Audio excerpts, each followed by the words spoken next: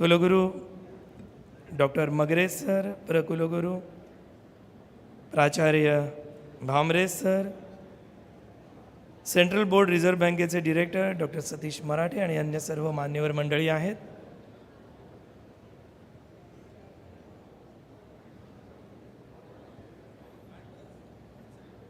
आपण पुढील काही क्षणामध्येच आपल्या आजच्या कार्यक्रमाला प्रारंभ करूया.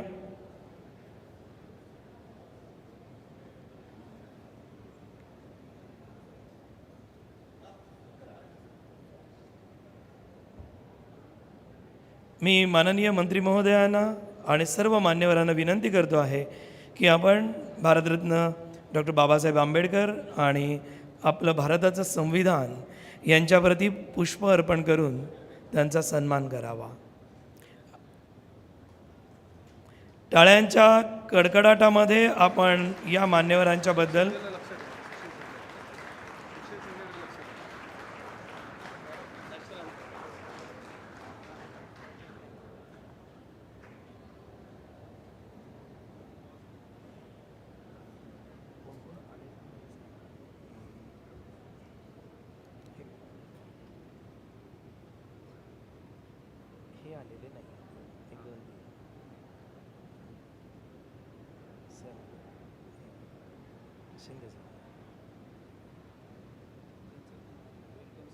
तू करणार आहेस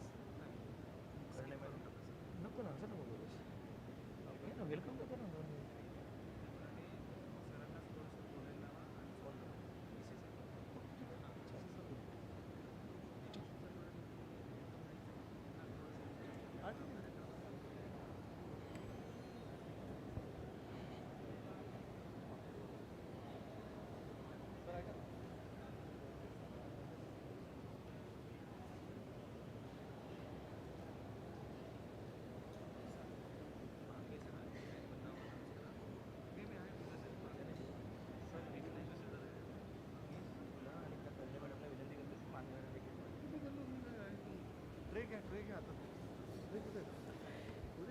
मी कर्णे मॅडमना आणि डॉक्टर बळीराम गायकवाड सरांना विनंती करतोय की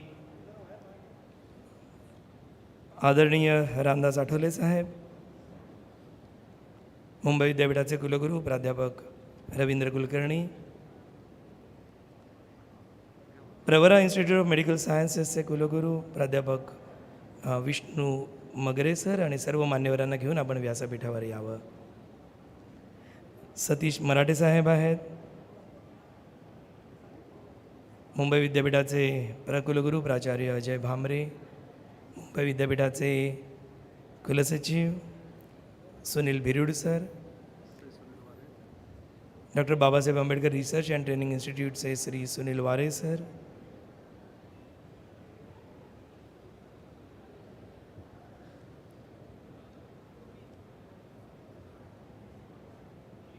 सुशील सर,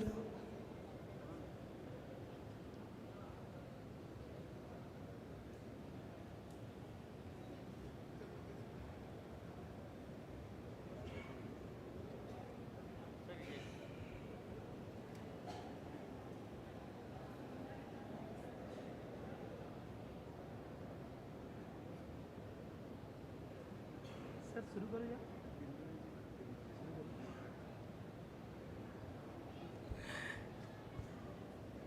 नमस्कार. आज भारताचा संविधान दिवस आणि doctor Babasaheb Ambedkar international research centre, university of Mumbai, doctor Babasaheb Ambedkar research and training institute Pune आणि London school of economics and political science यांच्या संयुक्त विद्यमाने आपण सारेजण हा संविधान दिवस साजरा करतो आहे. आणि the problem of rupee, its origin and it's solutions हा डॉक्टर बाबासाहेब आंबेडकरांनी लंडन स्कूल ऑफ इकॉनॉमिक्सला सादर केलेला जो प्रबंध आहे त्याची शताब्दी साजरी करतो आहे. इथे उपस्थित सर्वांना मी अत्यंत आदरपूर्वक विनंती करतो की आपण भारताच्या राष्ट्रगीतासाठी आपल्या जागेवरच उभं राहावं आणि त्यानंतर भारताचं राष्ट्रगीत संपल्यानंतर महाराष्ट्राचं राज्यगीत सादर होईल आणि प्रिएम्बलचं वाचन होईल. या सर्वासाठी आपण आपल्या जागेवरच उभे असणार आहोत. भारताचं राष्ट्रगीत बँडने सुरू करावं अशी विनंती आहे.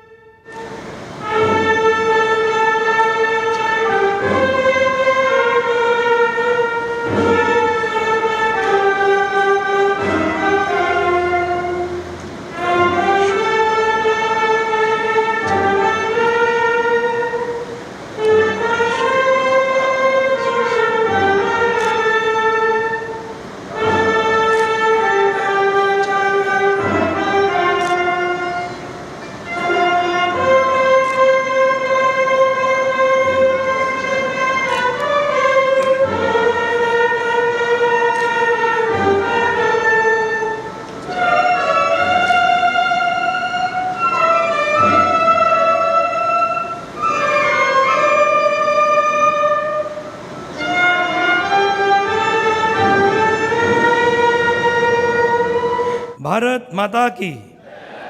यानंतर मी प्राध्यापक गणेश चंदनशिवे यांना विनंती करतोय की आपण महाराष्ट्राचं राज्यगीत सादर करावं. महाराष्ट्र माझा करता महाराष्ट्र माझा. जय जय महाराष्ट्र माझा करता महाराष्ट्र माझा. जय जय महाराष्ट्र माझा करता महाराष्ट्र माझा. जय जय महाराष्ट्र माझा करता महाराष्ट्र माझा. जय जय महाराष्ट्र माझा करता महाराष्ट्र माझा. भीतीने आम्हा तुझी मुळी ही गडगडणाऱ्या नभा.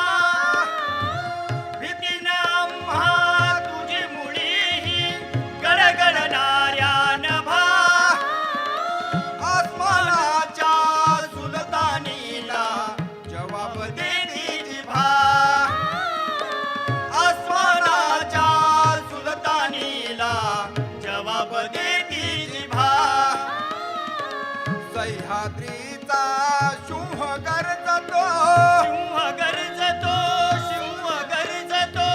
सह्याद्रीचा सिंह गरजतो. शिवशंभो राजा दरी दरीतून नाद गुंजला महाराष्ट्र माझा. जय जय महाराष्ट्र माझा गरजा महाराष्ट्र माझा. जय जय महाराष्ट्र माझा गरजा महाराष्ट्र माझा. काळ्या छातीवरी कोरली अभिमानाची लेणी. काळ्या छातीवरी कोरली अभिमानाची लेणी. पोलादी मनगटे खेळती खेळ जीव घेणी. पोलादी मनगटे खेळती खेळ जीव घेणी. दारिद्र्याच्या उन्हात शिजला विढळाच्या घामाने भिजला. देश गौरवासाठी झिजला. साठी झिजला. साठी झिजला. देश गौरवासाठी झिजला. दिल्लीचेही तख्त राखितो महाराष्ट्र माझा. जय जय महाराष्ट्र माझा गरजा महाराष्ट्र माझा. जय जय महाराष्ट्र माझा गरजा महाराष्ट्र माझा. गरजा महाराष्ट्र माझा. गरजा महाराष्ट्र माझा. यानंतर मी श्री प्रेम हनुवते यांना आजच्या दिवसाचं औचित्य भारताचं संविधान त्याचं प्रिॲम्बल वाचण्याची विनंती करतो. ज्यांना हे प्रिॲम्बल माहिती आहे ते त्यांच्यासोबत बोलू शकतात. सर्वांनी सावधानच्या स्थितीमध्ये कुणीही बसू नये. कृपया सावधानच्या स्थितीमध्ये उभं राहायचं आहे. प्रिॲम्बल वाचन आहे. गॅलरीमधील सर्व आम्ही भारताचे लोक भारताचे एक सार्वभौम समाजवादी धर्मनिरपेक्ष लोकशाही गणराज्य घडवण्याचा व त्याच्या सर्व नागरिकास सामाजिक आर्थिक व राजनीतिक न्याय विचार अभिव्यक्ती विश्वास श्रद्धा व उपासना यांचे स्वातंत्र्य दर्जाची व संधीची समानता निश्चितपणे प्राप्त करून देण्याचा आणि त्या सर्वांमध्ये व्यक्तीची प्रतिष्ठा व राष्ट्राची एकता आणि एकात्मता यांचे आश्वासन देणारी बंधुता यांचे आश्वासन देणारी बंधुता प्रवर्धित करण्याचा प्रवर्तित करण्याचा संकल्पपूर्वक निर्धार करून संकल्पपूर्वक निर्धार करून आमच्या संविधान सभेत आमच्या संविधान आज दिनांक आज दिनांक 26 नोव्हेंबर 26 नोव्हेंबर 1949 रोजी 1949 याद्वारे याद्वारे हे संविधान हे संविधान अंगीकृत अंगीकृत आणि अधिनियमित करून आणि अधिनियमित करून स्वतः स्वतः अर्पण करत आहोत. अर्पण करत आहोत. थँक्स. कृपया आसनस्थ व्हावं आणि मुंबई विद्यापीठाच्या प्रथेप्रमाणे आम्ही मुंबई विद्यापीठाचं विद्यापीठ गीत सादर करतो आहोत. हे विद्यापीठ गीत आमच्या मुंबई विद्यापीठाच्या संगीत विभागाचे विद्यार्थी सादर करत आहेत. हे विद्यापीठ गीत कवी वसंत बापट यांनी लिहिलं होतं आणि प्रभाकर पंडित यांची त्याला चाल होती. Hello hello hello.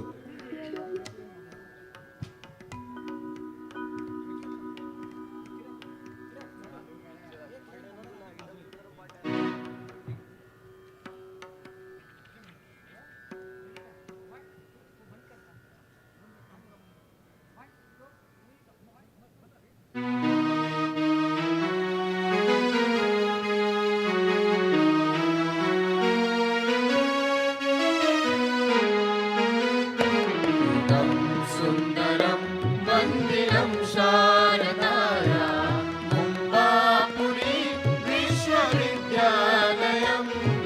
इदं सुन्दरं मन्दिरं शारदाया मुम्बापुरी विश्वविद्यालयम्.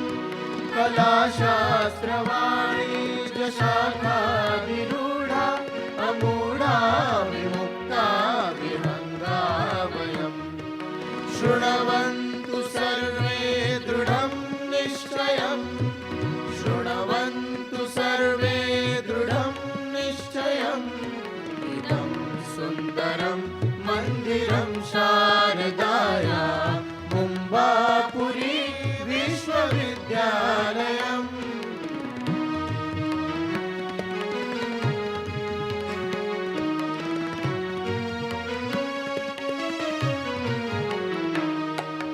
सत्यं वदामो धर्मं चरामो नयामो नृण दुःखभारं लयम्.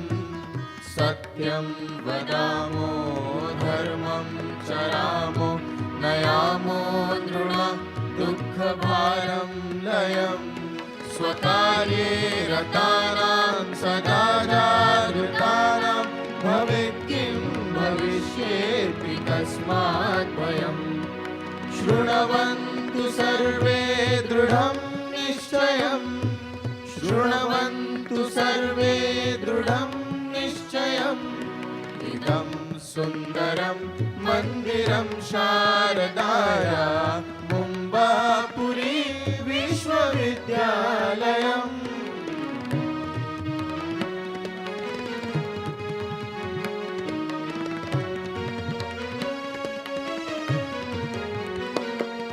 युवा स्यात् बलिष्ठो युवा स्यात् बलिष्ठो युवा ध्येयनिष्ठो विभूयात् स्वयम्.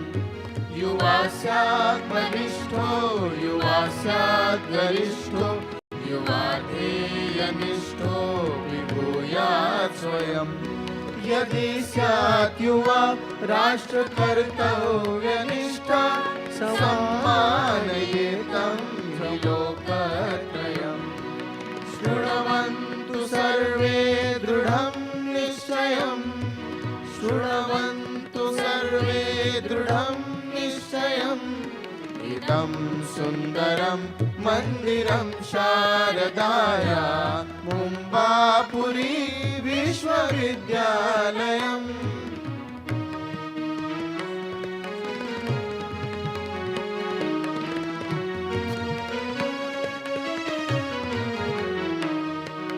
वन्दामहे भारतं पूजनीयं स्वदेशात् परं नास्ति देवालयम्.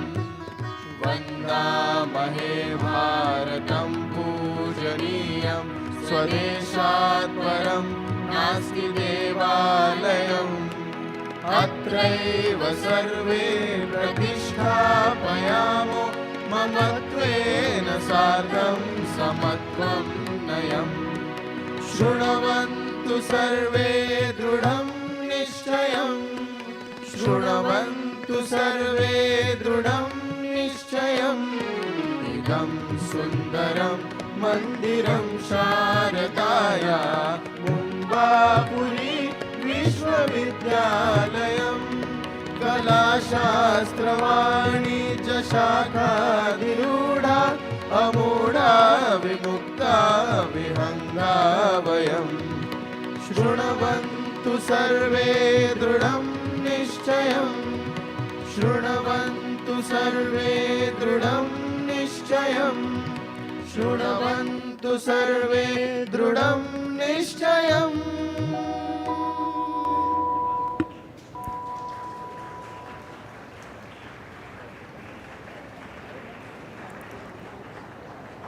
टाळ्यांचा कडकडाट हा जरा कमी वाटत नाही का आपल्याला? कारण कसं आहे, काही क्षणापूर्वी आपण प्रिॲम्बल वाचलं आणि ते प्रिॲम्बल बाबासाहेबांनी त्याचा समारोप करत असताना आपण आपल्या प्रती ते अर्पण केलेलं आहे. त्यामुळे संविधान दिवसाचा आनंद साजरा करत असताना आपण आपल्यासाठी कडकडून टाळ्या वाजायला कोणतीच हरकत नाही आहे. कारण आपण या स्वतंत्र भारताचे नागरिक आहोत आणि या स्वतंत्र भारताच्या नागरिकांचा तिसरा मोठा दिवस 15 ऑगस्ट, 26 जानेवारी आणि 26 नोव्हेंबर हा आहे. एक अत्यंत महत्त्वाची गोष्ट आहे, ज्या ऐतिहासिक सभागृहामध्ये आपण आज doctor Babasaheb Ambedkar international research centre Mumbai विद्यापीठ, doctor Babasaheb Ambedkar research and training institute Pune आणि London school of economics and political science यांच्या संयुक्त विद्यमाने आज संविधान दिवस आणि बाबासाहेबांनी लिहिलेल्या आणि DSc पदवीसाठी लंडन स्कूल ऑफ इकॉनॉमिक्सला सादर केलेलं the problem of rupee, its origin and it's solutions या ग्रंथाच्या शताब्दीनिमित्त सारेजण जमलेले आहोत. मी इथे उपस्थित असलेल्या सर्व मंडळींचं अत्यंत प्रेमादरपूर्वक स्वागत करतो आहे. हे स्वागत करत असताना आमच्या मनामध्ये एका गोष्टीचा अभिमान आहे, जो काही क्षणांपूर्वी आपल्यासमोर म्हटलेला होता, मांडलेला होता. तो अभिमान आहे की ज्या सभागृहामध्ये आपण सारेजण इथे एकत्र जमलेले आहोत, याच सभागृहामध्ये साधारणतः 130 वर्षापूर्वी डॉक्टर बाबासाहेब आंबेडकर हे शिक्षणासाठी आले आणि बाबासाहेबांनी इथेच 1913मध्ये मुंबई विद्यापीठाची पदवी मिळवली. जेव्हा आपण ह्या प्रचंड मोठ्या अशा वारशाकडे बघायला लागतो, त्यावेळेला केवळ त्या वारशामुळे छाती अभिमानाने भरून येते असं नाही, तर त्या वारशाने केलेल्या कार्यामुळे आपल्या सगळ्यांच्या वरती इतिहासदत्त, घटनादत्त आणि त्या वारसादत्त जबाबदारी आलेली आहे.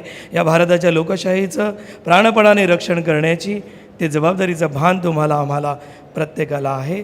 आणि गेली अनेक वर्ष जेव्हापासून या स्वतंत्र भारतामध्ये आपण श्वास घ्यायला प्रारंभ केला, या जगामध्ये आलो, तेव्हापासून ते करतच आलेले आहोत. आपल्या सगळ्यांचं आदरपूर्वक स्वागत करत असताना इथे उपस्थित असलेल्या सर्वांच्या वतीनं भारत सरकारचे सन्माननीय मंत्री महोदय श्री रामदासजी आठवले यांचं स्वागत करण्याची विनंती आमच्या मुंबई विद्यापीठाचे कुलप्रमुख आणि कुलगुरू प्राध्यापक रवींद्र कुलकर्णी यांना करतो आहे.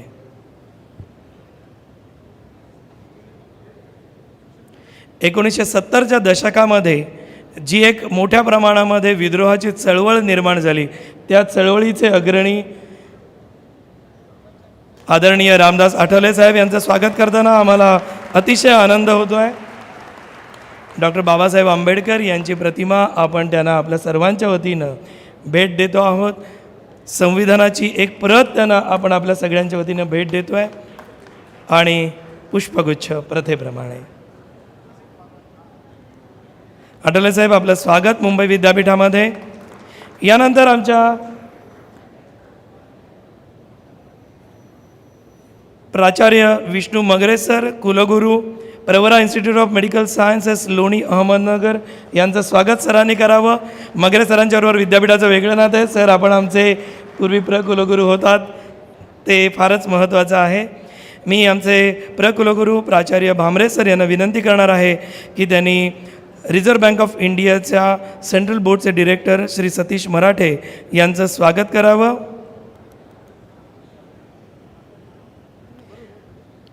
रिझर्व्ह बँक ऑफ इंडियाची निर्मिती बाबासाहेबांनी लिहिलेल्या या ग्रंथाच्या नंतर जी चर्चा झाली त्याच्यातून झालेली आहे आणि RBIचे प्रतिनिधी इथे असणं हे महत्त्वाचं आहे. यानंतर मी आदरणीय कुलगुरू महोदयांना विनंती करणार आहे की सामाजिक न्याय विभागाचे joint secretary Shri Dinesh Dindale sir आहेत, त्यांचं आपण स्वागत करावं.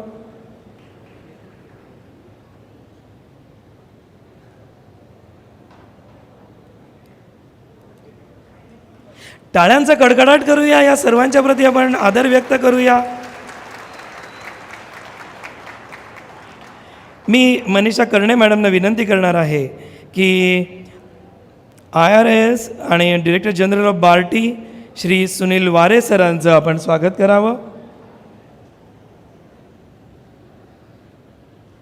कर्णे मॅडम ह्या सुनील वारे सरांचं स्वागत करणार आहेत.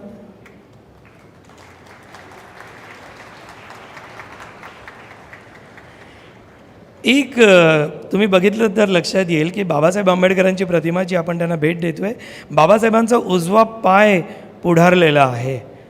परिवर्तनाच्या आणि पुरोगामी चळवळीच्या दिशेने आपल्या सगळ्यांना मार्गक्रमण करणारा हा त्यांनी उठवलेला पाय आहे.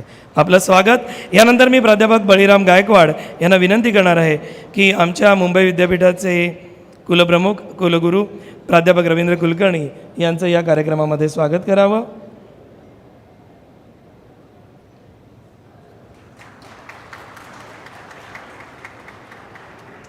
गायकवाड सरांनाच माझी विनंती असणार आहे, आपण भेट देत असताना बाबासाहेबांची प्रतिमा, बाबासाहेबांचं संविधान आणि पुष्प देऊन त्यांचं सर्व मान्यवरांचं स्वागत करतो आहोत.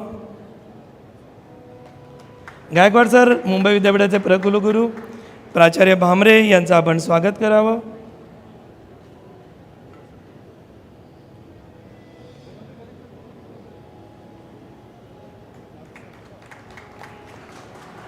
मनीषा कर्णे मॅडम, आपल्याला विनंती आहे की आमच्या मुंबई विद्यापीठाचे कुलसचिव प्राध्यापक सुनील भिरूड यांचं आपण स्वागत करावं.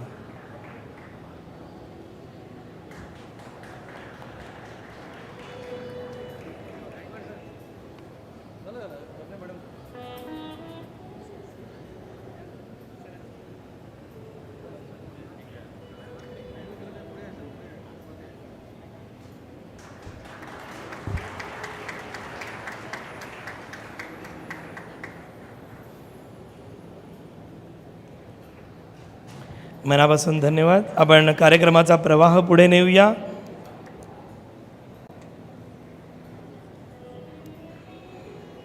तीस सप्टेंबर 1920 रोजी भीमराव रामजी आंबेडकर यांनी London school of economics and political Science and Gray's Inn याच्यामध्ये पुन्हा एकदा प्रवेश घेतला. डॉक्टर बाबासाहेब दररोज सकाळी 6 वाजता ग्रंथालयात जाणारे ते सर्वप्रथम असत आणि ग्रंथालयातून बाहेर पडणारे बाबासाहेबच सगळ्यात शेवटचे असत.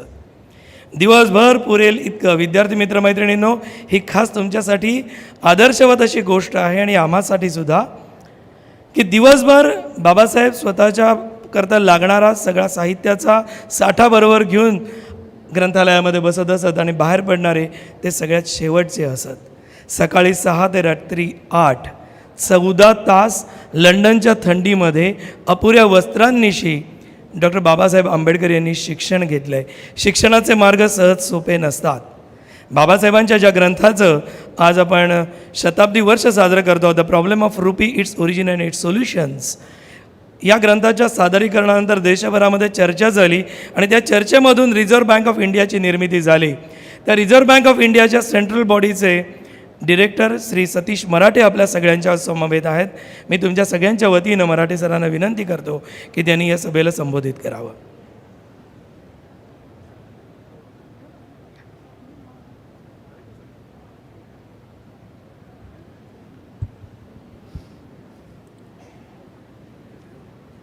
आदरणीय रामदासजी आठवले, विद्यापीठाचे vice chancellor doctor Ravindra Kulkarni,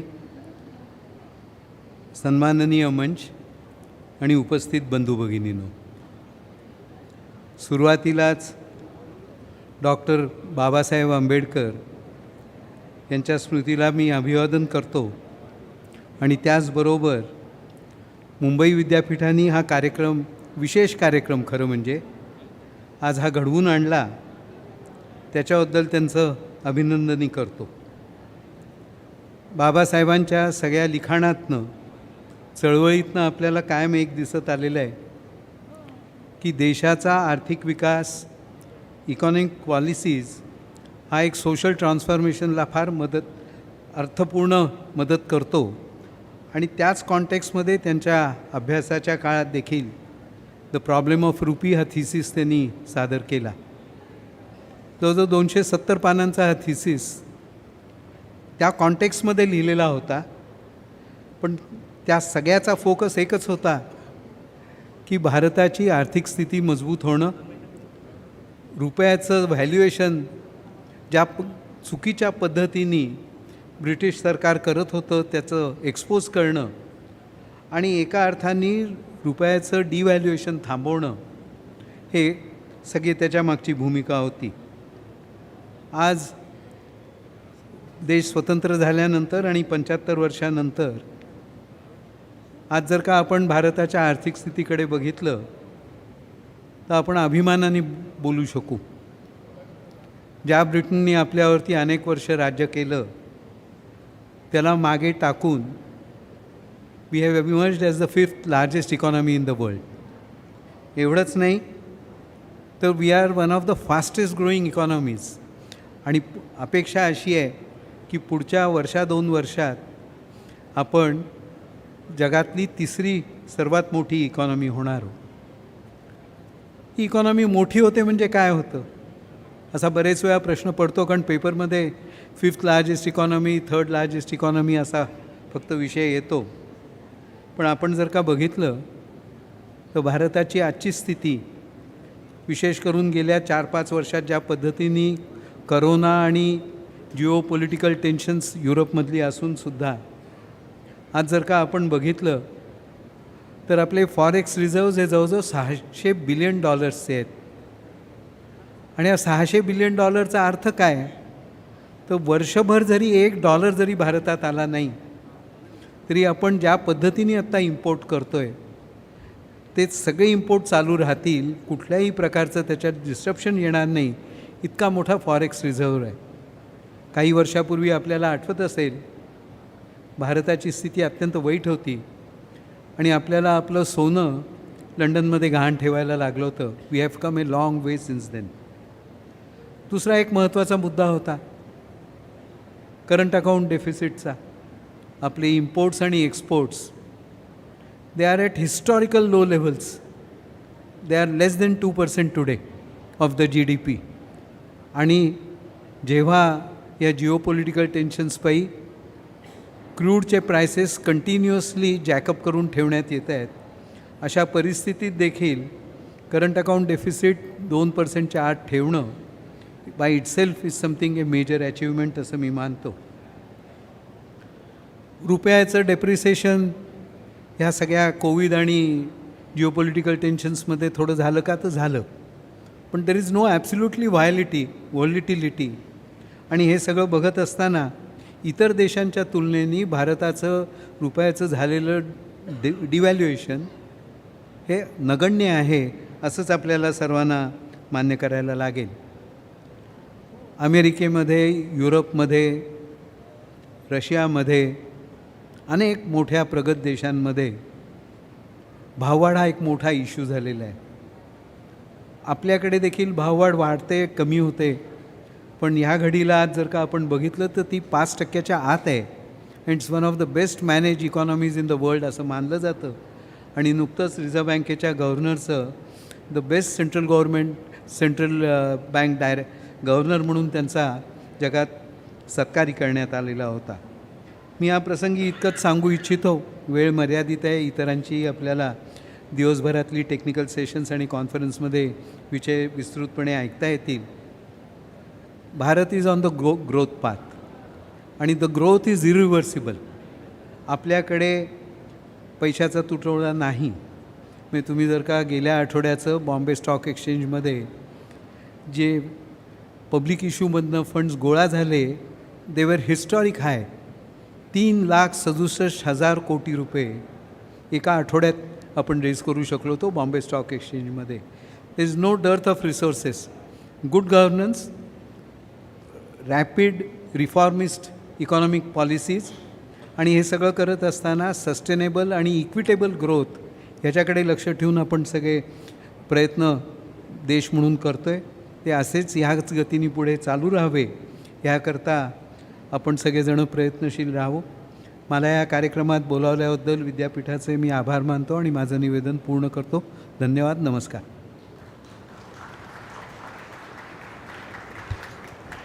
मराठे साहेब, मनापासून धन्यवाद आपण आपले विचार इथे व्यक्त केलेत. डॉक्टर बाबासाहेबांनी सप्टेंबरमध्ये प्रवेश घेतला आणि जून 1921मध्ये MSc पदवीसाठी त्यांनी provincial decentralisation of imperial finance in British India या विषयावरचा प्रबंध सादर केला. अवघ्या 10 महिन्यांमध्ये बाबासाहेबांनी हा प्रबंध सादर केला. विद्यापीठानं तो स्वीकारून 20 जून 1921 रोजी त्यांना अर्थशास्त्रातली MSc पदवी प्रदान केली. आणि त्याच वेळेला अभ्यास करत असताना बाबासाहेबांनी 28 जून 1922 रोजी ग्रेज इनकडून बॅरिस्टर ॲट लॉ ही पदवी मिळवली. बाबासाहेबांचं अख्खं आयुष्य हे अत्यंत प्रेरणादायी आहे आणि या प्रेरणादायी आयुष्याकडनं प्रेरणा घेत असतानाच आज आपल्या दिवसभराच्या कार्यशाळेमध्ये आपण रुपयाच्या समस्येबद्दल बाबासाहेबांनी जो ग्रंथ सादर केला त्याच्यावरती चर्चा करणार आहोत. पण आता इथे आपल्या सगळ्यांशी संवाद साधण्यासाठी सामाजिक न्याय विभाग महाराष्ट्र शासनाचे joint secretary Shri Dinesh Dindale sir यांना मी इथे निमंत्रण देतो.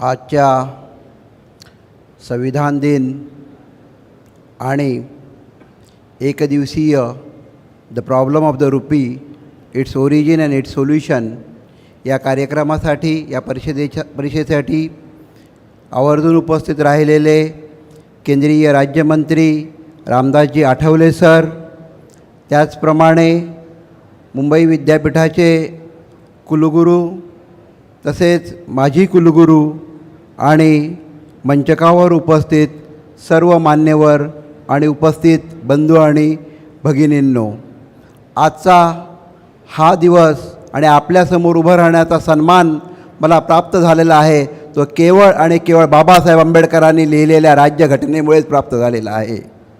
ज्या बाबासाहेब आंबेडकरांनी राज्यघटना लिहिली त्याच्यामध्ये प्राप्त अधिकारामुळे, त्याच्यामध्ये प्राप्त आरक्षणामुळेच आज आम्ही आपल्यासमोर इथे उभं राहू शकलेलो आहोत, याचा मला सार्थ अभिमान आहे. आज आपण संविधान दिन साजरा करत आहोत. या संविधान दिनाच्या सर्वांना मनपूर्वक शुभेच्छा. त्याचप्रमाणे डॉक्टर बाबासाहेब आंबेडकर यांनी सादर केलेल्या the problem of the RuPay या शोधप्रबंधासाठी त्यांना डॉक्टर ऑफ सायन्स ही पदवी प्रदान करण्यात आली होती लंडन स्कूल ऑफ इकॉनॉमिक्सने. आणि त्या घटनेचंही आज 100 वर्ष पूर्ण होत आहे आणि त्यानिमित्तानं आयोजित केलेल्या या परिसंवादात आपण सारे उपस्थित आहोत. बंधूंनो, द लंडन स्कूल ऑफ इकॉनॉमिक्समध्ये 1923मध्ये डॉक्टर बाबासाहेब आंबेडकरांनी हा शोधप्रबंध सादर केला आणि त्या घटनेला 100 वर्ष होत आहेत. भारतरत्न डॉक्टर बाबासाहेब आंबेडकर यांचा भारतीय संविधानाच्या निर्माणामध्ये मोलाचा सहभाग होता आणि या संविधानामुळे भारतीय नागरिकांना स्वातंत्र्य, समता, बंधुता प्राप्त झालेली आहे. भारतीय संघराज्य आणि भारतीय लोकशाही टिकवण्याचे श्रेय या संविधानामध्येच आहे. डॉक्टर बाबासाहेब आंबेडकर हे केवळ घटनाकार, शोषितांचे नेतेच नव्हते, तर ते राजशास्त्र, कायदा, अर्थशास्त्र, मानववंशशास्त्र, कायदा आणि घटनेचे प्रगाढ अभ्यासक असलेले एक बहुविद्याशाखीय महान व्यक्ती होते. डॉक्टर आंबेडकर यांच्याकडे अर्थशास्त्रातील 2 अतिशय प्रथितयश विद्यापीठाच्या डॉक्टरेटच्या पदव्या होत्या. त्यातील एक लंडन स्कूल ऑफ इकॉनॉमिक्समधील पदवीला आज 100 वर्ष पूर्ण होत आहेत आणि त्याचाच आपण आज यथोचित गौरव करण्यासाठी आणि त्या निमित्ताने आपण हा परिसंवाद केलेला आहे. बाबासाहेब आंबेडकरांनी भारतीय चलनाबाबतचा दृष्टिकोन या त्यांच्या शोधप्रबंधात भारतीय चलनाच्या समस्या सादर केल्या. ब्रिटिशांनी चलनाचे अवाजवी मूल्य वाढवले होते जेणेकरून ते भारतीय बाजारपेठेत आपला माल विकून भरपूर नफा मिळवू शकतील. या परिस्थितीमुळे भारतीय अर्थव्यवस्थेत महागाईची समस्या निर्माण झाली होती. भारतीय त्यात भरडले गेले होते. त्यांच्या कल्पनेतूनच या शोधप्रबंधावर आधारित भारतीय रिझर्व्ह बँकेची स्थापना झालेली आहे. हा आपल्या सर्वांसाठी एक बहुमानाचा विषय आहे. आजही आपण अनेक गोष्टींसाठी लढा देत आहोत. आपण अनेक गोष्टींसाठी संघर्ष करत आहोत. मला वाटतं आहे की ही संघर्ष करण्याची ताकद आपल्याला बाबासाहेब आंबेडकरांच्या संविधानाने दिलेली आहे. बाबासाहेब आंबेडकर यांनी अत्यंत प्रतिकूल परिस्थितीमध्ये देशात व परदेशात विद्वत्ता प्राप्त केली. ते ज्ञानाचे महासागर होते. त्यांचे अखंड आयुष्य हे वंचित, शोषित, दुर्बल घटकाच्या उन्नतीसाठी खर्ची पडले आहे. त्यांचे प्रतिबिंब त्यांनी शोषित घटकांसाठी केलेल्या घटनात्मक तरतुदीमध्ये दिसून येते. डॉक्टर बाबासाहेब आंबेडकर यांनी ब्रिटिश गव्हर्नमेंटमध्ये स्थापन केलेल्या स्टार्ट कमिशनचे बाबासाहेब आंबेडकर हे सदस्य होते आणि त्यांच्या शिफारशीवरूनच 1932मध्ये समाज कल्याण विभागाची स्थापना झाली होती आणि 90 वर्ष समाज कल्याण विभाग हा शोषित वंचित घटकाच्या सामाजिक आर्थिक कल्याणासाठी कार्यरत आहे. बाबासाहेब आंबेडकर यांच्या उच्च शिक्षणाचा प्रभाव आपल्याला महाराष्ट्राच्या विविध योजनांमध्ये दिसून येतो. शालेय शिक्षणासाठी प्री मॅट्रिक स्कॉलरशिप, महाविद्यालयीन शिक्षणासाठी पोस्ट मॅट्रिक स्कॉलरशिपचा आज लाभ अनुसूचित जातीचे 4.5 ते 5 लाख विद्यार्थी घेत आहेत. तर महाराष्ट्रातील 10 ते 12 लाख विद्यार्थी आज स्कॉलरशिप आणि फ्रीशिपचा लाभ घेत आहेत. हे जवळपास 2,500 हजार कोटीचा खर्च राज्य शासन या स्कॉलरशिपवर करत आहे. शिक्षणाची हेळसांड होऊ नये या उद्देशाने विद्यार्थ्यांना निवासाची व भोजनाची उत्तम व्यवस्था करण्याचं काम राज्य शासनामार्फत करण्यात येत आहे. त्यासाठी 443 शासकीय वसतिगृह, 92 निवासी शाळा, 2,300 अनुदानित वसतिगृह राज्य शासन सामाजिक न्याय विभागामार्फत चालवत आहे आणि त्यामधून 1.5 लाख विद्यार्थ्यांच्या निवासाची आणि भोजनाची व्यवस्था आपण करत आहोत. हे एवढं केवळ अनुसूचित जातीसाठीच करत नाही आहोत, तर आपण भटके, विमुक्त, ओबीसी व इतर समाजासाठी सुद्धा योजना राबवित असून त्यांच्यासाठी 72 वसतिगृह आणि ऊसतोड कामगारांच्या मुलांसाठी 82 वसतिगृहसुद्धा आपण सुरू केलेली आहेत. उच्च शिक्षणाचे महत्त्व विचारात घेऊन राज्य शासनाने बाबासाहेब आंबेडकरांची विद्वत्तेला एक सन्मान म्हणून आणि किंवा त्यांचं स्मरण म्हणून आपण 2004-05 पासून परदेश शिष्यवृत्तीसुद्धा सुरू केलेली आहे आणि या परदेश शिष्यवृत्तीचा लाभ आपण 75 विद्यार्थ्यांना महाराष्ट्र राज्यातर्फे अनुसूचित जातीच्या विद्यार्थ्यांना देत आहोत आणि त्यामध्ये आता भटके, विमुक्त, ओबीसी व इतर समाजांनासुद्धा आपण परदेश शिष्यवृत्तीचा लाभ देत आहोत. डॉक्टर बाबासाहेब आंबेडकरांनी 1913मध्ये कोलंबियाचा प्रवास केला होता. या घटनेला 100 वर्ष पूर्ण झाली होती आणि त्याचे औचित्य साधून अधिछात्रावृत्तीची योजना, जेणेकरून अनुसूचित जातीची मुलं हे PhD करतील आणि उच्चभूषित होऊ शकतील म्हणून आपण अधिछात्रावृत्तीची योजनासुद्धा राबवलेली आहे. त्याचबरोबर आपण विद्यार्थ्यांना डॉक्टर बाबासाहेब आंबेडकरांनी सांगितलं होतं की शासनकर्ते व्हा, म्हणून UPSC, MPSC, पोलीस भरती, मिलिटरी भरती, IBPS, JEE, नीट यासारख्या परीक्षांचे प्रशिक्षण आपण बार्टीमार्फत अनुसूचित जातीच्या विद्यार्थ्यांना देत आहोत. त्याचा लाभ जवळपास आपण 40,000 ते 45,000 विद्यार्थ्यांना दिलेला आहे.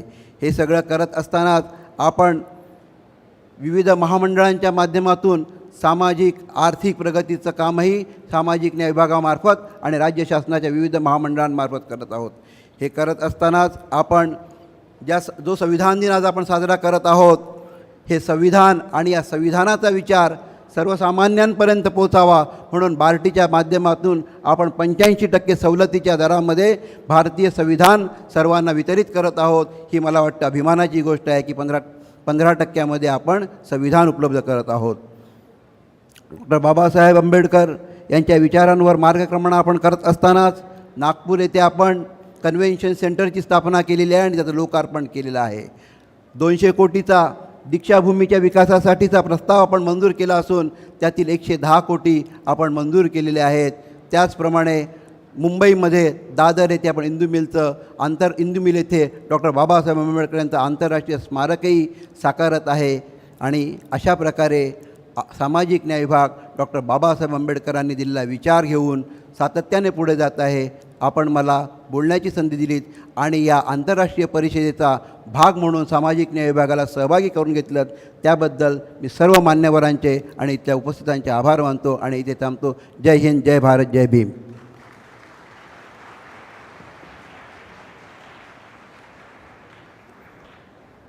सर आदरपूर्वक धन्यवाद आपल्याला. आपल्या प्रॉब्लेम ऑफ द रुपी या पुस्तकात बाबासाहेब आंबेडकरांनी त्यांचे रुपयाच्या अवमूल्यनावरचे विचार मांडलेत. स्वतंत्र भारताचं चलन हे सोन्यात असावं असा अर्थतज्ञ लॉर्ड कान्स यांचा दावा बाबासाहेबांनी खोडून काढला होता आणि त्याऐवजी गोल्ड एक्सचेंज स्टँडर्ड म्हणजे सुवर्ण विनिमय परिमाण अंमलात आणावं अशी शिफारस बाबासाहेबांनी केलेली होती. आज या प्रबंधाच्या शताब्दीनिमित्त आपण सारे जमलेलो असताना मी आपल्या सगळ्यांशी संवाद साधण्यासाठी निमंत्रण देतो. ते लोणी येथील Pravara institute of medical sciences या विद्यापीठाचे कुलगुरू आणि आमच्या मुंबई विद्यापीठाचे माजी कुलगुरू प्राचार्य विष्णू मगरे सरांना. सर आपले विचार ऐकायला आम्ही उत्सुक आहोत.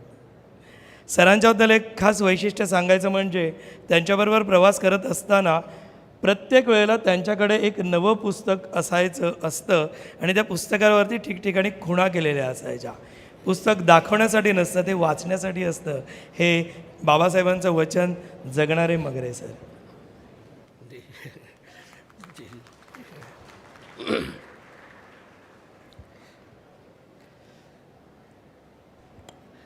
आजच्या ह्या संविधान दिन कार्यक्रमाचे अध्यक्ष मुंबई विद्यापीठाचे आदरणीय कुलगुरू डॉक्टर कुलकर्णी, भारताच्या सामाजिक न्याय विभागाचे मंत्री आदरणीय रामदासजी आठवले, रिझर्व्ह बँकेशी आणि पर्यायानं बाबासाहेबांशी जो अनन्यसाधारण असा संबंध आहे त्याचं प्रतिनिधित्व करणारे डॉक्टर मराठे, ह्या विद्यापीठाचे प्रकुलगुरू डॉक्टर अजयजी भांबरे, या कार्यक्रमाच्यासाठी ज्या 2 महत्त्वाच्या शासकीय संस्थांचा सहभाग आहे त्यामध्ये एक बार्टी आणि सामाजिक न्याय विभाग, ज्यांचं आपण भाषण ऐकलं ते डेंगळीजी वारेजी, मुंबई विद्यापीठाच्याच डॉक्टर बाबासाहेब आंबेडकर थॉट्स या विभागाच्या विभाग प्रमुख डॉक्टर कर्णेजी आणि बंधू आणि भगिनींनो, आजचा हा संविधान दिन आपण साजरे करत आहोत. खरं म्हणजे ह्या दीक्षांत सभागृहाचं एक वैशिष्ट्य आहे. ह्या सभागृहातून त्या काळी बोलण्यासाठी काही माणसांनी आपलं आयुष्य झिजवलं तरीही त्यांना अशा पद्धतीची संधी उपलब्ध होऊ शकली नाही, असं ऐतिहासिक महत्त्व ह्या सभागृहाचं.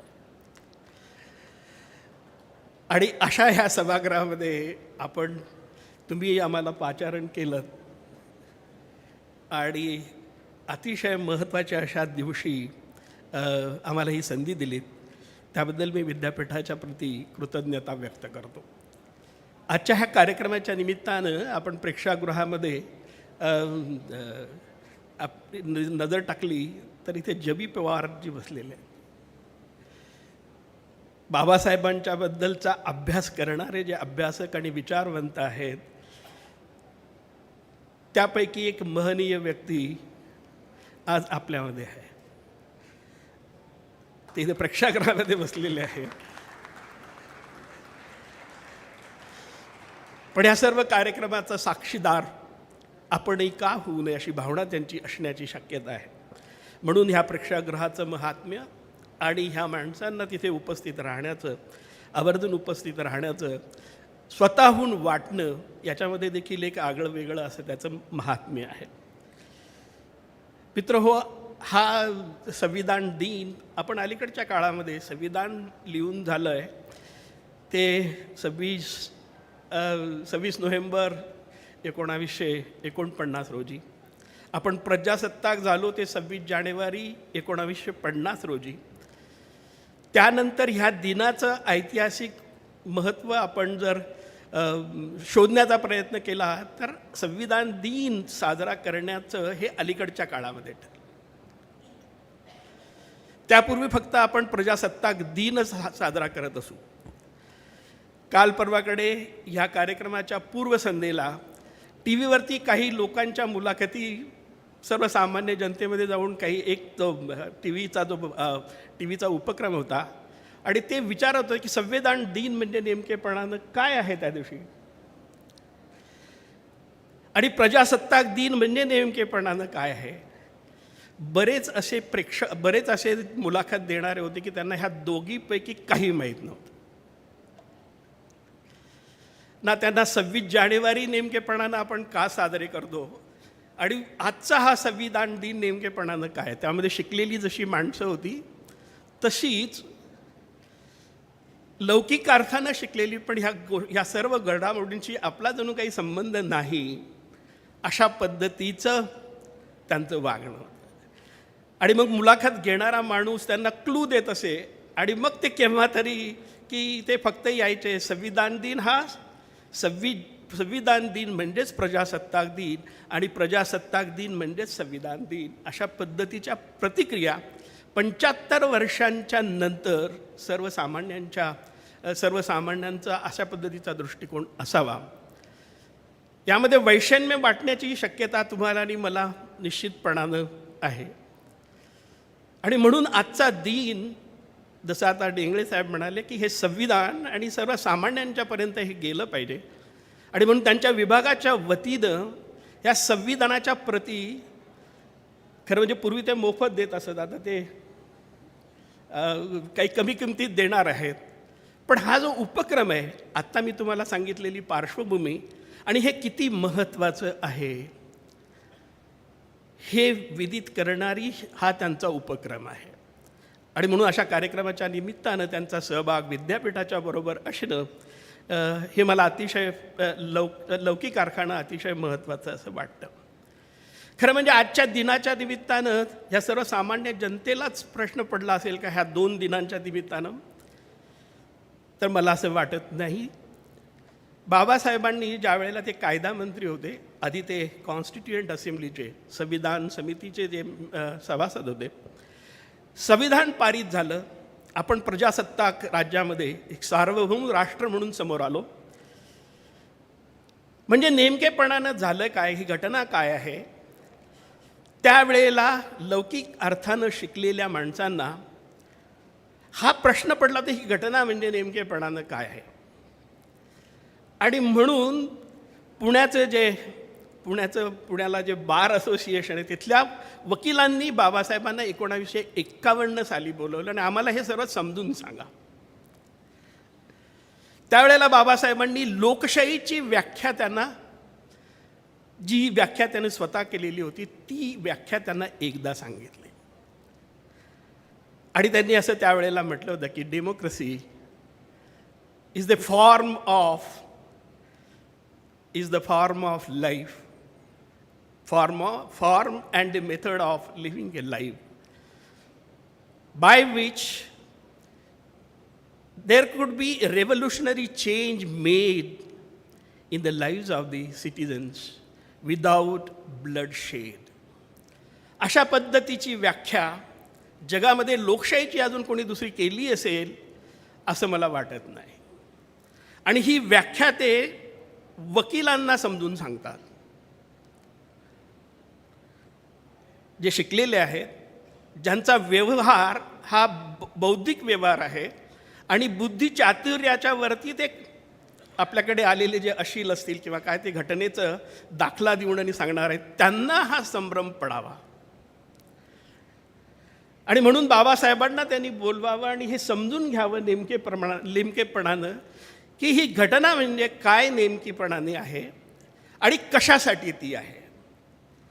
आणि म्हणून त्या भाषणामध्ये अतिशय जगातली विपरीत अशी व्याख्या बाबासाहेब स्वतः करतात. आणि ही जी आहे ही गोष्ट आता ह्या व्याख्येचाच पुनरुच्चार त्याआधी ॲनिलिशन ऑफ द कास्ट या ग्रंथामध्ये त्यांनी केलेलं आहे. आणि तिथे ते असं म्हणतात, लोकशाही चं दुसरं नाव म्हणजे भातृभाव, बंधुता.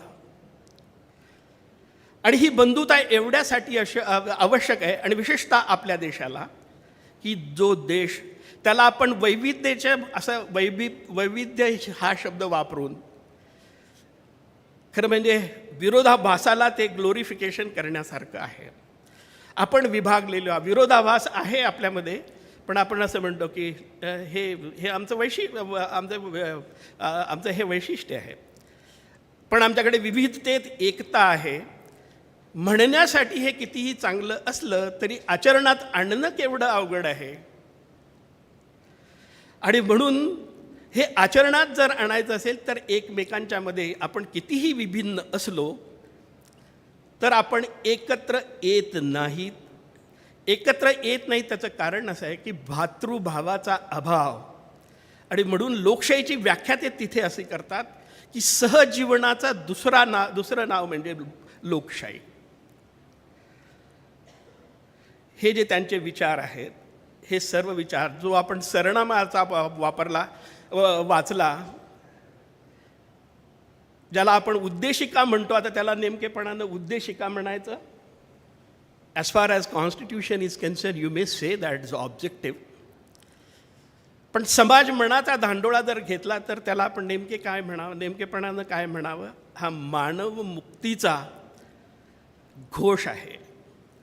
आणि ही मानवाची मुक्ती जी आहे ती कुठल्या तत्वावरती होऊ शकेल, आणि ते प्रीॲम्बल ज्याला आपण म्हणतो, प्रीॲम्बल, त्याला उद्देशिका म्हणा खरं किंवा सरनामा म्हणा, पण हा मानव मुक्तीचा सरनामा आहे. आणि ते कुठल्या तत्वांच्या वरती होऊ शकेल, आणि मग त्यांनी जी काही तत्त्वं सांगितलेली आहेत ती जी क्रमवारी आहे ती देखील अतिशय पाहण्यासारखी आहे. आणि त्यांचा परस्पराशी विभिन्न असा संबंध आहे. त्यांना एकमेकापासून वेगळं करता येत नाही. आणि म्हणून आधी जे येतं ते न्याय, जस्टिस, त्यानंतर येतं ती मुक्तता, लिबर्टी. आता लिबर्टीला त्याला फ्रीडम म्हणायचं की लिबर्टी म्हणायचं, अशा ह्या दोन शब्दांच्या वरती सुद्धा कॉन्स्टिट्युएंट असेंब्लीमध्ये वाद झालेला आहे.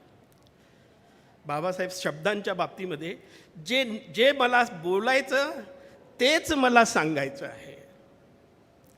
आणि म्हणून शब्द योजना करताना फ्रीडम नावाचा शब्द येत असताना लिबर्टी मुक्ती ह्या अर्थानं स्वातंत्र्य आणि मुक्ती ह्या दोन तशा विभिन्न गोष्टी आहेत. म्हणून बाबासाहेबांचे liberty is the appropriate word.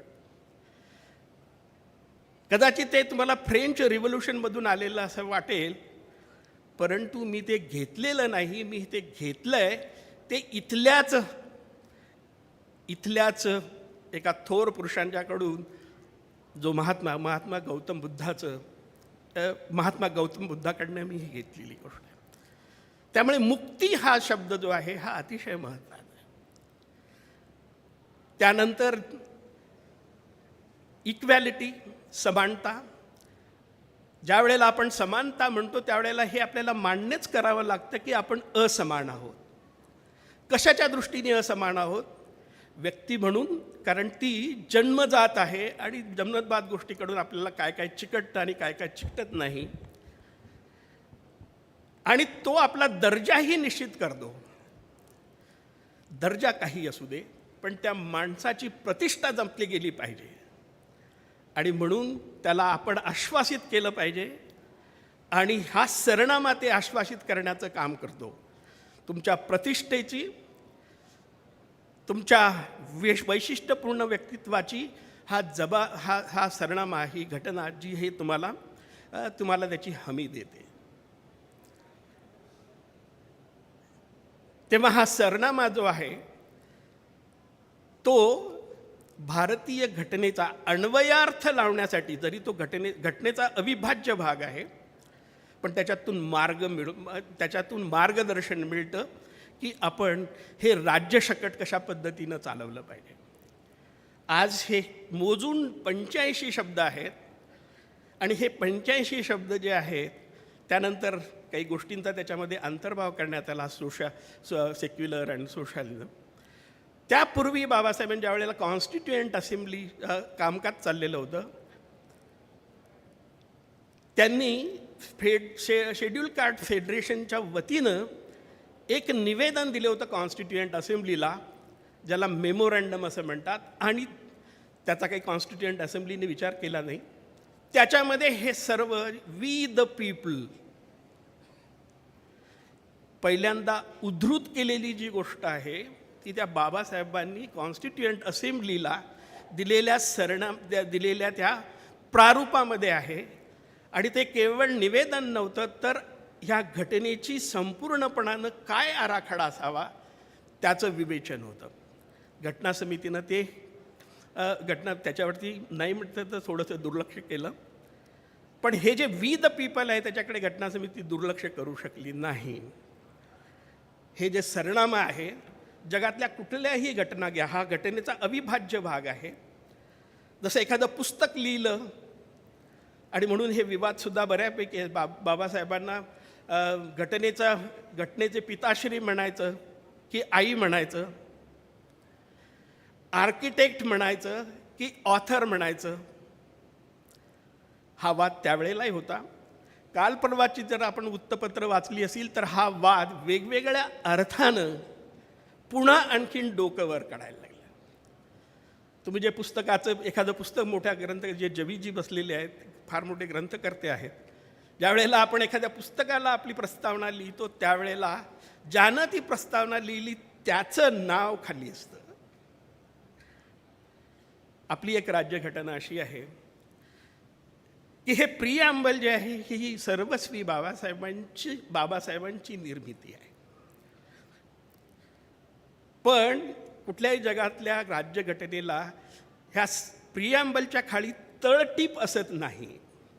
आपल्या घटनेमध्ये मात्र ती तळटीप आहे आणि त्यात असं लिहिलं आहे की ही त्या कॉन्स्टिट्युएंट असेंब्लीची देण आहे. गंमत अशी आहे, सर्व घटना लिहून झाल्यावर ती प्रिॲम्बल लिहिलेलं आहे.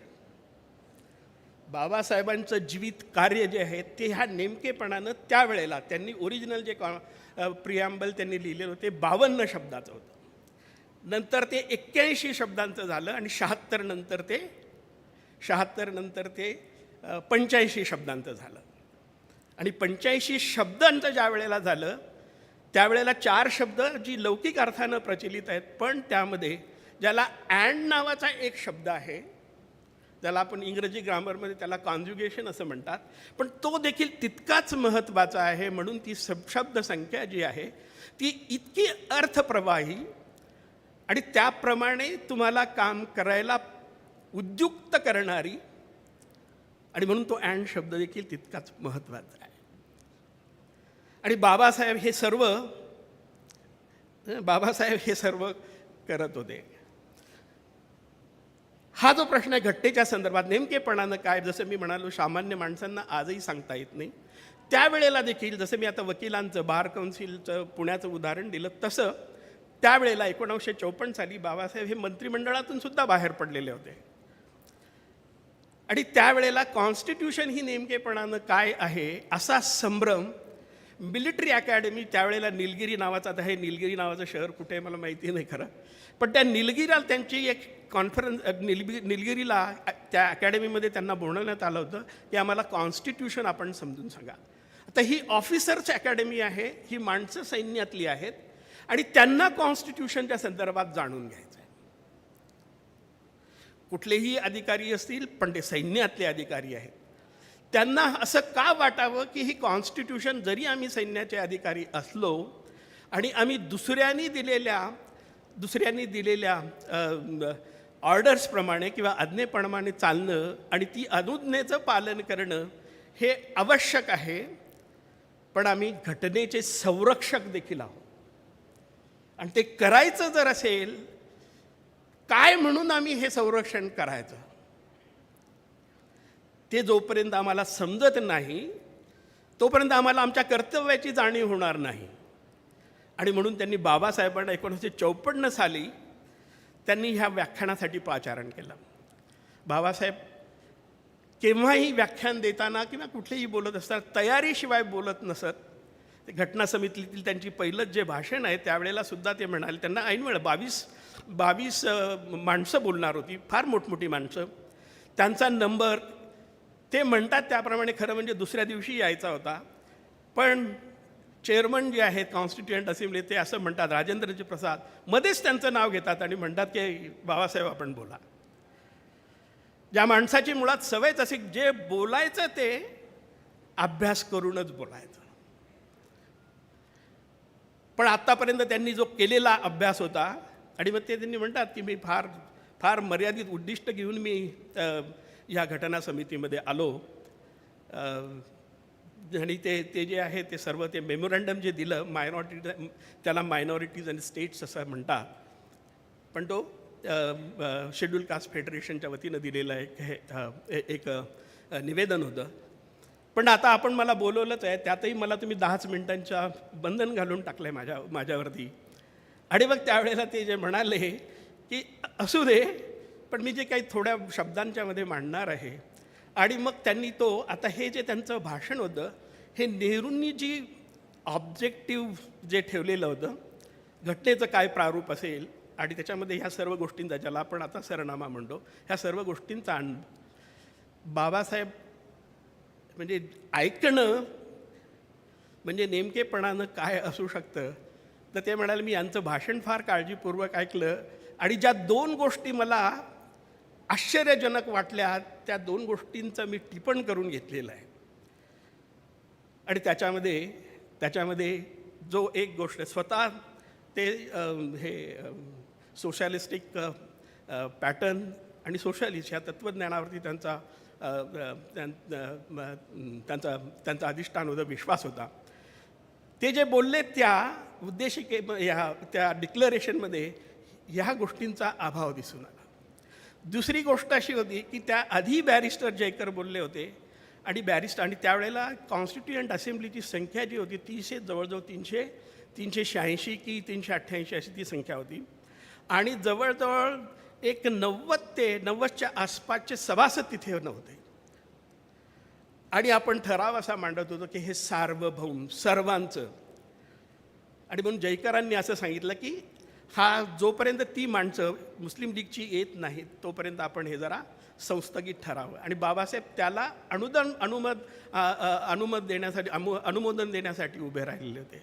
आणि त्यावेळेला ते जे विवेचन करतात ते त्यांचं जे भाषण आहे, खरं म्हणजे सर्वांना असं वाटलं ते अतिशय काँग्रेसचे फार कट्टर विरोधक होते, अतिशय मोठे टीकाकार होते. आणि त्यामुळे प्रत्येकाला असं वाटलं होतं की हा माणूस ज्या पद्धतीने बोले आपल्यावरती टीका करील, झालं नाही तसं. आणि म्हणून बाबासाहेब म्हणाले की आपण किती आपल्या कितीही विरोध असू दे, आपण कितीही विभागलेले असू दे, आणि हा माझ्या मित्रानं जो हा ठराव मांडला की त्यांनासुद्धा आपण बरोबर घेऊन त्यांना बरोबर येण्याची संधी दिली. आणि ही जी बरोबर घेण्याची वाटचाल आपण करत राहिलो तर मला अशी खात्री आहे की त्यांनाही एक दिवस पटेल की आपण वेगळ्या देशामध्ये जायचं की नाही जायचं आणि ते आपल्याबरोबर येतील. हे त्यांचं बोलणं मला असं वाटतं की इतकं प्रभावकारी होतं. सहजीवन ज्याला असं म्हणतो त्याचं नाव हे त्यांचं भाषण. त्यांचं भाषण म्हणजे आजचा हा जो सरनामा आहे तो, त्याची ह्या राष्ट्राला गरज आहे. सर्वांना बरोबर घेऊन जाणं, प्रत्येकाचे हितसंबंध जे आहे त्याची जाणीवपूर्वक आदानप्रदान करणं, सामाजिक अभिसरणाला वाव देणं, ते करणं म्हणजे लोकशाही. आणि म्हणून या मिलिटरीतल्या माणसांच्या समोर ज्या वेळेला ते भाषण द्यायला गेले, त्यांनी पीपल्स एज्युकेशन सोसायटी त्याचे चेअरमन होते. आणि ते चेअरमन होते आणि पीपल्स एज्युकेशन सोसायटी त्यांचा एक प्राध्यापक ज्याचं नाव विठ्ठल कदम असं होतं. ह्या विठ्ठल कदमाला लंडन स्कूल ऑफ इकॉनॉमिक्समध्ये त्यांनी शिक्षण घेण्यासाठी पाठवलं होतं.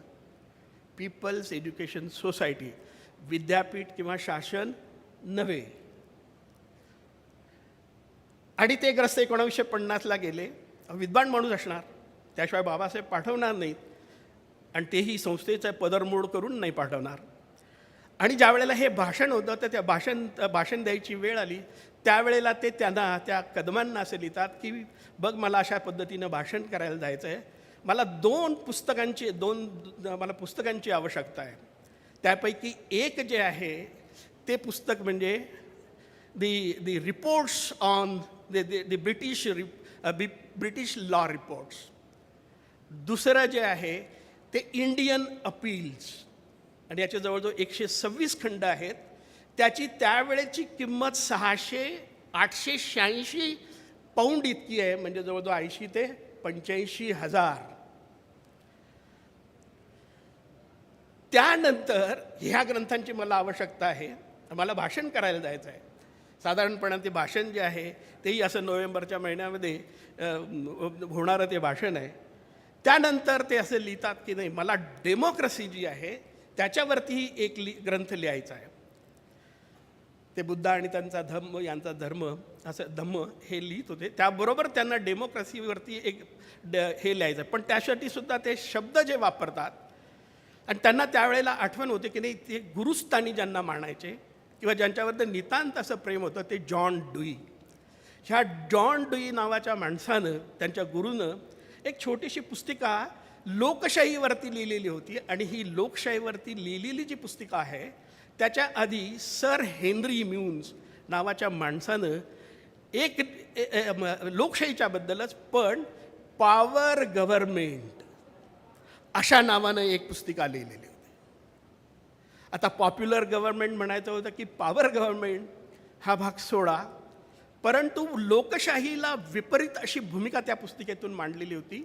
आणि जॉन डुईनं लोकशाही त्यांना जी भावली त्याची ते हे घ्यायचं होतं, ते मांडलेली होती. आणि बाबासाहेब म्हणायचे की मला हे पुस्तक पाहिजे, तू असं कर, हे पुस्तक माझ्याकडे होतं पूर्वी, माझं सर्व इथलं ग्रंथालय मी चाललं, ह्या विद्यापीठाचं ग्रंथालय चाललं, पण मला ही पुस्तिका मिळाली नाही, बहुतेक ती हरली असेल. ही पुस्तिका हे काही पानांची आहे. ही पुस्तिका तुला हे कोलंबिया युनिव्हर्सिटीमध्ये मिळू शकेल, तू त्याचा धांडोळा घे. आणि त्यांनी सांगितलं की नाही, मला ती मिळाली नाही. मग त्यांनी असं सांगितलं की नाही, हे लंडन जे म्युझियम आहे तिथे ही हमखास मिळण्याची शक्यता आहे. आणि ही पुस्तिका तू हातानं मला लिहून पाठव, काही फारसा खर्च येणार नाही, पण तू मला ती लिहून पाठव. हां हां. तेव्हा ती पुस्तिका जी आहे ती त्यानं त्या लंडन आपल्या म्युझियममधून ती मिळवली, ती लिहून पाठवली. आणि मग बाबासाहेबांना ती पाठवली, त्याच्या हातात मिळाली. त्यांनी उत्तरात असं लिहिलं की मला तुझी पुस्तिका मिळाली. पण त्याचबरोबर ते असं त्यांनी लिहिलं आहे की मला फार आनंद झाला ती पुस्तिका मिळून. तू ज्या वेळेला भारतात परत येशील त्यावेळेला मी तुला ती परत करीन. मला एका गोष्टीचं माझ्याबद्दलच एक आश्चर्य वाटतं, माझी स्मरणशक्ती जी पूर्वी होती तीच आजही माझ्या ठायी आहे. आज मी जगाचा निरोप घ्यायच्या पंथावरती आलेलो आहे, पण ह्या स्मरणशक्तीनं मला दगा दिलेला नाही. आणि ती नसती तर इतकं प्रचंड मोठं काम मी मानवतेसाठी करू शकलो नसतो. तेव्हा मी ही पुस्तिका तुम्हाला उपलब्ध करून दिली. आणि त्या पुस्तिकेमध्ये ह्या हेनरीचा उल्लेख केला, पान नंबर सांगितला, कशामध्ये तुला हे मिळू शकेल. आणि ते म्हणाले की म्हणजे बुद्धीनं देखील जग जिंकताही येतं, आणि हरायचं असलं तर बुद्धीच तुम्हाला हरवू देखील शकते.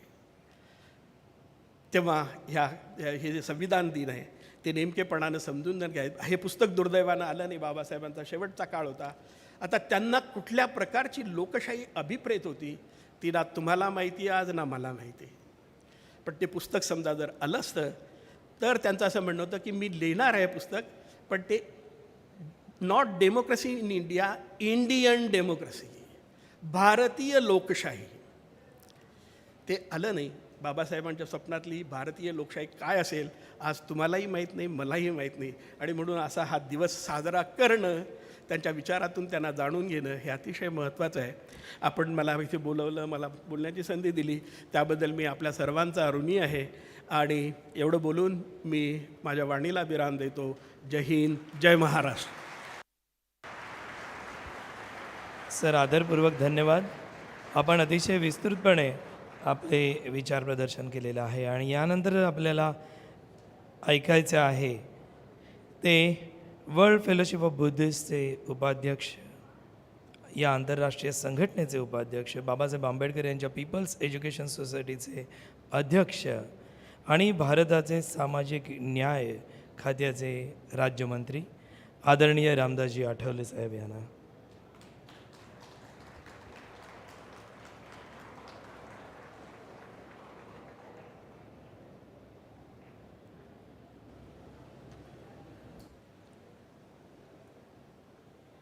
डॉक्टर बाबासाहेब आंबेडकरांना संविधान दिनाच्या निमित्ताने त्यांना विनम्र अभिवादन करतो आणि आज माझा निघून गेला आहे सीन, आज माझा निघून गेला आहे सीन, कारण आज आहे संविधान दिन. आपणाला समाजकारण करायचं नाही हीन, आपणाला समाजकारण करायचं नाही हीन, कारण आपणाला डोळ्यासमोर ठेवायचं आहे नेहमी संविधान दिन. तर संविधान दिनाच्या निमित्ताने आज या ठिकाणी doctor Babasaheb Ambedkar international research centre, university of Mumbai, doctor Babasaheb Ambedkar research and training institute, Barti, Pune, in collaboration with London School of Economics and Political Science, organized one-day conference on the problem of rupee, its origin and its solutions. तर आज या ठिकाणी ज्यांच्या अध्यक्षतेखाली कार्यक्रम होत आहे,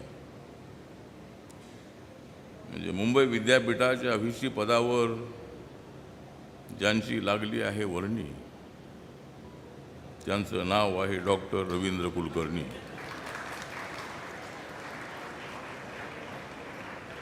शिक्षण क्षेत्रात त्यांची चांगलीच होती करणी, शिक्षण क्षेत्रात त्यांची चांगलीच होती करणी, म्हणून महाराष्ट्र सरकारच्या माध्यमातून पीसी झालेले आहेत रवींद्र कुलकर्णी. तर त्यांच्या अध्यक्षतेखाली आजचा कार्यक्रम होतो आहे. या ठिकाणी डॉक्टर विष्णू मगरे, ज्यांचा मुंबई विद्यापीठाशी गेल्या अनेक वर्षांपासून अत्यंत जवळचा संबंध राहिलेला आहे, प्रो व्हाईस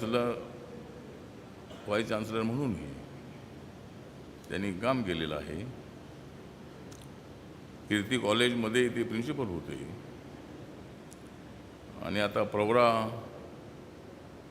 ही शिर्डीमध्ये जी संस्था आहे त्या संस्थेचे ते व्हाईस चान्सलर आहेत. त्यांनी अत्यंत चांगली भूमिका, चांगले विचार संविधानाच्या संबंधामध्ये या ठिकाणी मांडलेले आहेत. या ठिकाणी डॉक्टर सतीश मराठे, प्रिन्सिपल अजय भामरे, प्रोफेसर सुनील भिरूड, आमचे समाज कल्याणचे अधिकारी दिनेश डिंगळे, मिस्टर सुनील वारे, बार्टीचे डायरेक्टर,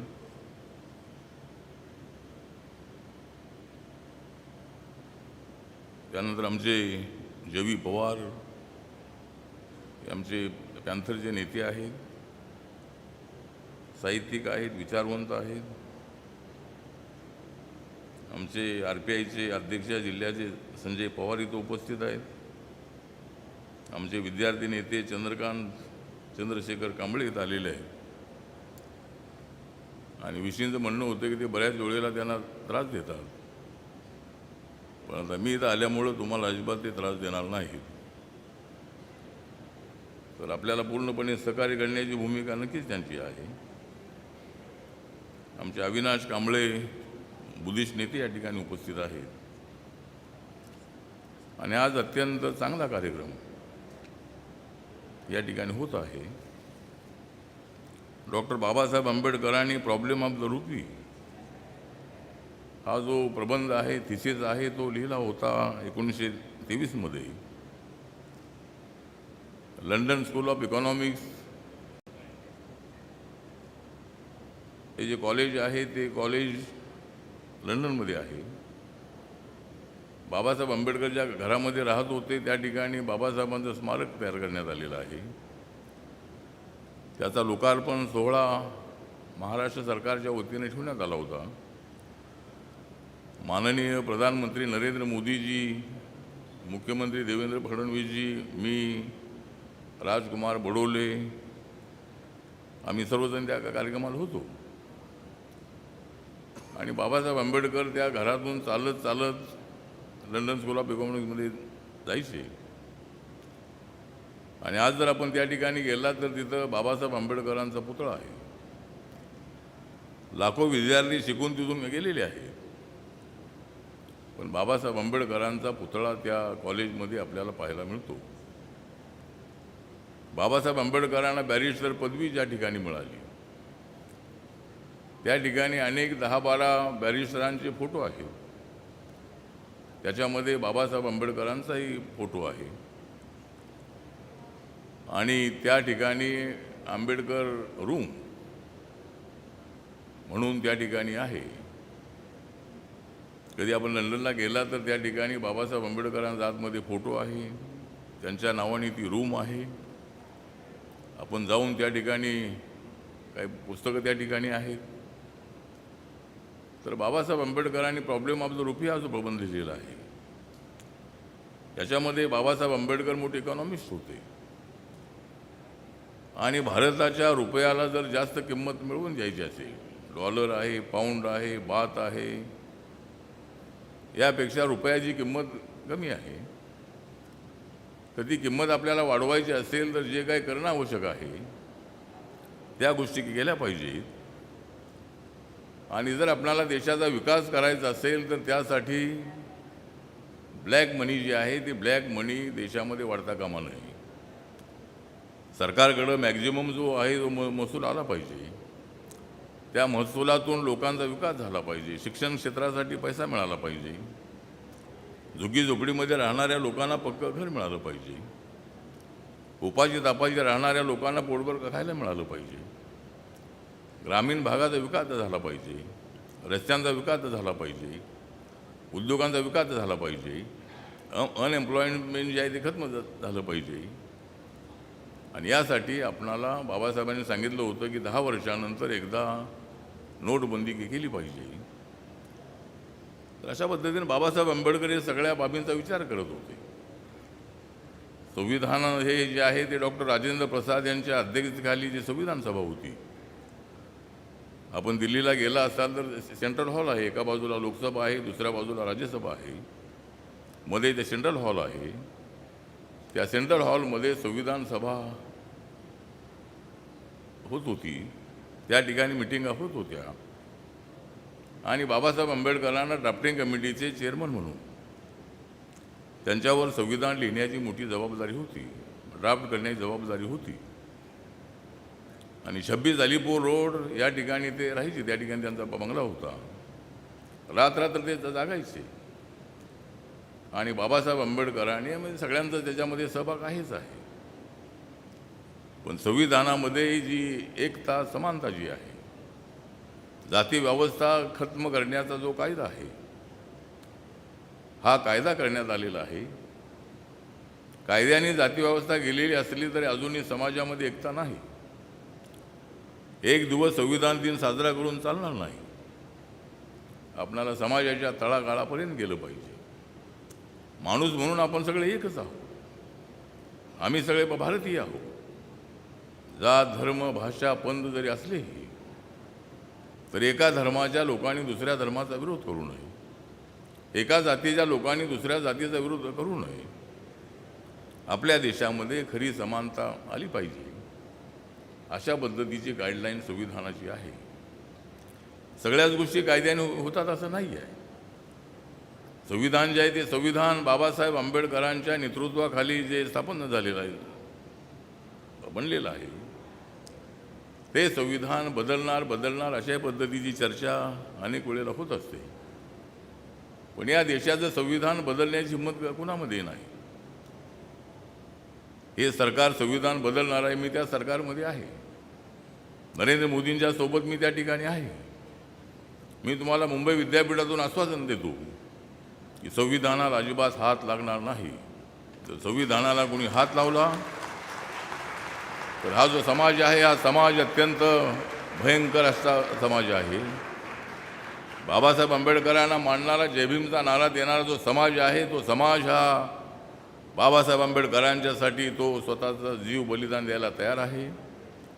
त्यामुळे आपण पाहिलेलं आहे रमाबाई कॉलनीमध्ये बाबासाहेब आंबेडकरांच्या पुतळ्याची विटंबना झाल्यानंतर त्या ठिकाणी लोक रस्त्यावर आले, 10 लोक त्या ठिकाणी शहीद झाले. पण अशी हिंसा मला नको आहे. आम्हाला शांतता हवी आहे.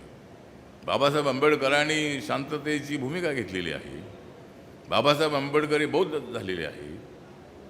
हिंदू धर्मामध्ये जर त्यांना न्याय मिळाला असता तर त्यांनी बाबासाहेब आंबेडकरांनी बाबासाहेब बौद्ध झालेले आहेत. लहानपणापासून त्यांच्या जीवनावरती बुद्धांच्या विचाराचा प्रभाव होता आणि बाबासाहेब आंबेडकर हे बौद्ध धर्माची दीक्षा घेतली असली तर या देशाचं संविधान लिहिताना या देशातल्या प्रत्येक जातीच्या धर्माच्या माणसाला धक्का लागणार नाही. सर्वांनी एकत्रितपणे राहिलं पाहिजे.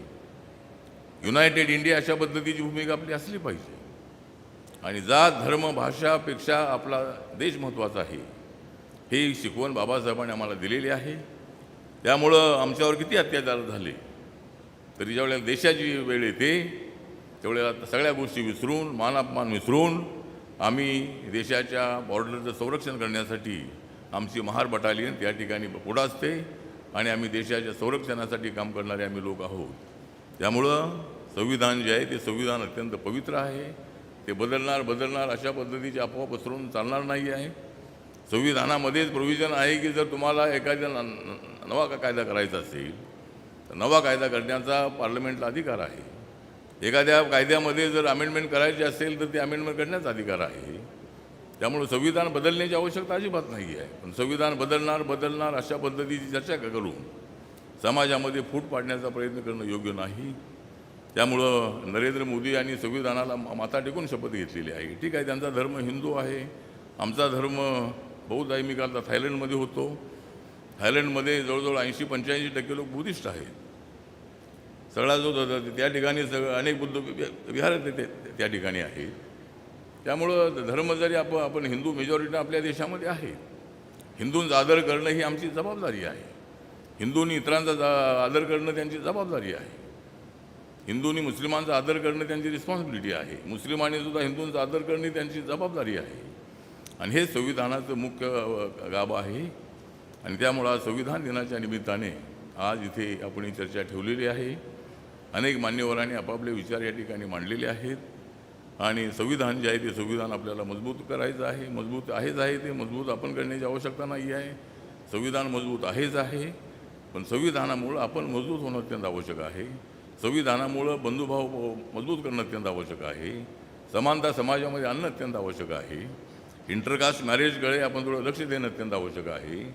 कारण बाबासाहेब म्हणायचे की रोटी आणि भेटी व्यवहाराने जातीवाद जाणार नाही, त्यासाठी आंतरजाती विवाह करणं अत्यंत आवश्यक आहे. त्यामुळे इथल्या युनिव्हर्सिटीतल्या सगळ्या विद्यार्थ्यांना माझं निवेदन आहे की लग्न करायचं असेल तर आंतरजातीय करा.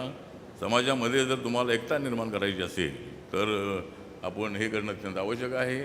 मी सुद्धा इंटरकास्ट मॅरेज केलेलं आहे. कसं करायचं असेल ते तुम्ही माझ्याकडे या, मी तुम्हाला सांगतो. त्यामुळं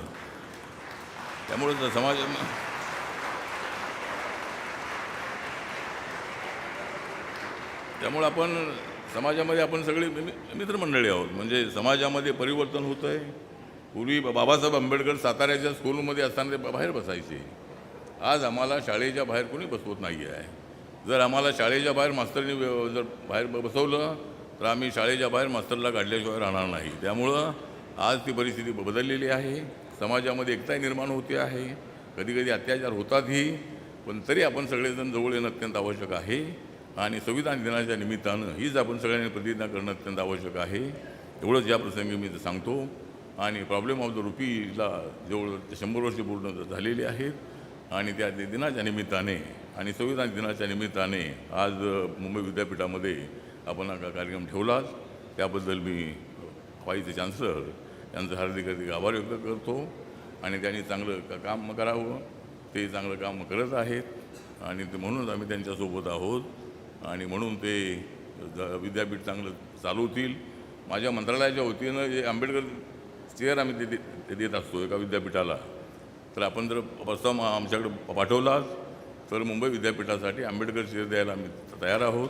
आपण तो प्रस्ताव पाठवावा अशी विनंती मी व्ही सीना करतो.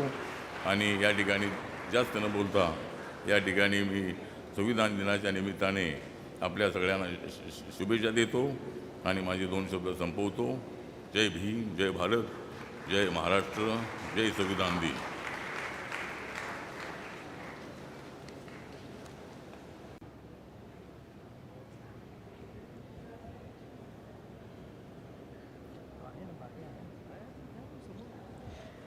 आदरणीय महोदय, आपले मनापासून धन्यवाद.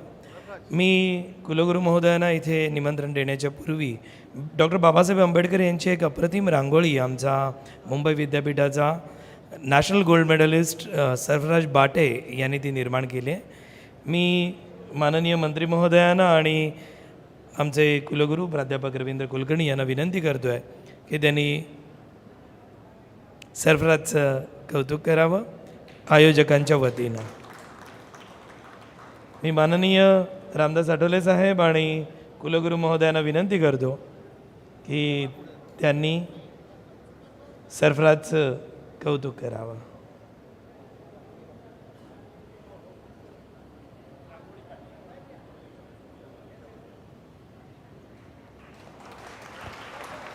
अतिशय सुरेख अशी प्रत्येकारी रांगोळी त्यांनी इथे निर्माण केलेली आहे.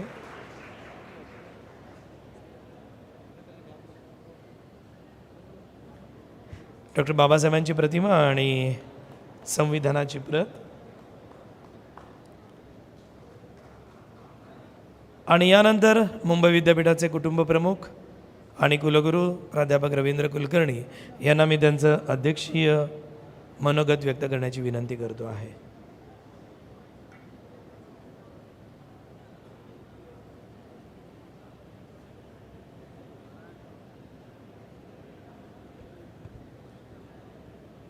आजच्या अतिशय महत्त्वाच्या कार्यक्रमाचे अतिथी म्हणून आपल्याला लाभलेले आदरणीय Ramdasji Athawale sir, minister of social justice and empowerment, government of India.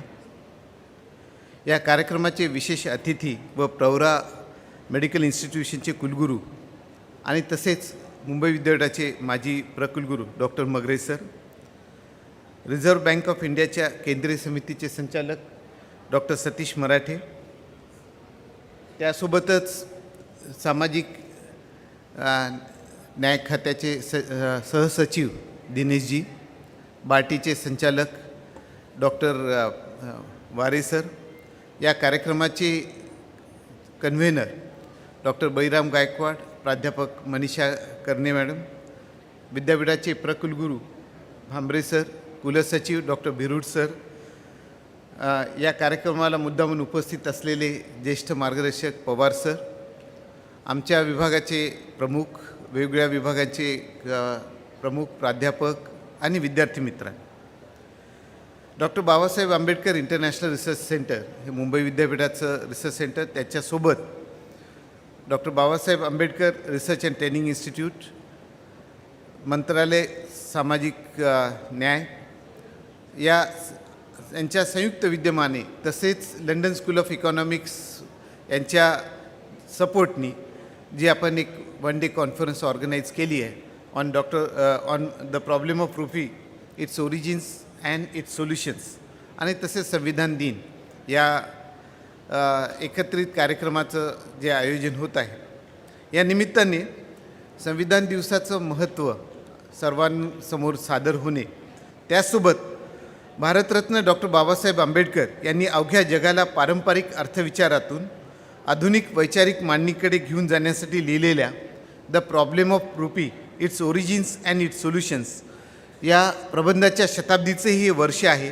आणि यासाठी हा आजचा दिवस आपल्या सर्वांसाठी अतिशय महत्त्वाचा आहे, अभिमानास्पद आहे आणि खरोखर या निमित्ताने एक मोठा कार्यक्रम आपण ऑर्गनाईज करत आहोत.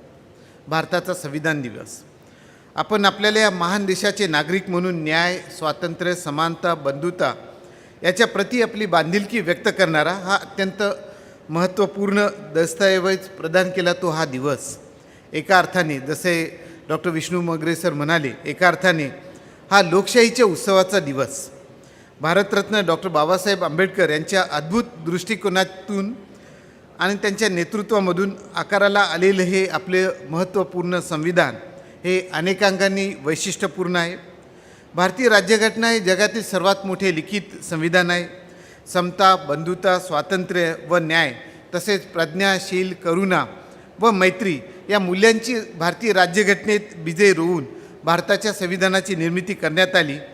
आपलं संविधान हा देशाचा मूलभूत कायदा आहे, जो सरकारचे अधिकार व मर्यादा तसेच नागरिकांचे हक्क व कर्तव्य यांची महत्त्वाची रूपरेषा देतो. हा एक असा अत्यावश्यक दस्तऐवज आहे की जो आपल्या देशाच्या शासनाची चौकट निश्चित करतो आणि सत्तेच्या दुरुपयोगापासून संरक्षण म्हणून अतिशय महत्त्वाचं काम करतो. द प्रॉब्लेम ऑफ रुपी हा डॉक्टर बाबासाहेब आंबेडकरांचा शोध प्रबंध आहे. तो त्यांनी लंडन स्कूल ऑफ इकॉनॉमिक्समध्ये DSCसाठी सादर केला आणि डिसेंबर 1923मध्ये पुस्तक रूपात प्रकाशित झाला. या ऐतिहासिक घटनेला 100 वर्ष झाली आहेत आणि या निमित्तानेच हा आजचा कार्यक्रम संविधान दिनासोबत आयोजित करण्यात आला आहे. रुपया चलनाचे व्यवस्थापन, त्या काळी रुपया चलनाचे व्यवस्थापन ब्रिटिश सरकारच्या हातात असणे हाच धोक्याचा उगम असल्याने तो बंद करण्याची वेळ आलेली आहे की नाही असा परखड आणि स्पष्ट शब्दातला प्रश्न भारतरत्न डॉक्टर बाबासाहेब आंबेडकरांनी विचारला. आणि तोही कुठे विचारला तर खुद्द इंग्लंडच्या राजधानीत लंडनमध्ये लंडन स्कूल ऑफ इकॉनॉमिक्सच्या DSCसाठी जो प्रबंध सादर केला त्या प्रबंधाद्वारे. हा प्रबंध त्याच वर्षी पुस्तक रूपाने प्रकाशित झाला. आणि महत्त्वाचे म्हणजे डॉक्टर बाबासाहेब आंबेडकरांचे PhDचे DSCचे मार्गदर्शक प्रोफेसर एडविन केनिन यांना या पुस्तकाच्या प्रास्ताविकातच म्हणलं आहे की डॉक्टर बाबासाहेब आंबेडकरांचे विचार खूप नाविन्यपूर्ण आहेत, सैद्धांतिकदृष्ट्या अतिशय पक्के आहेत आणि लोकांना केंद्रस्थानी आणणारे आहेत असे त्यांनी त्या प्रास्ताविकातूनच स्वतः मान्य केले. 100 वर्षापूर्वी म्हणजे 1923 साली प्रकाशित झालेल्या ग्रंथाचा शताब्दी सोहळा मुंबई विद्यापीठात होतोय हे अतिशय महत्त्वपूर्ण आहे. प्रस्तुत प्रबंधाने दाखवलेली वैचारिक दिशा कोणती याचा उहापोह या निमित्ताने आपल्या दिवसभराच्या कॉन्फरन्समध्ये होत आहे. या ग्रंथामध्ये डॉक्टर बाबासाहेब आंबेडकरांनी स्पष्ट केलं की मुद्रा समस्याच्या अंतिम निर्णयात कशा प्रकारे भारतीय शासनाने त्यावेळेचे जे ब्रिटिश शासक होते त्यांनी भारतीय रुपयाच्या किमतीला पाऊंडासोबत जोडून आपला जास्तीत जास्त फायदा कसा होईल या प्रकारचा मार्ग निवडला. आणि त्यामुळे त्यावेळेसच्या ब्रिटिश शासनाच्या आर्थिक धोरणामुळे भारतीय नागरिकांना गंभीर आर्थिक समस्यामध्ये लोटलं गेलं. ब्रिटिश शासकांच्या निर्णयामुळे जास्तीत जास्त भारतीय धन हे ब्रिटिश खजिन्याच्या दिशेने निरंतर वळवलं गेलं. या प्रश्नाचा उहापोह मला वाटतं या कॉन्फरन्सच्या निमित्ताने परत होईल. 100 वर्षापूर्वी डॉक्टर बाबासाहेब आंबेडकरांनी जे विचारलं त्यावेळेसचे रुपयाचे नियंत्रण ब्रिटिश शासनाच्या हातात होते. पण हे कशा प्रकारे होतं की जेव्हा प्रांतीय कायदेमंडळ आणि दिल्लीतील मध्यवर्ती कायदेमंडळ अशी ती व्यवस्था होती आणि दिल्लीतील मध्यवर्ती कायदेमंडळ प्रांत किंवा इलाख्यांना महसुलाची पुरेशी साधन द्यायचेच नाही अशाच तऱ्हेनं ती योजना होती. आणि मध्यवर्ती सरकारचा म्हणून जो सीमाशुल्क असा होता त्यातलं कुठल्याही महसुलाचं त्या प्रांतांना मिळण्याची सोय नव्हती. आणि तशात ब्रिटिश पाऊंड आणि भारतीय रुपया यांच्या मूल्यात अतिशय विषमता होती. त्यामुळे आणि त्याच वेळेस भारताचा व्यापार अतिशय कमी आहे असे ठराविक कारण देणारे अर्थशास्त्रज्ञ जॉन मेनार्ड केन्स यांचे ते त्यावेळेसचे जे काही म्हणणं आहे भारतरत्न डॉक्टर बाबासाहेब आंबेडकरांनी अतिशय पुरावे देऊन खोडून काढले होते. सरकारने लोकोपयोगी खर्चात वाढ केल्यास किमती स्थिर राहून उत्पादन वाढीस म्हणजे आर्थिक विकासाला चालना मिळते असं सांगणारा हा असा एक अजरामर सिद्धांत ज्यांनी मांडला ते डॉक्टर केन्स. हाऊएव्हर डॉक्टर केन्स मात्र ब्रिटिश सरकारने भारतासाठी जे ठरवलेले चलन प्रमाण आहे ते मात्र सहजरित्या मान्य करत होते, कुठल्याही तऱ्हेने त्याचा अभ्यास न करता डोळे झाकून मान्य करत होते. त्यामुळे डॉक्टर केन्सना भारत इंग्लंडच्या व्यापार समतोलात खोट काढण्यामागे कोणते अभ्यासाचे पाठबळ आहे असे सवाल भारतरत्न डॉक्टर बाबासाहेब आंबेडकरांनी केन्स यांना विचारला. आणि निश्चितच केन्स यांना त्या दृष्टीने नमते घ्यावे लागले. ब्रिटिशांनी ठरवलेले चलन प्रमाण हे त्यावेळी सुवर्ण विनिमय प्रमाण किंवा गोल्ड एक्सचेंज स्टँडर्ड हे असे होते. पण या सोन्याच्या रुपयाचा दर कसा ठरणार, तर तो मात्र भारतीय रुपयासाठी लंडनमधलाच. अशा रीतीने ही अतिशय विषमता होती. महागाईच्या तुलनेमध्ये रोजंदारी कमावणाऱ्यांची मजुरी काही वाढत नव्हती आणि कष्टकरी वर्गाच्या पोटाला चिमटा बसत होते. या प्रकारची सगळी मांडणी भारतरत्न डॉक्टर बाबासाहेब आंबेडकर यांनी प्रबंधातून केली आहे आणि या प्रबंधावर आज आपल्याला दिवसभर विचार विनिमय करायचा आहे. मला वाटतं भारतरत्न बाबासाहेब आंबेडकरांनी मांडलेले विचार कोणत्याही काळातील महत्तम अशा प्रखर बुद्धिमत्तेचे द्योतक आहेत आणि मला इथं अतिशय विनम्रपणे सांगण्यास आनंद होतो आणि खूप महत्त्वाचा अभिमानही वाटतो की भारतरत्न डॉक्टर बाबासाहेब आंबेडकर आपल्या मुंबई विद्यापीठाचे माजी विद्यार्थी होते, प्राध्यापक होते, सिनेटर होते. असे एक प्रकांड बुद्धिमत्ता लाभलेले, प्रज्ञासूर्य असलेले विश्वभूषण डॉक्टर बाबासाहेब आंबेडकर या महान व्यक्तिमत्वाला मुंबई विद्यापीठाचे तर्फे मी आपला विनम्र अभिवादन करतो. आणि London school of economics, doctor Babasaheb Ambedkar research and training institute Pune, तसेच सामाजिक न्याय विभाग यांनी या सर्व कार्यक्रमाला खूप पाठबळ दिलं. त्याबद्दल त्यांचे अतिशय महत्त्वाचे धन्यवाद. तसेच आदरणीय मंत्री महोदयाचं मी धन्यवाद मानतो की त्यांनी आम्हाला या निमित्ताने चेअरचं प्रपोजल सादर करण्याची संधी दिली. त्याबद्दल आपले मनापासून धन्यवाद. जय भीम, जय हिंद. सर, मनापासून धन्यवाद आपले. आजच्या या दिवसाच्या निमित्ताने मुंबई विद्यापीठाचे जे doctor Babasaheb Ambedkar international research centre and Mumbai school of economics and public policy जे आहे यांनी त्यांच्या संयुक्त विद्यमाने एक क्वीज घेतलेली होती. बाबासाहेबांचं जे प्रबंध आहे आज ज्याच्या आपण शताब्दी साजरी करतो आहे, the problem of the RuPay, तर त्याच्या विजेत्यांचा आपण आता सन्मान करणार आहोत.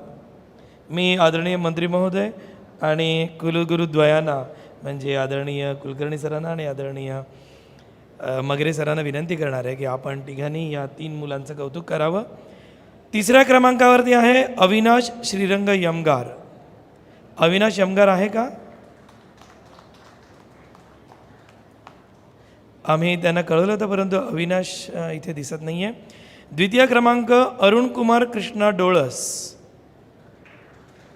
अरुण कुमार डोळस. आणि प्रथम क्रमांक आहे संकल्प श्रीवास्तव. आपण संकल्पला बाबासाहेब आंबेडकर यांची प्रतिमा बक्षीस म्हणून देऊया आणि आयुष्यभर बाबासाहेबांच्या मार्गावरती मार्गक्रमण करत राहा अशा शुभेच्छा आपण तुला देऊया.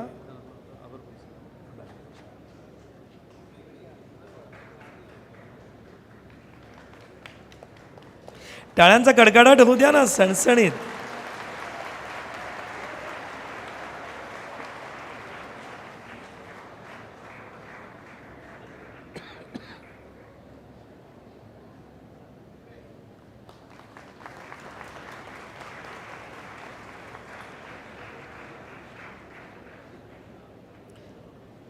Abhinandan Sankalp, and you are requested to follow the path laid by Dr. Babasaheb Ambedkar. Congratulations.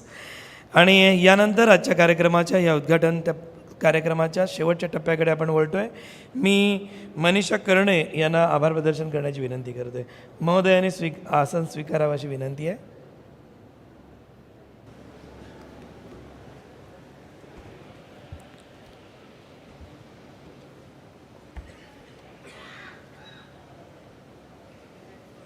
ज्या बाबासाहेबांच्या संविधानामुळे मी आज इथे उभी आहे त्याला प्रथमतः अभिवादन.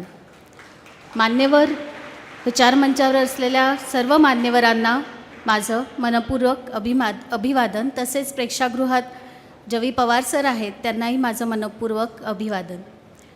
आज भारताचा संविधान दिन. आपण आज म्हणतो की संविधानाचा सन्मान दिन आहे, परंतु या संविधानानेच अनेक कोटी लोकांना सन्मानाने जगण्याचा अधिकार दिला आहे. त्यामुळे या संविधानाचं महत्त्व पुन्हा पुन्हा अधोरेखित करण्याची वेळ येत आहे. आज संविधानानिमित्त माझ्या सगळ्यांना शुभेच्छा. या संविधानानिमित्त आणि तसेच डॉक्टर बाबासाहेब आंबेडकर यांचा the problem of the rupee its origin and it's solution याला शताब्दी झाली, 100 वर्ष झाली. त्यानिमित्ताने आपण हा परिसंवाद येथे आयोजित केला. या परिसंवादाच्या निमित्ताने आपल्याला अनेक महनीय पाहुणे येथे लाभले आणि त्यांचं आभार मानण्याचं अत्यंत महत्त्वाचं काम मी माझे सहकारी डॉक्टर बळीराम गायकवाड यांच्या वतीने येथे करीत आहे. आज आपण हा जो सोहळा सादर करीत आहोत, परिसंवाद सादर करीत आहोत, त्याला लंडन स्कूल ऑफ इकॉनॉमिक्स यांचं पण कोलॅबरेशन आहे, त्यामुळे त्यांचंही अभिनंदन. सुरुवातीलाच मला माननीय मंत्री साहेब रामदासजी आठवले जे की समाज कल्याण मंत्री आहेत, त्यांचं मला मनपूर्वक आभार मानायचं आहे. त्यांनी संविधानाचं महत्त्व अधोरेखित करताना, विद्यापीठात आणि विद्यार्थ्यांना मार्गदर्शन करताना बाबासाहेबांचा विचारांचा वारसा पुढे नेण्यासाठी आम्हाला जी चेअरचा प्रस्ताव देण्याचं मान्य केलं आहे, त्याबद्दल त्यांचे खूप खूप आभार. तसेच या कार्यक्रमामध्ये RBIचं रेप्रेझेंटेटिव्ह करणारे डॉक्टर सतीश मराठे यांनी पण भारताच्या अर्थव्यवस्थेबद्दल विचारविमर्श करून आपल्याला जे मार्गदर्शन केलं आणि ही अर्थव्यवस्था आणि त्यासाठी बाबासाहेबांचे विचार आजही कसे समर्पक आहेत हे सांगितलं, त्यांचेही मनापासून आभार. Vice chancellor, honourable vice chancellor, Pravara institute of medical science आदरणीय डॉक्टर मगरे सर ह्यांचं अभ्यासपूर्ण भाषण यांनी यामुळे अनेकांना बाबासाहेबांचे अनेक पुस्तकं किंवा अनेक विचार हे पुन्हा उजाळून घेण्याची आवश्यकता लाभली असेल, जे की मलाही मनापासून वाटलं. याचबरोबर इथे उपस्थित असलेले आपल्या मुंबई विद्यापीठाचे ऑनरेबल व्हाईस चान्सलर सर, प्राध्यापक Ravindra Kulkarni, pro vice chancellor sir Bhamre sir, आणि या कार्यक्रमाची किंवा या पूर्ण कार्यक्रमाची संकल्पना त्यांनी मांडली, या दोघांनी मांडली आणि त्याला संपूर्णपणे कुलसचिव सरांनी आम्हाला त्याबद्दल सहकार्य केलं, त्यांचे पण मनापासून आभार. या कार्यक्रमाला मोठा आधारभूत असलेले 2 एजन्सीज, एक तर महाराष्ट्र गव्हर्नमेंटचं समाज कल्याण विभाग, डिंगळे सर आहेत इथे, आणि त्यांनी अत्यंत महत्त्वपूर्ण आणि अर्थपूर्ण समाज कल्याण विभागाचं जे काम चालतं त्याबद्दल आपल्याला मार्गदर्शन केलं, त्यांचेही आभार. बार्टीचे सुनील वारे सर आहेत, त्यांचंही मनपूर्वक आभार. याबरोबरच इथे उपस्थित असलेले सगळे प्राध्यापक वर्ग, संचालक आणि इतर पाहुणे आणि मोठ्या संख्येने विद्यार्थी इथे उपस्थित आहेत आणि ते विद्यार्थी आणण्यामागे डॉक्टर सुनील पाटील यांचा मोठा सहभाग असतो. या सगळ्यांचे आभार. एवढं बोलून मी माझे 2 शब्द संपवते. थँक्यू. आजच्या ह्या दिवसभराच्या परिषदेच्या उद्घाटनाचं सत्र समाप्त होत असताना आपण पुन्हा एकदा भारताच्या राष्ट्रगीतासाठी आपल्या जागेवरच उभे राहूया. 1 मिनिट बाळा.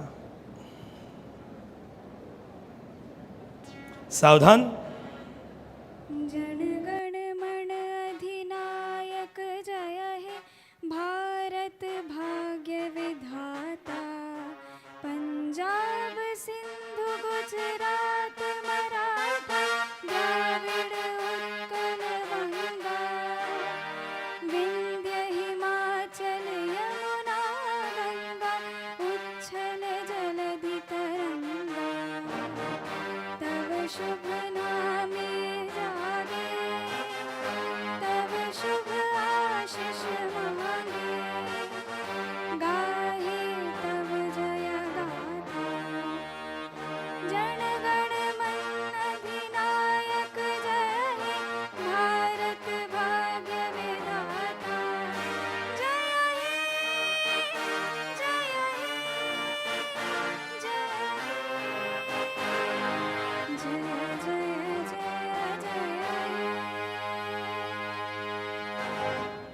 भारत माता की.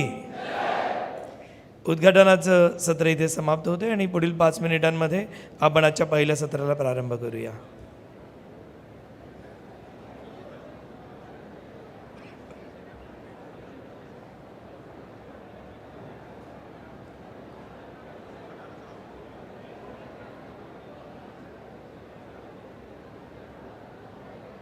All students are requested to be there at your place. Don't leave the convocation hall till the dignitaries leave. All of you have to take your positions. विद्यार्थी मित्रमैत्रिणींनो आणि कृपा करून मध्ये कोणीही उभे राहू नका. आपल्याला मान्यवरांना बाहेर पडण्यासाठी जागा द्यायची आहे. पॅसेज रिकामा ठेवा प्लीज. आमच्या सुरक्षा रक्षकांना विनंती आहे की मधला पॅसेज आपण रिकामा करून घ्यावा. आणि पहिलं सत्र हे ताबडतोब सुरू करत आहोत आपण.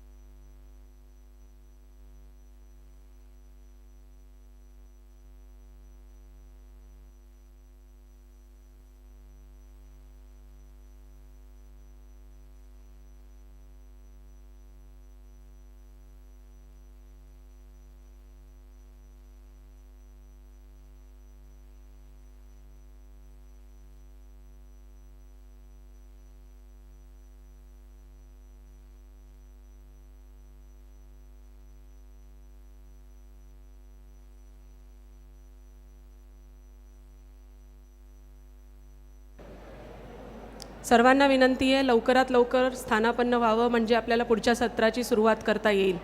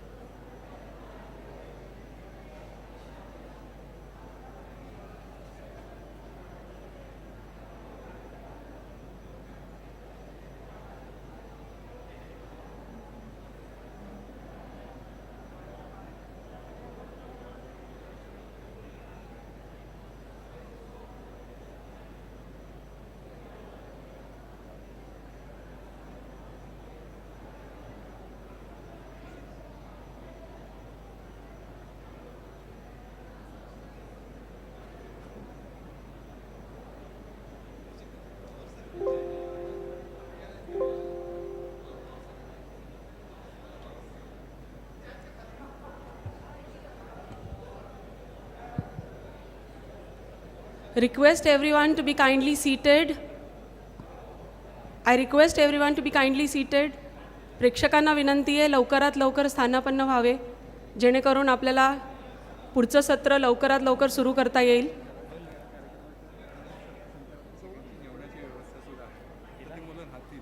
जस्ट लेट स्टुडंट्स नो की आपण जेवणाची व्यवस्था सगळ्यांसाठी केलेली आहे मध्यंतरामध्ये आता फर्स्ट सेशन सुरू एक वाजता संपलं. हो आय थिंक 1 वाजता होईल. हो lunch arrangements are done after the session 1. Request students not to leave. Lunch will happen after session 1 around 1:15. And lunch is for everyone, including students. So students, please don't leave.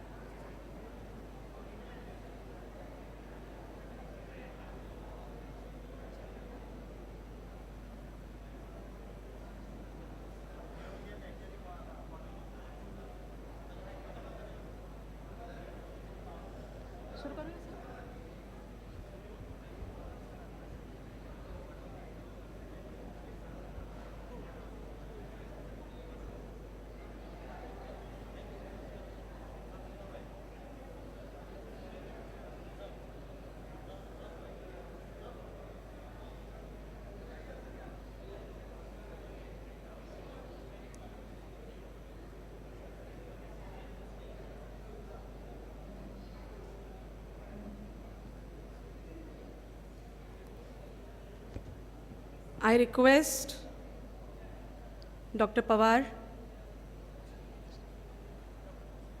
and Dr. Bhosle sir to kindly be seated.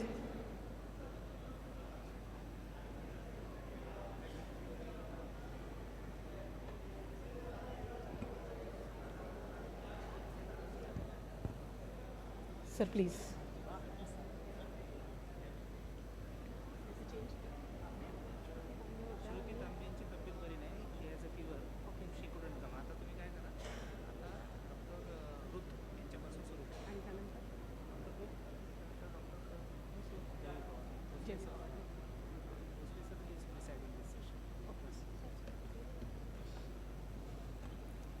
We'll start with the next session. And we have our dignitaries on stage, Dr. J.V. Pawar and Dr. Bhosle. Dr. J.V. Pawar will be presiding this session. Thank you, sir, for doing that. With the power-packed inaugural session, I'm sure the energy of the audiences is doubled, and we are looking forward for the thematic sessions which are planned for the rest of the day. प्रेक्षकांना विनंती आहे बाहेर जे आहेत लवकरात लवकर त्यांनी स्थानापन्न व्हावं जेणेकरून आपल्याला सत्राची सुरुवात लवकर करता येईल. Scholars appreciate Dr. Ambedkar's thorough historical analysis of currency systems in India, providing valuable insights in the evolution of monetary practices. His work is relevant till date and is argued constructively by many contemporary scholars as well. Therefore, our first session theme for the day is focusing on the economic contribution of Dr. B.R. Ambedkar and his contemporary relevance. And what best we can have to start with, we have Dr. Ruth Katumari, and I would like to read her brief introduction. She is the co-director of the India Observatory at the London School of Economics. Dr. Katumari brings a wealth of experience in leading innovative initiatives as well as influencing public policy and business leadership in India, the UK, and globally. She has been awarded the Mahatma Gandhi Pravasi Sanman Award for work on sustainable and inclusive development, as well as training and mentoring scores of young people. Dr. Katumari has a PhD from the London School of Economics and is Cambridge Commonwealth Fellow, as well as Fellow of the UK Academy of Social Sciences. She is the Senior Director of Economic, Youth and Sustainable Development Directorate at the Commonwealth Secretariat, and her role entails handling Commonwealth Secretariat's program encompassing across the range of climate change, economic development, and policy involving finance ministers, debt sustainability, health, education, gender, and youth. With an illustrious career and experience working with premier and international institutions, she brings a wealth of knowledge and experience to the conference, and we are truly, truly honored to have her with us in virtual mode. Please join me in extending a warm welcome to Dr. Ruth Katumari.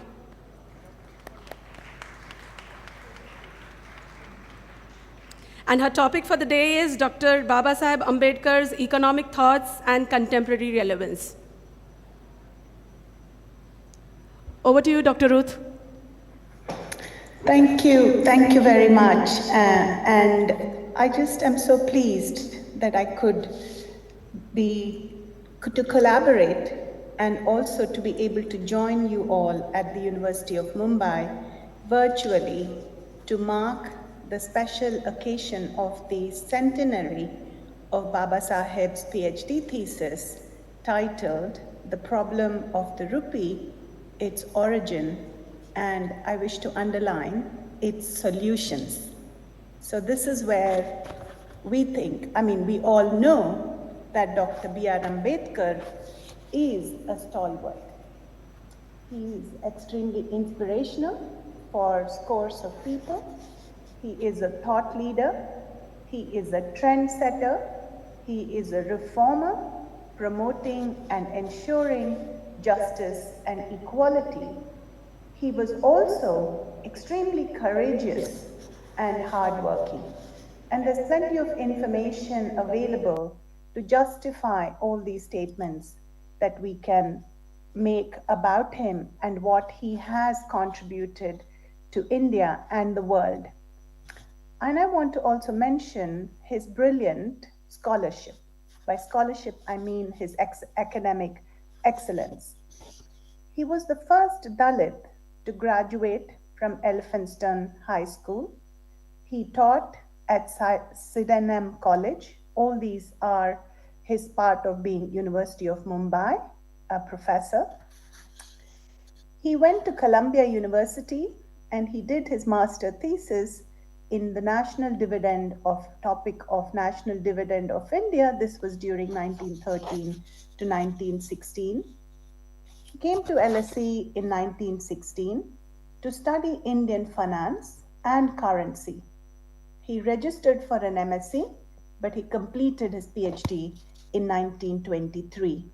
And this is what we are here to mark this occasion of November, when he got his degree, PhD from LSE in 1923. Why did he come to LSE? Because he was in pursuit of knowledge to understand things better and try to access the resources that were available and produce things with evidence. We all talk about multidisciplinarity and we talk about evidence-based. So he pursued knowledge and he persisted in getting the right kind of evidence to substantiate the theory and the knowledge that he tried to create and disseminate, and through which establish and develop policies that will be more effective and efficient for the people and the country. So he came to London because there were better resources in London to study his topic of interest, to study Indian finance and the currency. While he was in the UK, he also trained in law at Gray's Inn, which is the highest place at that time to study law. So I ask this question to us: how many of us are able to do these things today by the time we are 30 years old? We have hugely more resources. We have access to information. There is information everywhere. But how many of us can claim to this level of achievement today?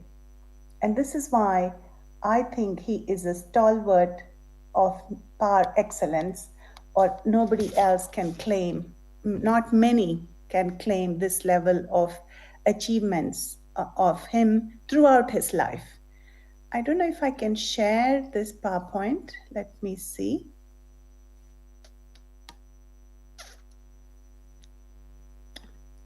I'm not sure if I will try to share. If I'm not able to share, I will just speak to it.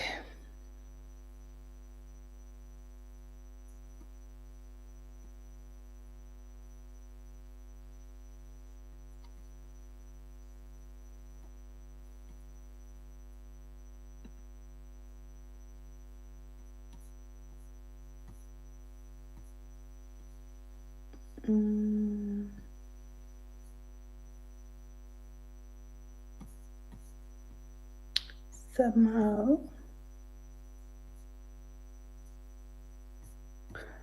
Okay. Chrome tab, window. Okay. Are you able to see?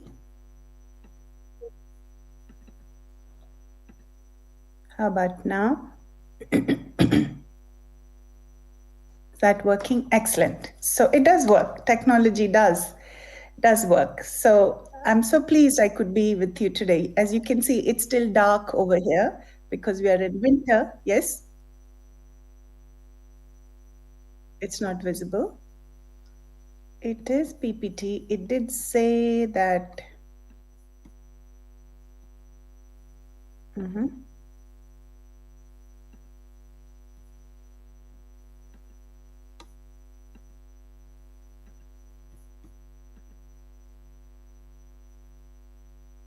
How about now?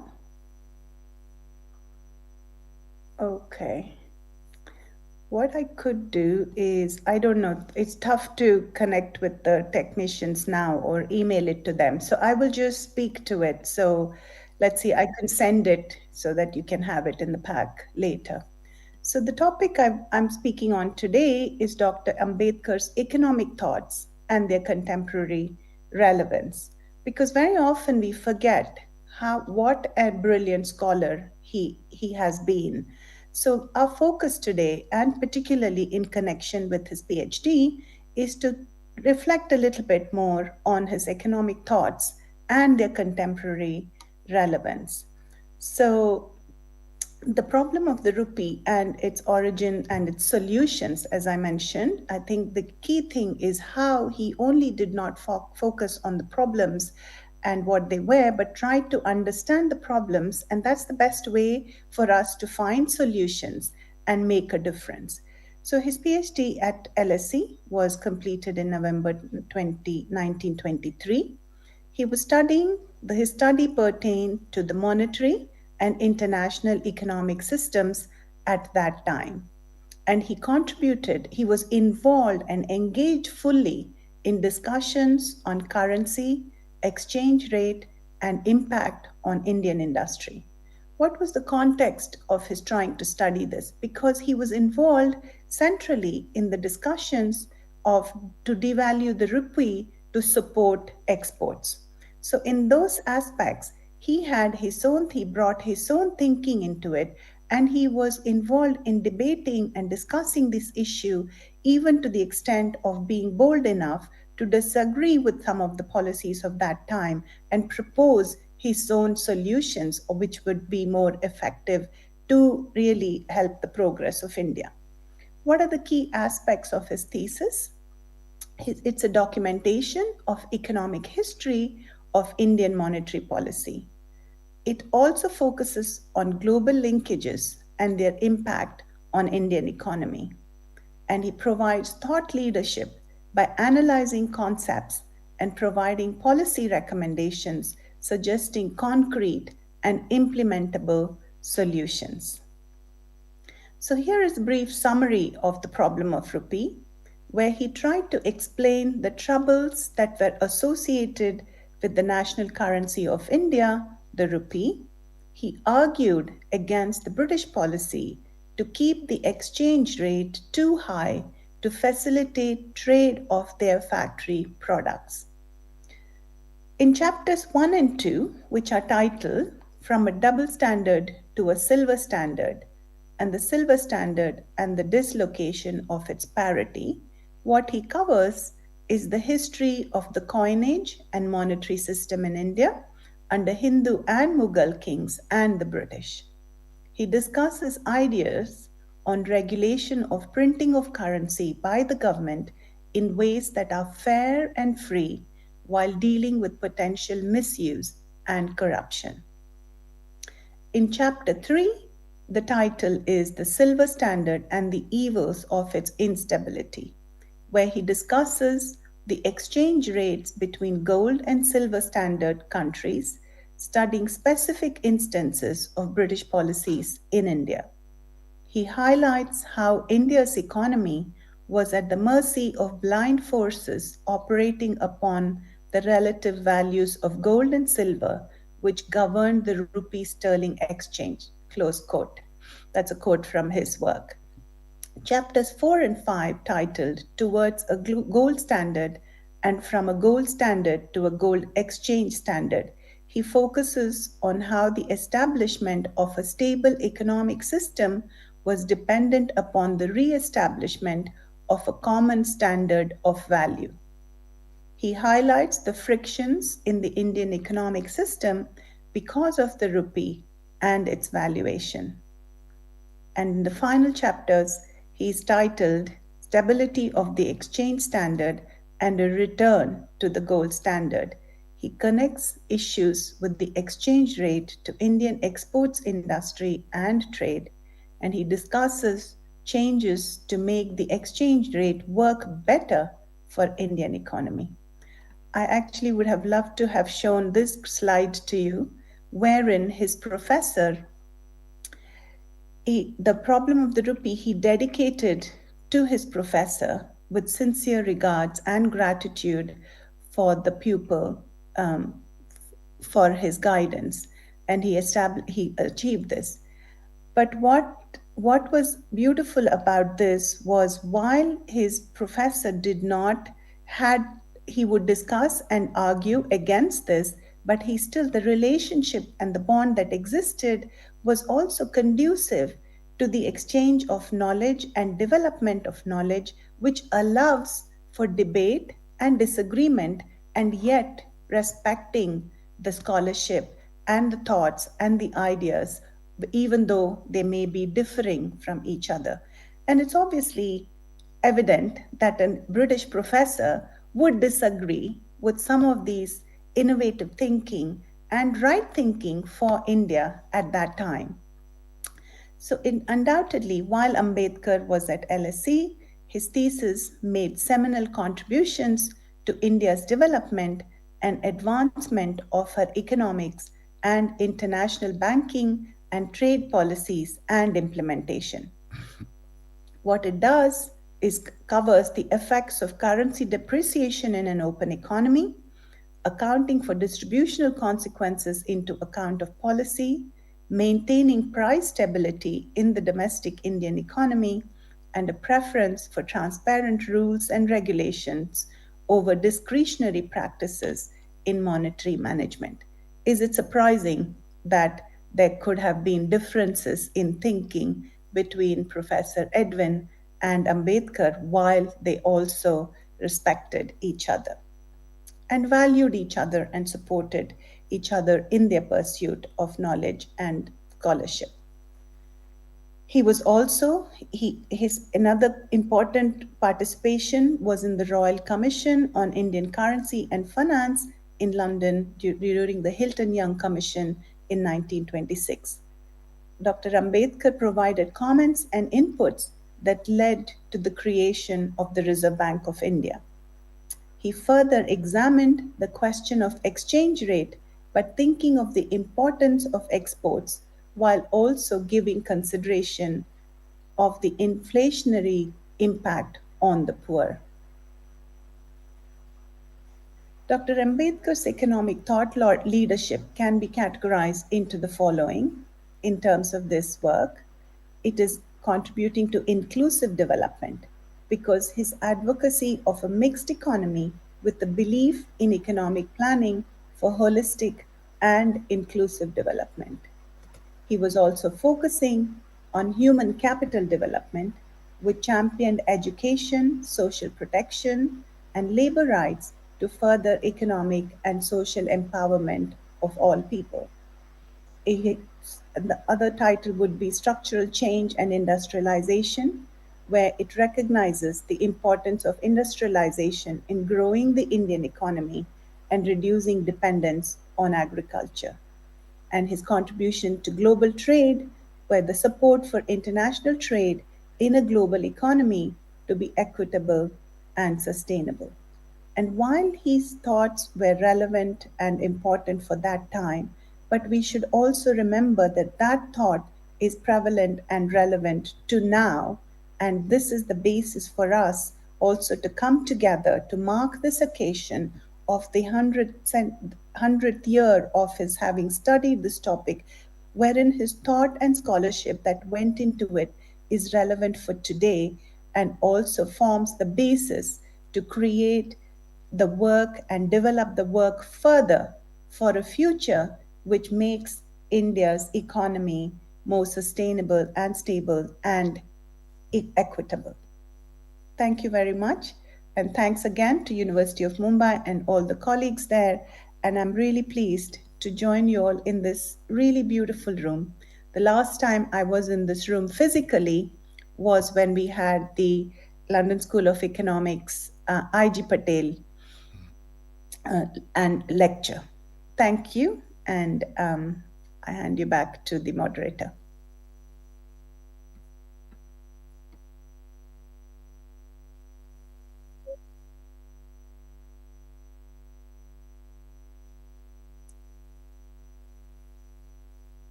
दिनाच्या शुभेच्छा तसेच आजच्या परिषदेसाठी त्यांचं मनोगत आपल्याला पाठवलेलं आहे आणि मी आपल्या सर्वांसमोर माननीय मुख्यमंत्री महाराष्ट्र राज्य यांचा शुभसंदेश वाचत आहे. स्वतंत्र भारताच्या इतिहासातील आज एक विशेष दिवस आहे. भारताचा संविधान दिन या निमित्ताने सर्वांना संविधान दिनाच्या मनापासून शुभेच्छा. संविधानामुळे भारतीय नागरिकांना स्वातंत्र्य, समता, बंधुता, ऐक्य प्राप्त झाले आहे. असे सशक्त संविधान देणाऱ्या भारतरत्न डॉक्टर बाबासाहेब आंबेडकर यांना विनम्र अभिवादन. संविधान दिनाच्या निमित्ताने डॉक्टर बाबासाहेब आंबेडकर यांनी सादर केलेल्या the problem of the RuPay या शोधप्रबंधासाठी त्यांना प्राप्त झालेल्या डॉक्टर ऑफ सायन्स DSc या पदवी प्रदानाच्या शतकपूर्तीच्या निमित्ताने आयोजित कार्यक्रमास मनापासून शुभेच्छा. डॉक्टर बाबासाहेबांच्या अर्थशास्त्रातील डॉक्टरेट पदवीला 100 वर्ष पूर्ण झाल्याच्या निमित्ताने आयोजित आजचा हा परिसंवाद औचित्यपूर्ण आहे. डॉक्टर बाबासाहेब आंबेडकर यांनी भारतीय चलनाबाबतचा दृष्टिकोन या त्यांच्या शोधप्रबंधात भारतीय चलनाच्या समस्या सादर केल्या. त्यांच्या कल्पनेतूनच रिझर्व्ह बँकेची स्थापना झाली. त्यांच्या शिफारशीवरून 1932मध्ये समाज कल्याण विभागाची निर्मिती झाली. डॉक्टर बाबासाहेब आंबेडकरांच्या कार्यप्रेरणेतून समाज कल्याण विभाग 90 वर्ष कार्यरत आहे. शिका, संघटित व्हा, संघर्ष करा हा मंत्र देत समाजाला प्रगतीच्या वाट्यावर नेण्याचे काम बाबासाहेबांनी केले. लोकांना शिक्षणातून प्रगतीचा मार्ग त्यांनी दाखवला. समाजातील प्रत्येक घटकाला, नागरिकाला प्रगतीची संधी मिळावी हा त्यांचा प्रयत्न होता. विकासाच्या प्रक्रियेत सर्वसमावेशकता आणण्याचा त्यांचा ध्यास होता. त्याच हेतूने समाज कल्याण विभागाच्या माध्यमातून वंचित समाजासाठी योजना राबविल्या जात आहेत. विद्यार्थ्यांसाठी प्री मॅट्रिक व पोस्ट मॅट्रिक स्कॉलरशिप दिली जाते. 10वी नंतर 4.5 ते 5 लाख महाविद्यालयीन विद्यार्थी आणि अनुसूचित जातीच्या विद्यार्थ्यांसह विजा, भज, OBC व इतर घटकांच्या 10 ते 12 लाख विद्यार्थ्यांच्या महाविद्यालयीन शिक्षणाच्या शिष्यवृत्तीसाठी शासनातर्फे जवळपास 3,000 कोटीचा निधी खर्च केला जातो. फ्रीशिपची योजनाही राज्य सरकार राबवित आहे.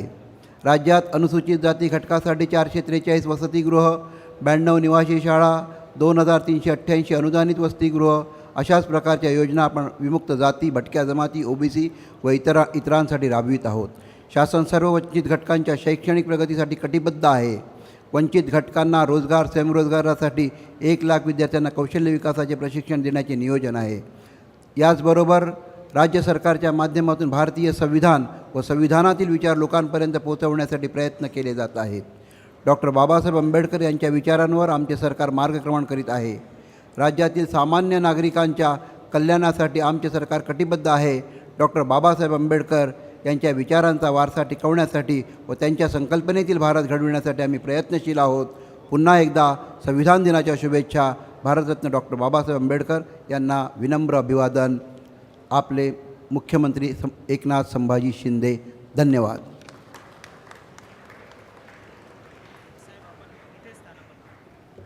Thank you, Ingle Sahib. Dr. Ingle is Joint Secretary, Department of Social Welfare. Thank you for that message. I now move on to the most important, which ideally we should have started before, but Dr. Ruth was waiting, so there was a slight change. I would like to felicitate our guest for today. I request Dr. Baliram Gaikwad to kindly felicitate our guest, Dr. J.V. Pawar, with a bouquet and a statue of Dr. Babasaheb Ambedkar.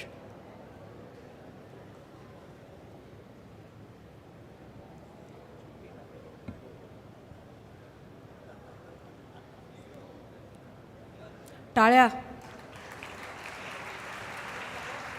Thank you.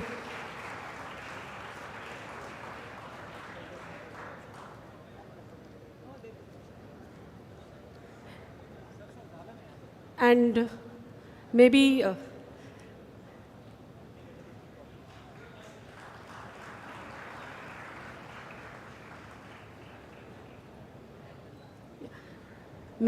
a virtual welcome with a virtual bouquet to Dr. Ruth. Wish she could be here in physical mode. I request Dr. Manisha Karne to kindly felicitate Dr. Bhosle.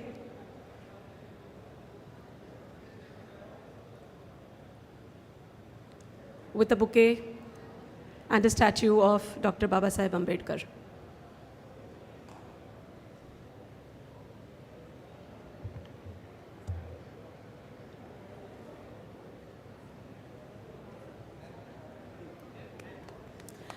Please टाळ्यात वाजू द्या.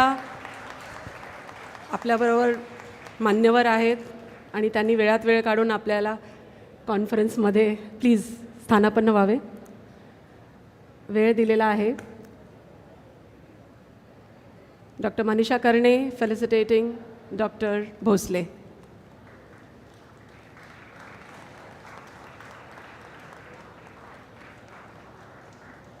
Thank you so much. I request dignitaries to please be seated. Our next speaker of the day is Dr. J.V. Pawar, who is a renowned poet and novelist who co-founded the Dalit Panthers and served as its general secretary. He is best known for his 1969 novel Balidan and Nakabandi, his 1976 collection of poems, since translated and published in English as Blockade. Among his many books, he has devoted himself to documenting and analyzing the post-Ambedkar Dalit movements in several volumes. A lifelong Ambedkarite, Pawar has been involved in several Dalit Bahujan social and political movements in Maharashtra. His notable book titles are Dalit Panthers, Mother India, Miss Catherine Mayo's much-loved work, Dalit Panthers, An Authoritative History, Ambedkarite Movement after Ambedkarite Blockade, Dr. B.R. Ambedkar's Social Revolution, and many more. And his topic for today is Dr. Babasaheb Ambedkar and Indian Constitution. I request Dr. Pawar to please take over.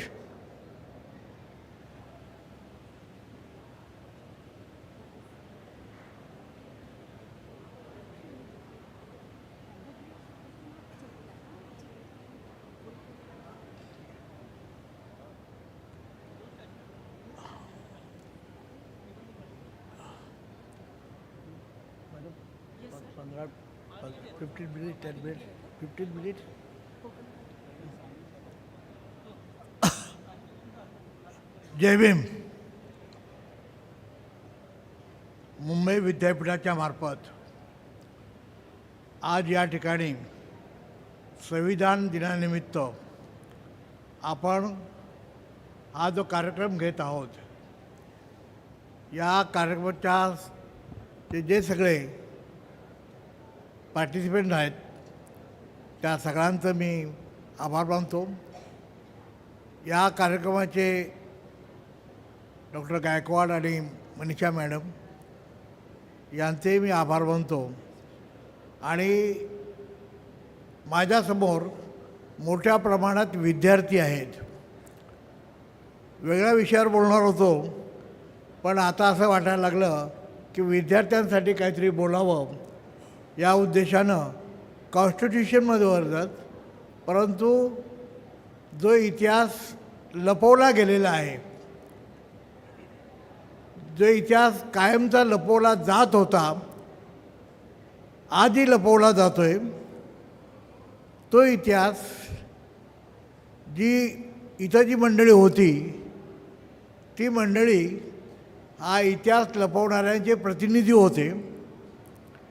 पण तुम्ही जे आहात ते उद्याचा इतिहास, जो काल जो झाला आहे तो न लपवता जे योग्य आहे त्याचं संशोधन कराल असं वाटून मी आपणाला या विषयावर, ऐन वेळेच्या विषयावर, जसं 9 डिसेंबर 1946 या दिवशी मगाशी मगरे साहेबांनी सांगितलं की बाबासाहेबांना दुसऱ्या दिवशी बोलायचं होतं आणि ऐन वेळेला राजेंद्र प्रसादनी बोलायला लावलं आणि त्यांनी तो विषय मांडला. तसंच मी मांडणार होतो वेगळा, मांडतो आहे वेगळा. हा असा आहे विषय की बाबासाहेबांचं संविधान सभेत जे आगमन झालं की संविधान सभेत त्यांची जी नियुक्ती झाली ती नेमकी कशी झाली याच्याबद्दलचा इतिहास विद्यार्थ्यांपासून लपवला गेलेला आहे. आणि हा इतिहास मी अगदी सुप्रीम कोर्टाच्या जज आणि रिझर्व्ह बँकेच्या गव्हर्नरपासून अनेक बड्या मंत्री, खासदार सगळ्यांच्या समोर मी सांगितलेलं आहे. तरीसुद्धा अजून त्याच्यावर म्हणावं तसं संशोधन होत नाही. म्हणून मला विद्यार्थ्यांसमोर बोलायला हे आवडेल. आपल्या सगळ्यांना माहिती आहे की बाबासाहेबांना संविधान सभेत कुठल्याही मार्गाने, हुक और क्रूक, कुठल्याही मार्गाने बाबासाहेबांना संविधान सभेत यायचं होतं. कारण संविधान सभेमध्ये एकदा का प्रोव्हिजन झाल्या, ज्याला आपण घटनादत्त अधिकार म्हणतो, हे एकदा का घटनादत्त अधिकार झाले की ते कायमस्वरूपात असतात. आणि म्हणून माझ्या समाजातल्या लोकांना कायमस्वरूपात काही अधिकार मिळावे यासाठी बाबासाहेबांना घटना समितीमध्ये यायचंच होतं. परंतु त्यासाठी जो क्रायटेरिया होता, जे निकष होते, त्या निकषामध्ये बाबासाहेब उतरत नव्हते. काय निकष होता की त्यावेळेला जी कॉन्स्टिट्यूट असेंब्ली ही जी स्थापन करण्यात आली होती तिच्यासाठी पहिला सगळ्यात निकष असा होता की जे निवडणूक झाली होती त्या निवडणुकीमध्ये या काउंटी असेंब्लीमध्ये त्या मेंबर होण्यासाठी प्रांतिकमध्ये निवडून आलेले असले पाहिजेत. बाबासाहेबांचा त्यावेळेला पक्ष होता शेड्यूल कास्ट फेडरेशन. या शेड्यूल कास्ट फेडरेशनने जो 42 साली स्थापन झाला आणि 45च्या दरम्यान जेव्हा गव्हर्नमेंटला म्हणजे ब्रिटिश गव्हर्नमेंटने जेव्हा ठरवलं की कोणत्या परिस्थितीत आता आपण या देशातला स्वातंत्र्य देऊ आणि आपण निघून जाऊ, कारण त्यांचे त्यावेळेला त्यांचे म्हणजे एक प्रकारचं कंबरडं मोडलं होतं. ब्रिटिश सरकारचं कंबरडं मोडलं होतं, नाईलाज झाला होता. त्यांना शक्य तितक्या लवकर या देशाला जे स्वातंत्र्य देऊन त्यांना जायचं होतं. आणि त्यासाठी जी कॉन्स्टिट्युएंट असेंब्ली त्यांनी असं म्हटलं होतं की या देशानं भारताने आम्हाला खूप काही दिलं, सत्ता दिली, संपत्ती दिली, सगळं काय दिलं, जगात मानही दिला. त्या देशाला वाऱ्यावर सोडून त्याच्या गोंधळ सदृश्य वातावरण ठेवून आपल्याला जाता कामा नये. म्हणून या देशात जसं आम्ही रूल्स अँड रेग्युलेशन केले होते तशाच प्रकारची या देशातल्या त्यांना जे पाहिजे, देशातल्या लोकांना जे पाहिजे तशा प्रकारची घटना त्यांनी निर्माण करावी. याच आणि त्या घटनेच्या आधारे त्यांनी देशाचा कारभार करावा म्हणून त्यांनी ही कॉन्स्टिट्युएंट असेंब्ली स्थापन करण्यात केली. आणि त्या कॉन्स्टिट्युएंट असेंब्लीला सगळ्यात महत्त्वाचा निकष होता की तो म्हणजे त्या काळातल्या प्रांतिकच्या याच्यामध्ये निवडून यायला पाहिजे.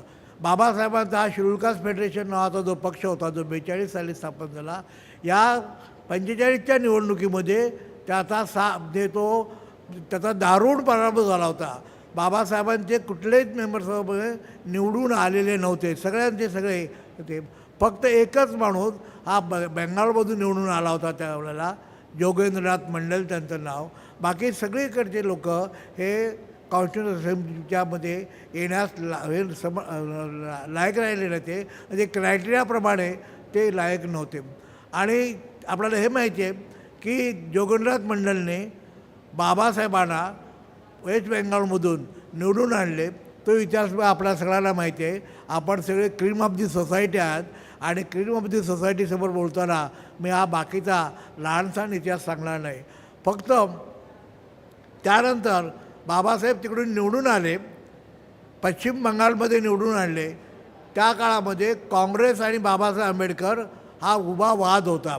म्हणजे what Congress and Gandhi have done for untouchable सारखा एक मोठा ग्रंथ बाबासाहेबांनी लिहून काँग्रेसला हे केलं होतं. आणि म्हणून या काँग्रेसच्या लोकांनी अशी धारणा होती की काही झालं under any circumstances doctor B.R. Ambedkar यांना कॉन्स्टिट्युएंट असेंब्लीमध्ये घ्यायचा कामा नये. अगदी लोहपुरुष याने तर असं म्हटलं होतं की आम्हाला या कॉन्स्टिट्युएंट असेंब्ली, ज्याला जो मगाशी त्यांनी सेंट्रल हॉल सांगितलं, या सेंट्रल हॉलमध्ये कॉन्स्टिट्युएंट असेंब्लीच्या त्या सभा व्हायच्या. या हॉलचा दरवाजा तर बंदच, त्यांना खिडक्याही बंद. इतकंच तेव्हा ते वरती खिडक्यांसाठी आतमध्ये येणारी जी हवाची तावदानं असतात तीसुद्धा बंद करू. म्हणजे under any circumstances doctor B.R. Ambedkar यांना कॉन्स्टिट्युएंट असेंब्लीचे मेंबर करता कामा नये, त्याला आपल्यामध्ये घ्यायचं नाही कॉन्स्टिट्युएंट असेंब्लीमध्ये. कारण गांधी आंबेडकर हा मोठा वाद होता. आणि तरीसुद्धा जोगेंद्रनाथ मंडलने त्यांना निवडून आणलं. आता ह्या जोगेंद्रनाथने निवडून आणल्यानंतर बाबासाहेबांना कॉन्स्टिट्युएंट असेंब्लीमध्ये म्हणजे कायदेशीररित्या आले होते. पण आता हे त्यांचं प्रतिनिधित्व नष्ट करावं म्हणून त्या काळातल्या काँग्रेस पक्षानं अशा प्रकारची कृती लढवली. आणि त्यांनी केलं की जो भाग निवडून आला होता पंजाबमधून, जिथून बाबासाहेब निवडून आले होते, तो भागच त्यांनी पाकिस्तानात टाकला. आणि बाबासाहेब हे आता तो भाग पाकिस्तानात गेल्यामुळे ते आता कॉन्स्टिट्युएंट असेंब्लीचे मेंबर राहिले नव्हते. म्हणजे बाबासाहेबांना इच्छा असूनसुद्धा त्यांना काम करता येत नव्हते. आता त्यानंतर कॉन्स्टिट्युएंट असेंब्लीमध्ये त्या काळातल्या मुस्लिम लीगसह अनेक सदस्य हजर होते. मुस्लिम लीग सुरुवातीला गैरहजर असायची, नंतर हजर राहायला लागली.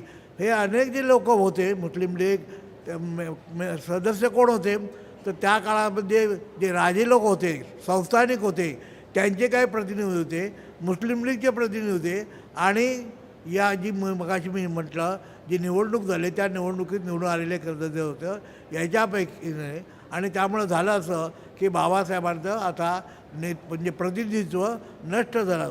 आता करायचं काय? त्यावेळेला कॉन्स्टिट्युशन असेंब्लीचे जे अध्यक्ष होते ते डॉक्टर राजेंद्र प्रसाद होते आणि पंडित जवाहरलाल नेहरू हे पंतप्रधान असताना त्यांनी पाहिलं की आता जवळजवळ 400 लोक कॉन्स्टिट्युशन असेंब्लीचे मेंबर आहेत, सदस्य आहेत. या सदस्यापैकी मला असा एकही माणूस दिसत नाही की जो या कॉन्स्टिट्युशन असेंब्लीची कॉन्स्टिट्युशन लिहिल ड्राफ्ट करेल असा मला एकही माणूस दिसत नाही. आणि त्यामुळं नाईलाजाने अंडरलाईन नाईलाजानं त्यांनी त्या काळामध्ये छोट्या छोट्या देशांच्या ज्या घटना लिहिणारे एक घटना पंडित होतं सर आयव्हर जेनिंग. सर आयव्हर जेनिंग नावाचे जे घटना पंडित होते ज्यांनी त्या काळामध्ये म्हणजे 44-45च्या दरम्यान अनेक देश आपल्याला माहिती आहे स्वतंत्र झाले. या अनेक देशांच्या घटना त्यांनी लिहिल्या होत्या.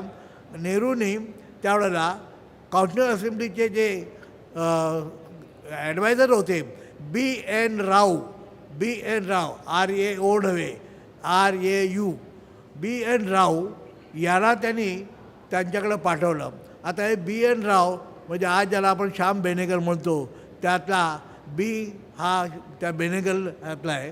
ते हे बेनेगल त्या काळामध्ये अत्यंत म्हणजे ज्याला फॉरवर्ड म्हणतो आपण अशा असे आणि ते त्यावेळेला ICS अधिकारी होते. आता IAS आपण ज्याला म्हणतो त्यावेळेला ICS नावाची जी होती ते ICS होते, इंडियन सिव्हिल सर्व्हिस असं त्या पदवी होती. या ICS असलेले B.N. राव हे कॉन्स्टिट्युशन असेंब्लीचे जे सल्लागार होते. He was the advisor of to constitution assembly.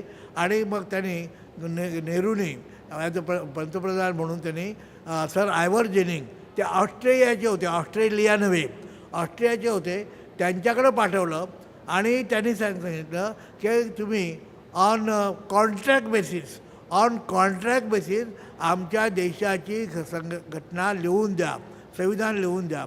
त्यांनी सांगितलं त्यावेळेला ते B.N. राव त्यांच्याकडे गेले आणि त्यावेळेस त्यांनी सांगितलं की तुमच्या देशामध्ये एक बॅरिस्टर B.R. आंबेडकर नावाची व्यक्ती असताना तुम्ही म्हणजे तुम्ही इकडे तिकडे फिरता कशाला? म्हणजे तुमच्या आसपास सगळं आहे आणि तरी देखील तुम्ही एवढे लांब आलात मला सांगताय.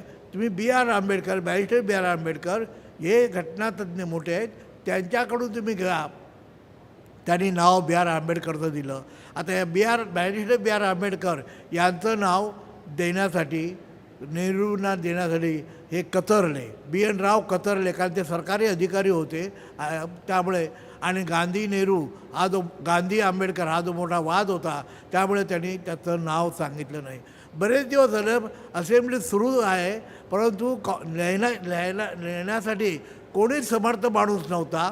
आणि म्हणून मग पुन्हा एकदा नेहरूंनी आपल्या भगिनी विजया लक्ष्मी पंडित ज्या आपल्या महाराष्ट्राच्या काही दिवस राज्यपालसुद्धा होत्या आणि त्या कॉन्स्टिट्युशन असेंब्लीच्या त्या मेंबर होत्या, अनेक लोक होते त्यापैकी त्या एक होत्या.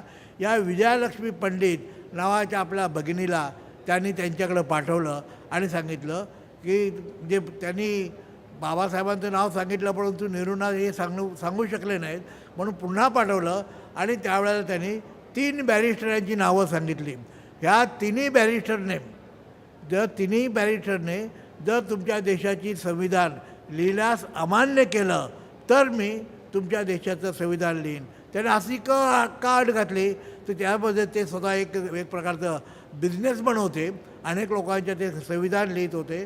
त्याला असं वाटलं की या कोणी तिघांनी नाही लिहिलं तर आपण जी सांगू ती अमाऊंट आपल्याला मिळेल आणि त्या वेळेत जे म्हणजे कमी वेळेत पाहिजे असेल तर एवढी रक्कम पाहिजे. अशा प्रकारे म्हणजे एक कॉन्ट्रॅक्ट बेसिससाठी एक आपल्याला जास्त मागणी करता येईल म्हणून त्यांनी सांगितलं. 3 बॅरिस्टरांची नावं सांगितली. हे 3 बॅरिस्टर होते. एक होते बॅरिस्टर तेज बहादूर सप्रू जे कॉन्स्टिट्युशन असेंब्लीचे अत्यंत महत्त्वाचे सदस्य होते. दुसरे होते बॅरिस्टर M.R. जयकर ते मुंबई प्रांतातले होते. त्यावेळेला ते उत्तर प्रांतातले हे तिकडचे होते. आणि तिसरं नाव त्याने सांगितलं बॅरिस्टर B.R. आंबेडकर. आता हे 3 बॅरिस्टर होते. या 3 बॅरिस्टरपैकी एकानेही तुमच्या देशाची संविधान लिहिलं नाही तर मी लिहीन अशी त्यांनी अट घातली. नेहरूंना त्याच्या भगिनी आल्या, त्यांनी तिन्ही नावी सांगितली. ते खुश झाले, नेहरू खुश झाले. आता आपल्या देशातला कॉन्स्टिट्युशनल असेंब्लीमधला दोन माणसं ही आपल्याला देशाची संविधान लिहितील असं वाटलं. बाबासाहेब आंबेडकर त्यावेळेला घटना समितीचे मेंबर नव्हते. तरीसुद्धा त्यांनी ते नाव दिलं होतं. तिनापैकी एक नाव, शेवटचं नाव बॅरिस्टर B.R. आंबेडकर हे नाव दिलं होतं. आणि जेव्हा नेहरूने या पहिल्या 2 लोकांना, म्हणजे ते UPचे होते, तेज बहादूर सप्रू, बॅरिस्टर तेज बहादूर सप्रू हे UPचे होते, त्यांच्याकडे त्यांनी प्रथम आपली माणसं पाठवली आणि त्यांनी सांगितलं की आमच्या देशाची घटना तुम्ही लिहून द्या असं सांगितलं. तेव्हा सप्रूंच्या एक लक्षात आलं, या देशामध्ये एवढ्या जाती, एवढ्या पोटजाती, एवढ्या वेगवेगळ्या प्रकारच्या रीती भाती, इतक्या प्रकारच्या भाषा, इतक्या प्रकारची वेगवेगळ्या संस्कृत्या, या सगळ्या लोकांना एका धाग्यामध्ये गुंफणे माझ्या बाबतीने होणार नाही, हे मला काय करता येणार नाही. आणि म्हणून त्यांना कळत होतं साध्या UPमध्ये म्हटलं ती इतक्या जाती, इतक्या पोटजाती, इतक्या वेगळ्या प्रकारच्या होत्या, जिथं UPतल्या लोकांना एका धाग्यामध्ये ते बांधू शकत नव्हते.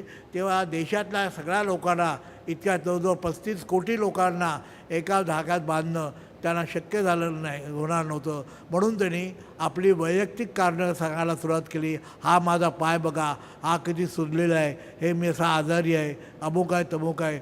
मी लिहू शकतो पण मी लिहू शकणार नाही. मी लिहू शकतो कारण ब्राह्मण म्हटल्यावर तर त्या काळातले ते सर्वश्रेष्ठ ब्राह्मण होते. सप्रू हे ब्राह्मणी आडनाव आहे, त्या आडनाव नाही आहे. सप्रू नावाची एक जात आहे तिकडची, आणि सप्रू म्हणजे त्या काळातले श्रेष्ठ ब्राह्मण. आता श्रेष्ठ ब्राह्मण लिहू शकत नाही असं म्हणता येत नव्हतं, पण मी लिहू शकतो, परंतु मला माझ्या आजारपणामुळे मी लिहू शकत नाही असं त्याने सांगितलं. म्हणजे एक व्यक्ती बाद झाली. आता दुसरी व्यक्ती राहिली, ती म्हणजे बॅरिस्टर M.R. जयकर. ते मुंबई प्रांतातले होते. त्या काळात जे मुंबईचे प्रांत होते त्या मुंबई प्रांतातले होते आणि ते गिरगावातल्या जावबावाडी नावाच्या ठिकाणी ते राहत होते. त्यांच्याकडे माणूस पाठवला. ते उच्च ब्राह्मण नव्हते, ते दलितही नव्हते, पण ते असे इन बिटवीन जातीतले होते. आणि त्याला सांगितलं, त्यांचा अभ्यास होता. 9 डिसेंबरच्या बैठकीमध्ये बाबासाहेबांच्या भाषणाच्या आधी त्यांचं अत्यंत महत्त्वाचं भाषण झालं. 9 डिसेंबर 46च्या अत्यंत महत्त्वाचं भाषण झालं होतं. त्या M.R. जयकर यांच्याकडे त्यांनी पाठवलं. M.R. जयकरनी तसंच केलं. त्यांनी सांगितलं, मला असा त्रास आहे, मला मी लिहू शकलो असतो, परंतु मी लिहू शकत नाही कारण माझी शारीरिक प्रकृती, माझे शारीरिक स्वास्थ्य असं आहे. आणि त्यांना माहीत होतं की साध्या मुंबई प्रांत होता, या मुंबई प्रांतामध्ये देखील इतक्या भाषा आणि इतक्या वेगळ्या होत्या की त्यांना मुंबई प्रांतातल्या लोकांनासुद्धा, मुंबई प्रांत म्हणजे मी त्यावेळेला आपलं मुंबई शहर पुरतं मर्यादित नव्हता, त्याला जवळपासचे अनेक भाग जोडलेले होते, त्याला एकत्र करता येणार नव्हते. म्हणून त्यांनीसुद्धा स्पष्ट नकार दिला. विथ थँक्स सांगितलं की मला तुम्ही मी विचारलं, मी आभारी आहे आपला, पण मी लिहू शकत नाही. आता राहिलं फक्त एकच शेवटचं नाव, ते होतं बॅरिस्टर B.R. आंबेडकर. आणि त्यांना न विचारता जर आयवर जेनिंगकडे पुन्हा नेहरू गेले असते तर त्यांनी सांगितलं असतं तुम्ही B.R. आंबेडकरांना विचारलंच की नाहीत. आणि म्हणून नाईलाजानं नेहरूने आपली माणसं पुन्हा बॅरिस्टर B.R. आंबेडकर, बाबासाहेब आंबेडकर यांच्याकडे पाठवले. आणि बाबासाहेब तर वाटच बघत होते केव्हा एकदा कॉन्स्टिट्युशनल असेंब्लीमध्ये आपल्याला प्रवेश मिळतो आहे, याची वाटच बघत होते. बाबासाहेब त्यावेळेला कॉन्स्टिट्युशनल असेंब्लीचे मेंबर नव्हते, जे तिकडून जे आले होते ते बाद झालं होतं. आणि म्हणून त्या काळामध्ये पंतप्रधान असलेले, आता ज्यांना आपण मुख्यमंत्री म्हणतो, त्या काळात त्यांना पंतप्रधान म्हणायचे, प्राईम मिनिस्टर म्हणायचे. म्हणजे मुंबई प्रांताचे प्राईम मिनिस्टर त्यावेळेला खेर होते, बाळ गंगाधर खेर हे त्यावेळेला पंतप्रधान होते. या बाळ गंगाधर खेर यांना ताबडतोब म्हणजे चेअरमननी, म्हणजे डॉक्टर राजेंद्र प्रसाद यांनी लाईटनिंग कॉल केला. आता लाईटनिंग कॉल आपल्याला माहीत नाही, आज आपण मोबाईल वापरतो, त्या काळात मोबाईल नावाचा प्रकार नव्हता, परंतु टेलिफोनमध्ये एक लाईटनिंग कॉल नावाचा प्रकार असायचा आणि लाईटनिंग कॉलच्याबरोबर पीपी नावाचा आणखी एक प्रकार असा. म्हणजे लाईटनिंग कॉल जे बटन दाबल्यावर लाईट पेटते असा जितका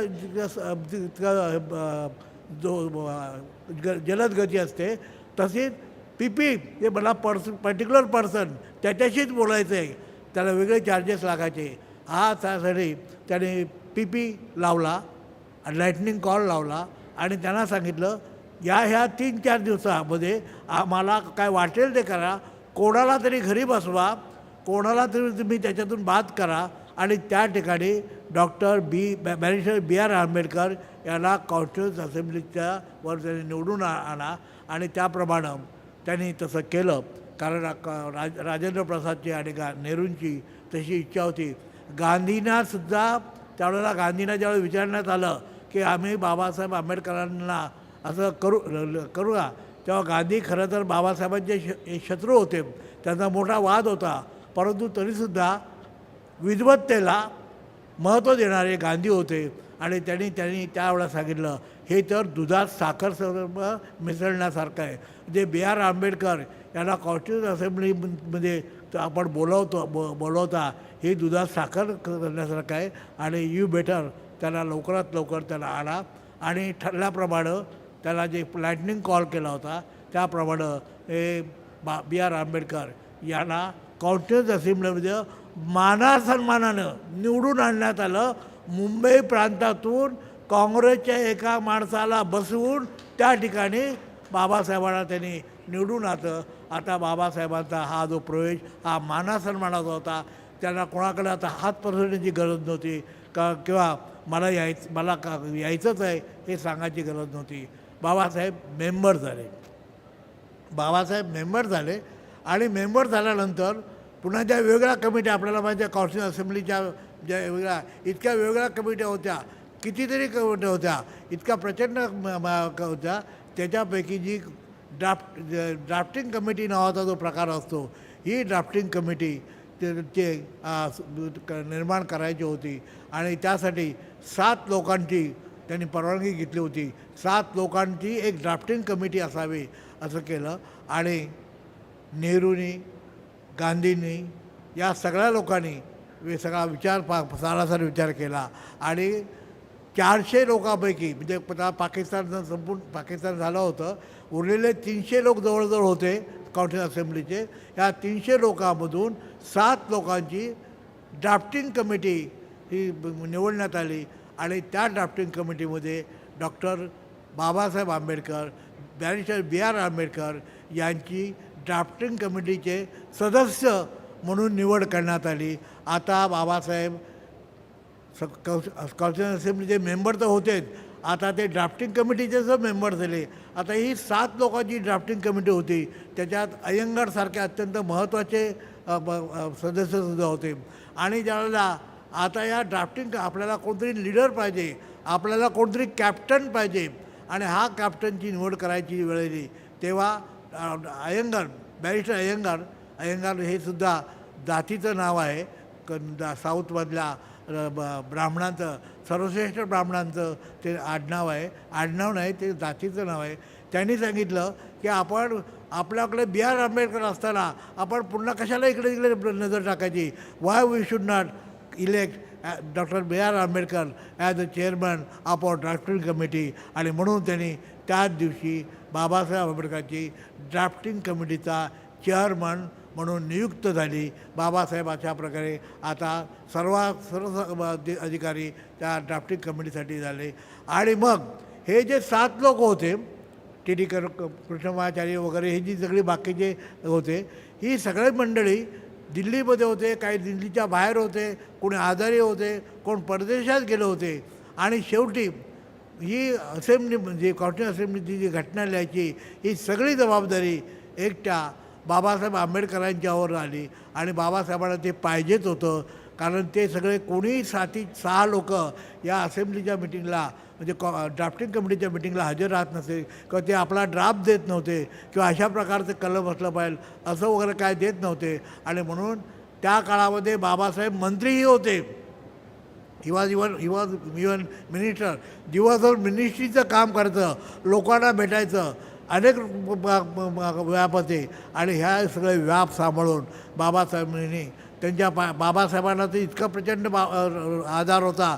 त्यांचे पाय नेहमी सुजलेले असायचे, हत्तीसारख्या पायासारखे त्यांचे पाय झालेले असायचे. हत्ती म्हणजे बाबासाहेबांना ज्याला आज आपण शुगर म्हणतो, ती प्रचंड प्रमाणामध्ये शुगर होती.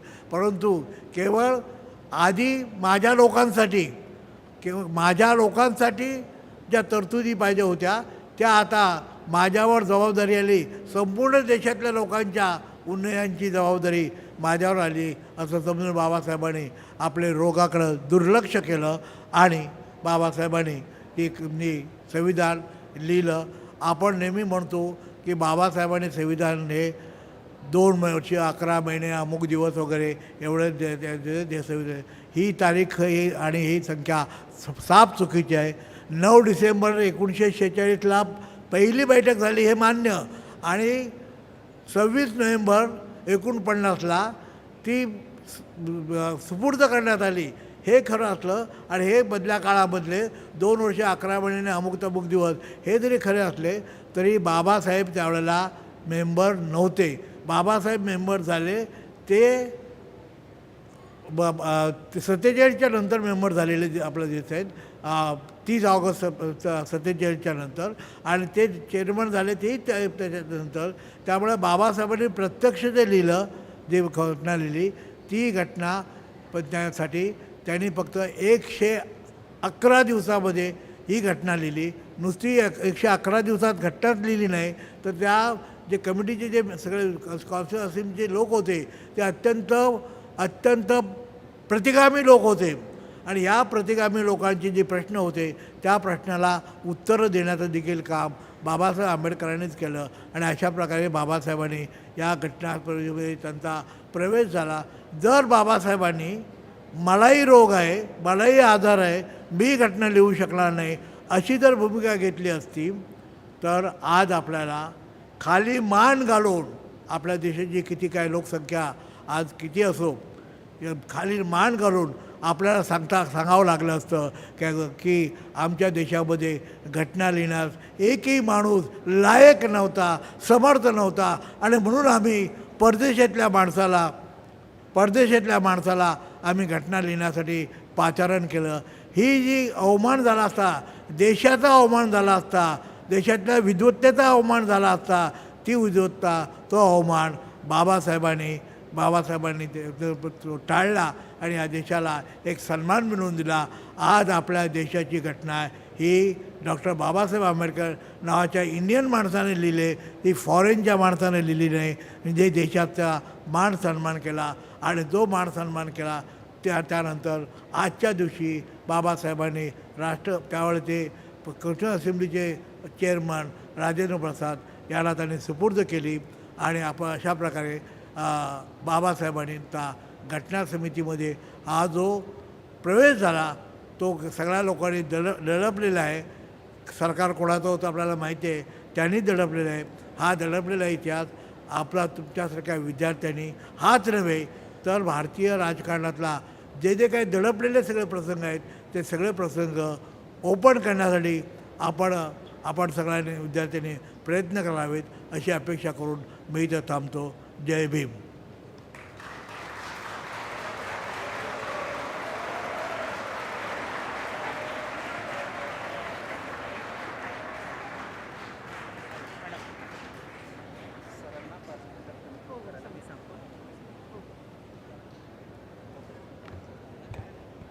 खरं तर अशा व्यक्तिमत्वानी जिने पूर्ण आयुष्य आंबेडकरांच्या विचारांवरच्या कामासाठी उधळून दिले अशा व्यक्तीला 15 मिनिटात बोलायला सांगणं म्हणजे टास्कच आहे. Thank you sir. आणि सॉरी तुम्हाला मध्येच वेळेअभावी थांबवावं लागलं. आपले जे आजचे सेशन चेअर आहेत doctor Bhosale, professor doctor Bhimrao Bhosale. First and foremost thank you for accepting to chair this session for today.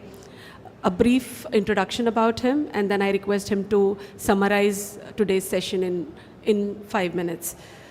Professor and Professor Dr. Bhimrao Panda Bhosle is Professor and Head, Center for Applied Linguistics and Translation Studies, University of Hyderabad.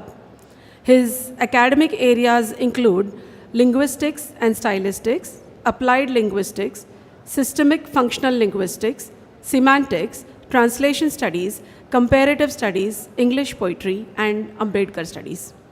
He has been an independent director of National Building Construction Company, NBCC, Ministry of Housing and Urban Development, Government of India, and has also been member of many highly esteemed academic committees.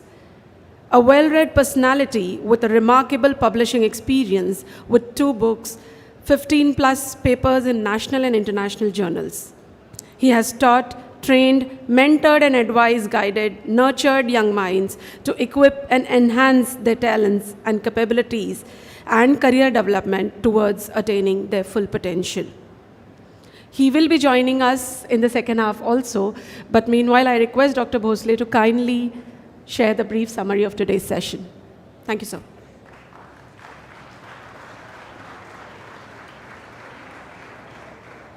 Thank you, Dr. Daivat Patil, Department of Media Studies, for giving me this excellent opportunity to sum up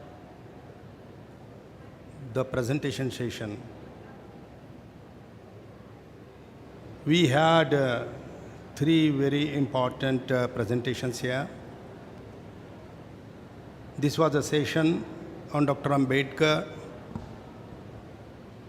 and his contributions to Indian economy, policy. First and foremost, a message from Honorable Chief Minister, Mr. Eknath Shinde, was read by Dr. Dinesh Dingleji, Joint Secretary, Social Justice Ministry, Government of Maharashtra, in which he appreciated and brought about the significance of the Constitution Day as well as Dr. Ambedkar's contributions to economy in general, and especially the value of rupee, the problems and remedies, which is having immense impact on contemporary economy and will continue to be very, very relevant for economic development of India. Thank you very much for that, sir. Then we had a very excellent presentation on Ambedkar's thoughts, economic thoughts, and contemporary relevance by Professor Dr. Ruth, London School of Economics online. She briefly outlined chapter-wise the thematic points and the methodology Ambedkar applied, which was holistic, comprehensive, for the analysis and critical appreciation of the issue of the value of rupee and how it was relevant and shall be very, very significant in future too, by transcending the established theories of economics by renowned economists of that period. A daring attempt and a very revolutionary attempt by Dr. Babasaheb Ambedkar in that thesis to set a new standard for the value of the rupee and to open the growing possibilities of development of economic development of India. We should appreciate that presentation from Dr. Ruth. Then the last presentation was by respected Honorable Revolutionary Dr. J.B. Pawar sir, because he was co-founder of Dalit Panther, along with Adarniya Raja Dhale. Sir, we remember you for that movement that you founded, you led, and triggered our minds for the justice, for the struggle of justice. And to strengthen democracy and to raise voice of human dignity and social fraternity for wrong practices against the scheduled caste, scheduled tribes. I think not only we people, but India could never forget the role played by Dalit Panther in transforming the caste consciousness into democratic consciousness. I appreciate for that role, sir. What he presented today is very important. That historic journey of Dr. Babasaheb Ambedkar, the difficulties in the way to enter into the Constituent Assembly, and how significant role he played as a member of a drafting committee, and with his deep knowledge and understanding of Indian knowledge system, social problems, political problems, or political history of slavery, colonization, communalism. Against that context of social political economy, how Dr. Ambedkar played important role in framing the Constitution. That was a brief but very pointed outline, remarkable one, to know for all of us that what has happened in the making of this Constitution and how important role Dr. Ambedkar played. Thank you very much for this. So I think these were three major presentations. Instantly I was suggested by Daivat Patilji to do this summing up presentation for this session. Thank you very much. Thank you very much for giving me an opportunity.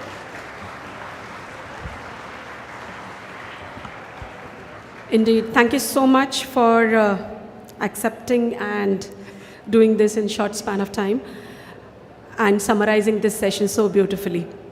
Dr. Ambedkar had proposed solutions in his thesis that were seen as progressive then and now also. Therefore, it is important to understand culmination of his ideas into policy making, and that leads to our session 2. So please stay with us for the next session themed Dr. Ambedkar in Policy Making in India. And for now, I conclude session 1 and request all of you to please join us for lunch outside the auditorium. The lunch break is for 30 minutes only. Please join us back in sharp 30 minutes in the interest of time. Thank you, dignitaries, for joining us today. Dr. Ingle, Dr. Bhosle, Dr. Pawar. Thank you. Thank All you. volunteers, please pay attention that after the session you have to come back over here after lunch. See to it that you are there in time. And secondly, you will get your certificates at the end of the program. Those students who are attending, they will be collecting their certificates at the end of the program.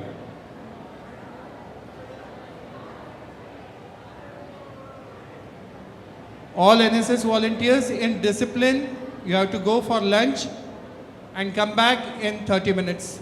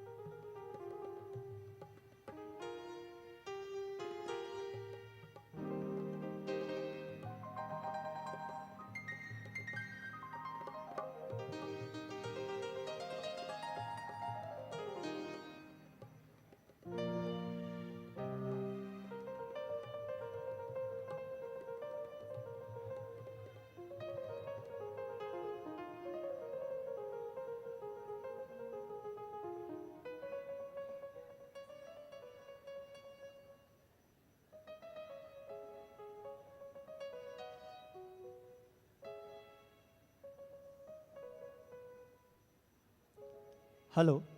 बाहेर जे NSS ची मुलं आहेत त्यांनी आतमध्ये येऊन बसावं. तुमच्या मित्रांना सुद्धा सांगा.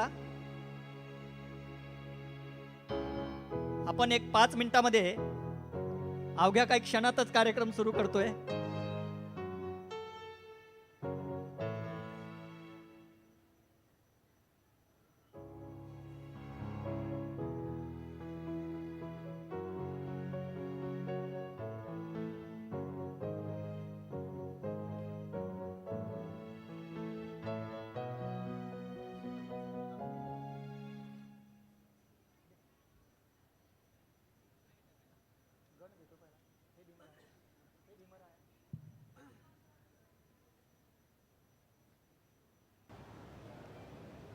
Thank you. I request everyone to please be seated. बाहेर जे विद्यार्थी आहेत त्यांना विनंती करा की लवकरात लवकर आतमध्ये या. कार्यक्रमाची सुरुवात करतोय आणि विद्यार्थ्यांच्या आवडीचा कार्यक्रम आहे, कल्चरल प्रोग्राम.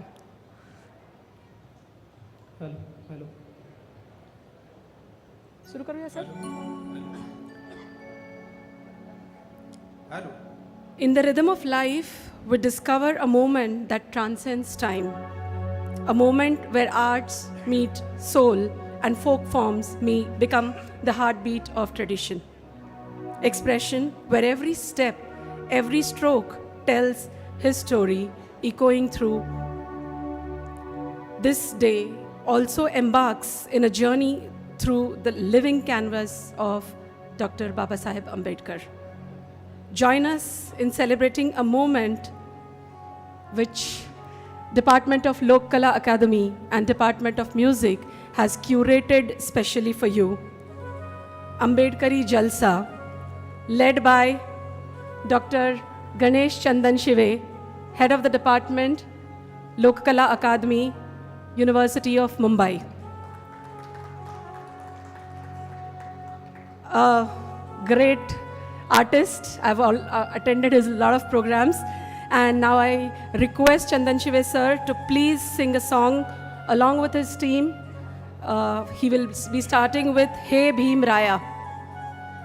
सर्वांना सविनय जय भीम. क्रांतिसूर्य बोधिसत्व परमपूज्य डॉक्टर बाबासाहेब आंबेडकर आज संविधान दिनानिमित्ताने हा बाबासाहेबांच्या विचाराचा जागर, जसे विद्वान आपल्या विद्वत्तेतून तुमच्यासमोर बाबासाहेबांनी जे विचार आपल्याला सांगितलेले आहेत ते इथे पहिल्या सत्रामध्ये आपण ऐकलेत. खऱ्या अर्थाने बाबासाहेबांनी सांगितलेलं आहे की माझे 10 भाषणं आणि शाहिरांचं एक कवन ही 10 भाषणांची बरोबरी करू शकते. आणि म्हणून डॉक्टर बाबासाहेब आंबेडकरांची चळवळ हे गावगाड्याबाहेर नेण्यासाठी लोककलावंतांनी, शाहिरांनी हातामध्ये डफ उचलून लोकांचं प्रबोधन उद्बोधन करण्याचं काम केलं. शाहीर हरिहरराव सोनुले, पतित पावनदास, शाहीर केरुबा घेगडे, शाहीर केरुबा गायकवाड, शाहीर भीमराव कर्डक, शाहीर वामनदादा कर्डक, प्रल्हाद शिंदे, विठ्ठल उमप, ही सगळी फळी तेव्हापासून निर्माण झाली. त्यांनी सुरुवात केली आणि असाच हा बाबासाहेबांच्या हयातीत असणारा शाहीर केरुबा घेगडे यांनी गायलेला गण वंदन मी तुमच्यासमोर गात आहे.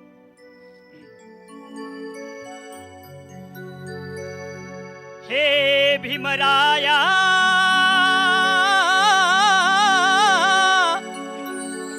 रामजी तनया द्यावी मती मज नव तुझे गुण गाया. भीमराया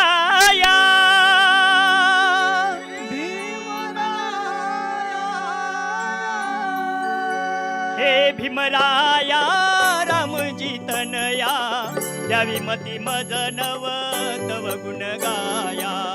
हे भीमराया रामजी तनया द्यावी मती मज नव तव गुण गाया.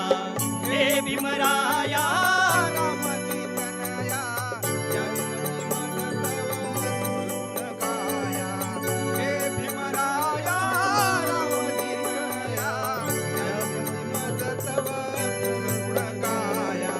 शस्त्र जुनीची फेकून टाकून शब्द शक्ती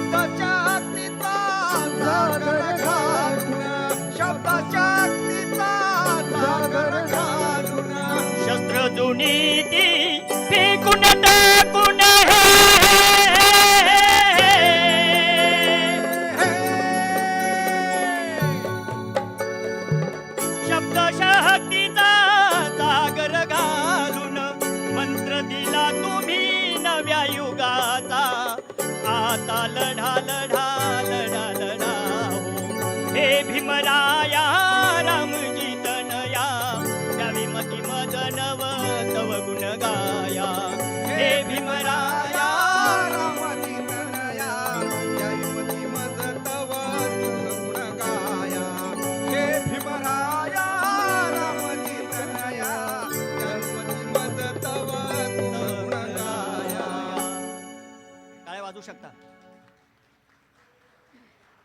डॉक्टर बाबासाहेबांचा विचार जसा स्वातंत्र्यपूर्व काळामध्ये स्वातंत्र्योत्तर काळामध्ये काही शाहिरांनी मांडला, त्यातच एक शाहीर होते साहित्यरत्न अण्णाभाऊ साठे.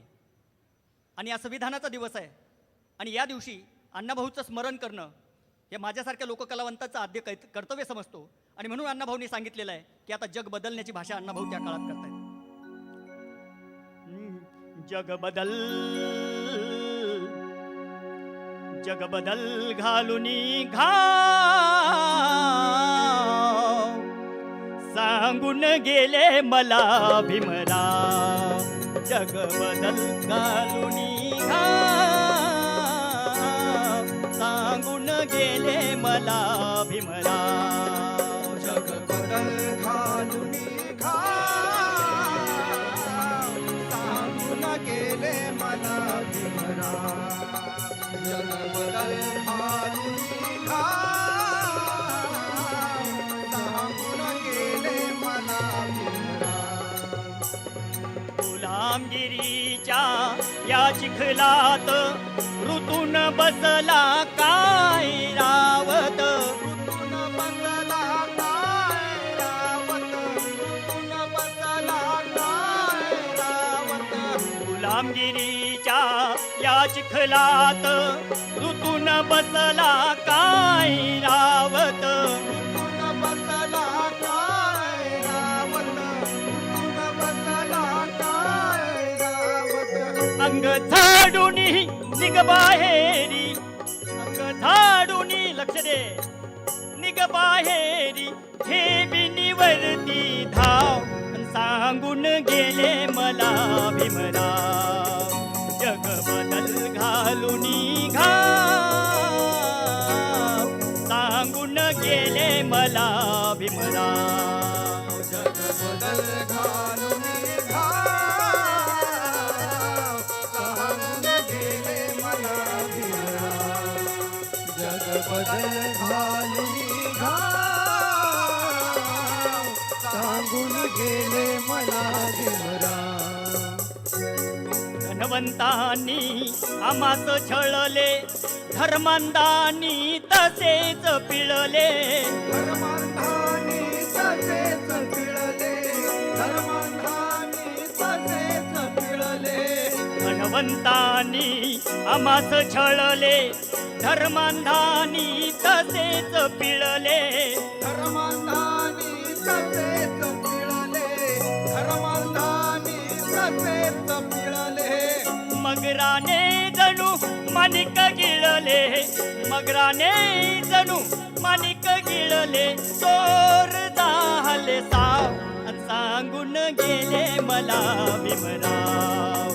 जग बदल घालुनी घाव सांगून गेले मला भीमराव. जग बदल घालुनी घाव सांगून गेले मला भीमराव.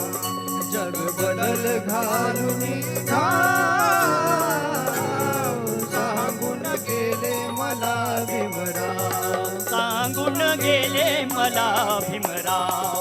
सांगून गेले मला भीमराव. सांगून गेले मला भीमराव. जय भीम. खूपच सुंदर सादरीकरण. टाळ्यांचा गडगडाट आणखीन एकदा होऊ द्या. गौरी मिश्रा यांना मी आमंत्रित करते. त्या गाणार आहेत ज्ञान सूर्य तू इस जगत का.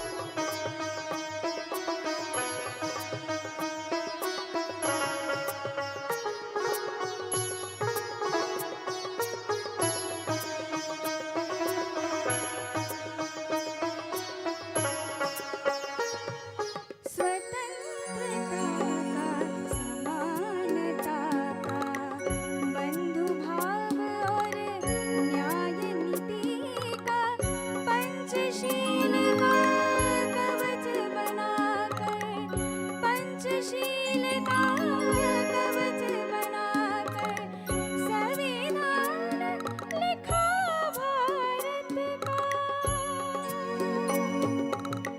भारत रत्न है भीमराव, विश्व के है युग पुरुष महान।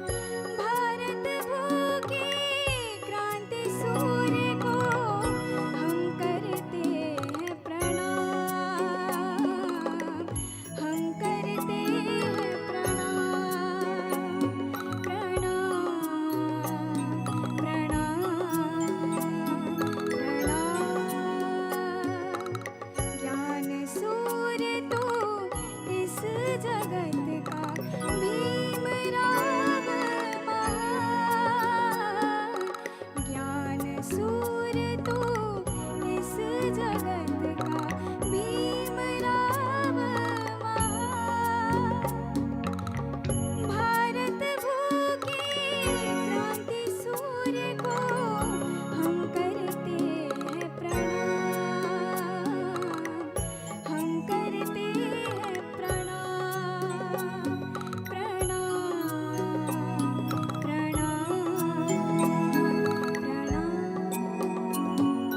Thank you.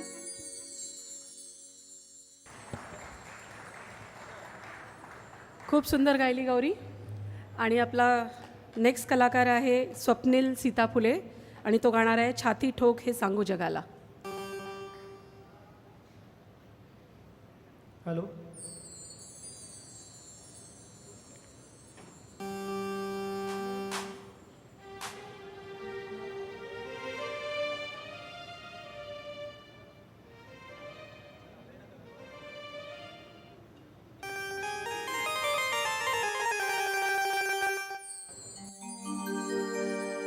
छाती ठोक हे सांगू जगाला,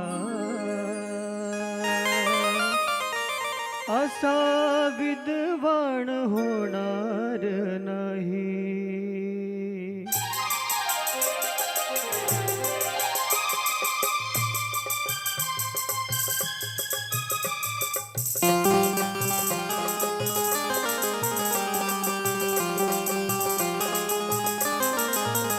छाती ठोक हे सांगू जगाला, छाती ठोक हे सांगू जगाला, असा विद्वान होणार नाही.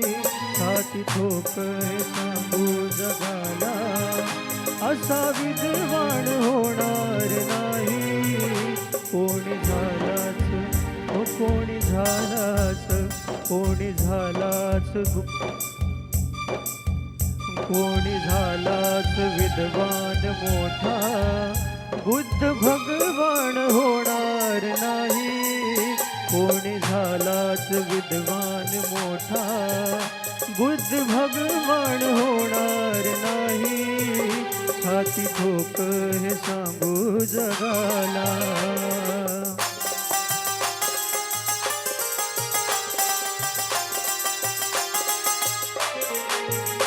दीन दुबळ्यांची उडून सुस्ती, चातुर वर्णाची जिरवून मस्ती. दीन दुबळ्यांची उडून सुस्ती, चातुर वर्णाची जिरवून मस्ती. कधी हरला ना ओ कधी हरला ना, कधी हरला ना ज्ञानाची कुस्ती. असा पहिलवान होणार नाही.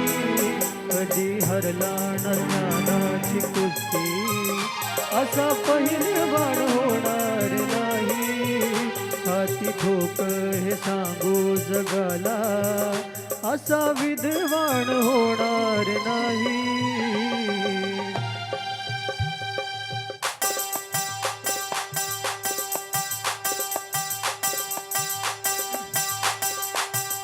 ज्याच्या घटनेवर चाले हे राज, ज्ञान वैभव हे त्यालाच साज.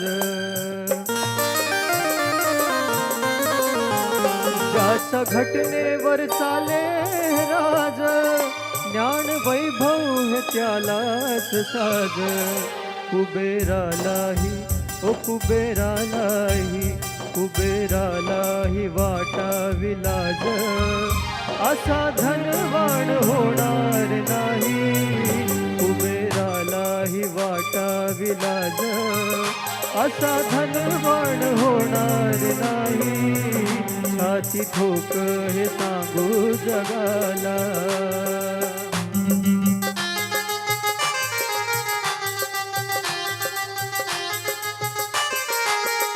ओझ पाठीशी हे उपकाराच कसं फिटणार त्या युगंधराच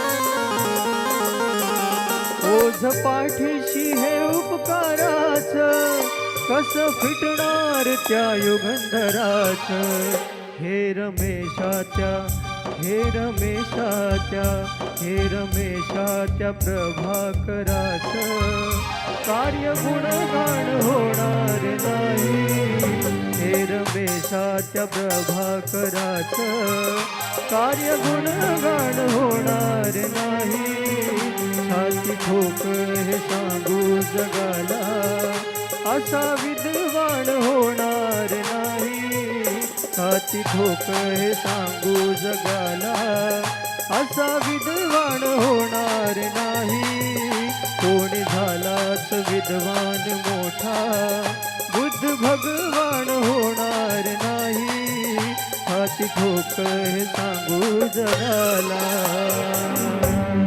थँक्यू मस्त.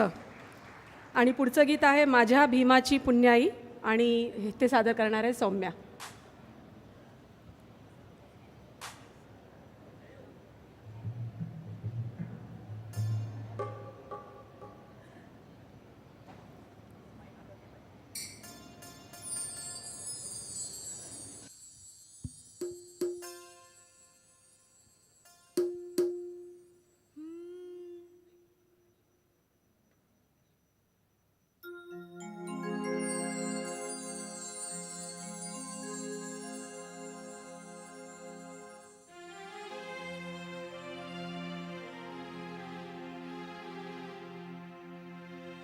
माझ्या भीमाची पुण्याई आम्हा माणूस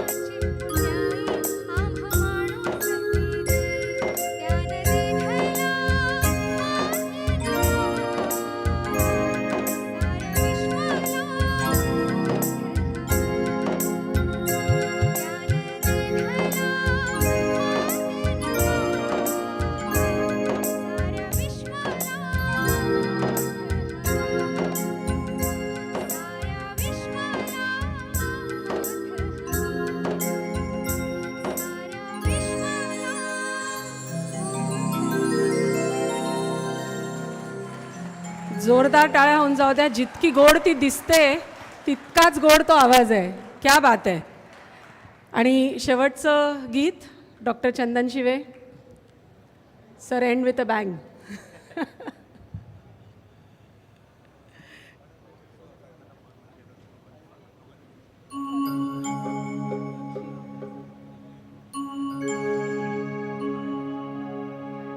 अन सोन्याचं बंधन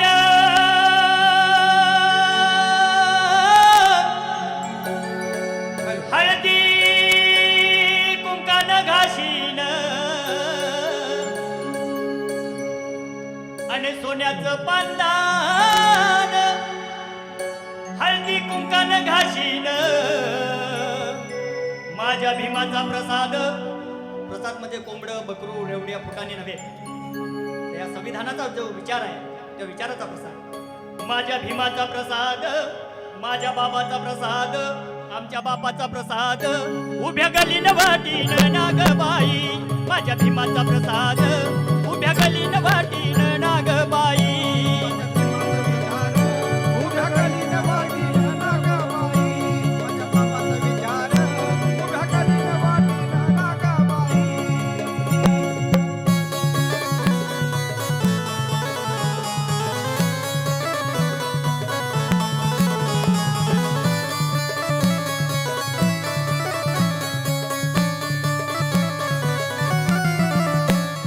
भीम भीम करता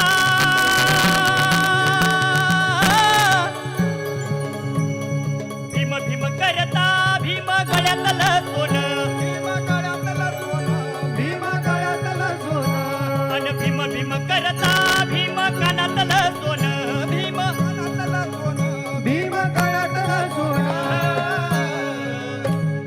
असं सोन्याला लागे ऊन. म्हणजे मगरे सर सकाळी म्हणाले की संविधान ना सुशिक्षितांना माहिती आहे ना अशिक्षितांना माहिती आहे. असं सोन्याला लागे ऊन, असं सोन्याला लागे ऊन, किती झाकू मी पदरान ग बाई. असं सोन्याला लागे ऊन, किती झाकू मी पदरान ग बाई. असं सोन्याला लागे ऊन, किती झाकू मी पदरान ग बाई. असं सोन्याला लागे ऊन, किती झाकू मी पदरान ग बाई.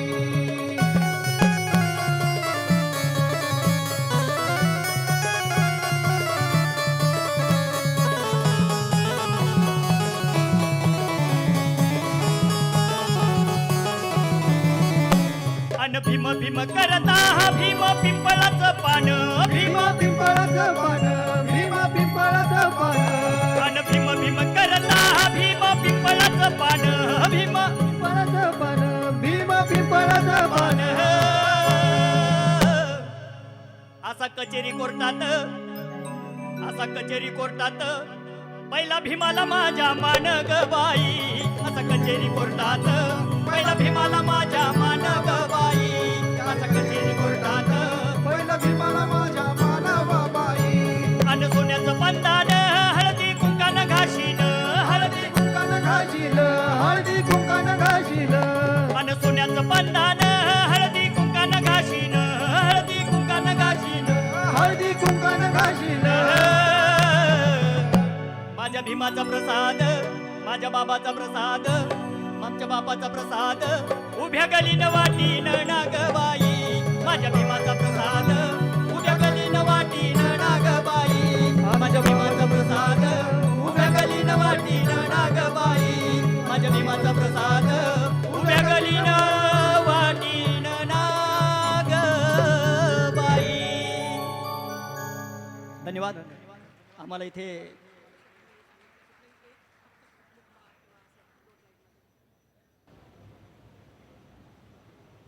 नको, आपल्याकडे वेळ खूप कमी आहे. तुमच्या फरमाईशीचा कार्यक्रम आपण नंतर 14 एप्रिलला करूया. आम्हाला इथे संधी दिल्याबद्दल आयोजकांचे आभार व्यक्त करतो. Baliram sir and thank you very much. Thank you so much. That was a power-packed performance and खूपच सुंदर सादरीकरण. Thank you once again, Department of Lokakala Academy and Department of Music, University of Mumbai. What a moment of threads woven with the essence of Ambedkari culture and artistry. So here we move on to our next thematic session. And we'll wait for 2 minutes until the stage is set.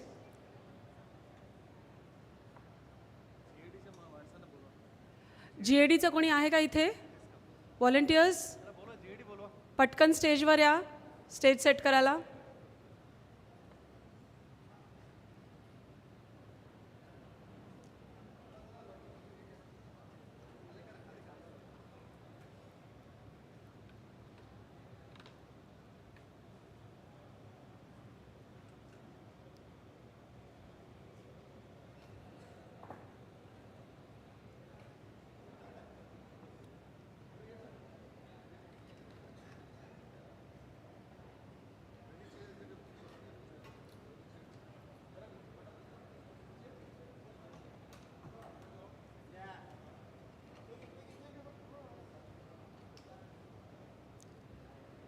GADचं कोणी आहे का इथे? GAD department, volunteers, please लवकरात लवकर stage set करा.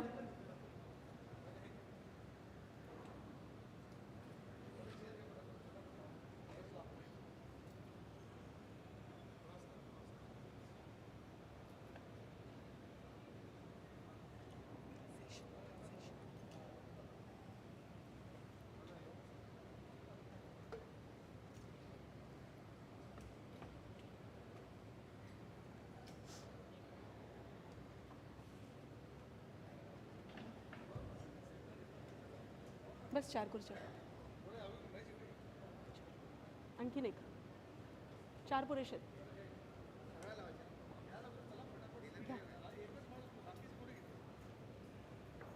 बस पुरे पुरे, मागे राहू द्या, बाकीच्या नंतर करू.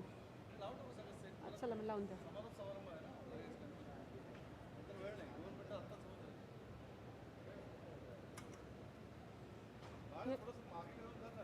हे राहू दे तिथेच, यांना नको हलवायला.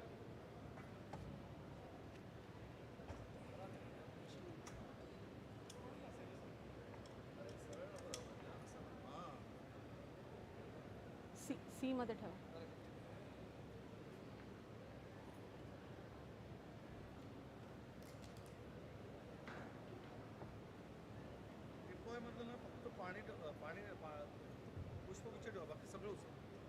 तोवर सेट करून घ्या, मी अनाउन्स करते आणि मग ठेवा मध्ये.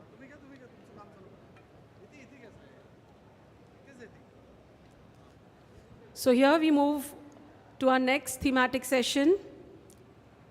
The thesis is often praised, I'm talking about Dr. Ambedkar's thesis, is often praised for reflecting Ambedkar's early concerns with social justice as he connected economic issues with the well-being of the Indian population, particularly the marginalized communities. Social justice is not possible without strong policy, and that is precisely our theme of the next session, Dr. Ambedkar's contribution to policy making in India. And I request and invite Professor Dr. Kisan Ingole to please come on stage. I also request Professor Dr. Bhimrao Bhosle to please come on stage, and Dr. Bariram Gaikwad sir.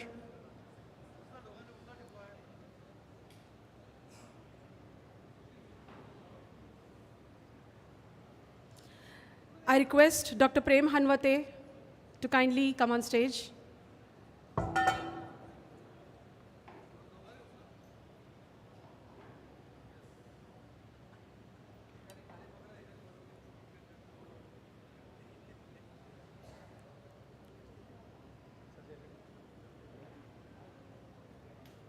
झालं?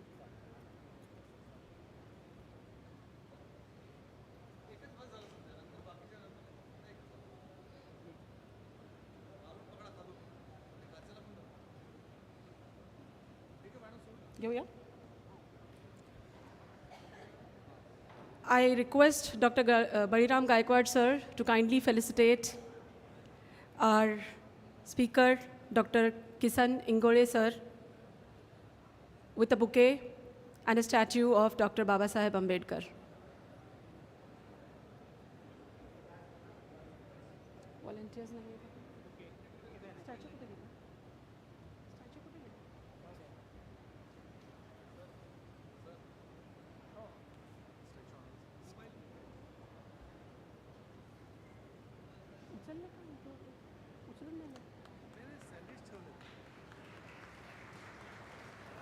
Please give a round of applause and welcome Dr. Kisan Ingole, sir, and Dr. Prem Hanwate, sir.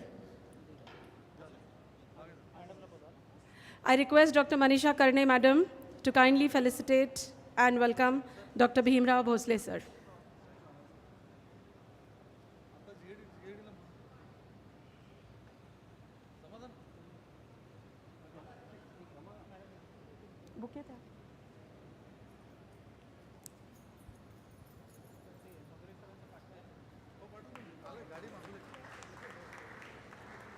I also request her to please give a bouquet to Dr. Prem Hanwate, sir.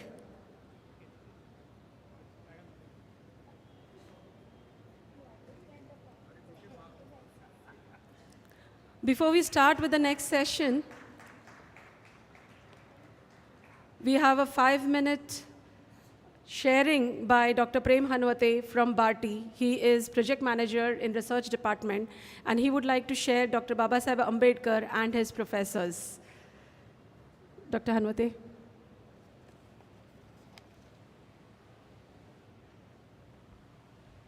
Thank you, ma'am.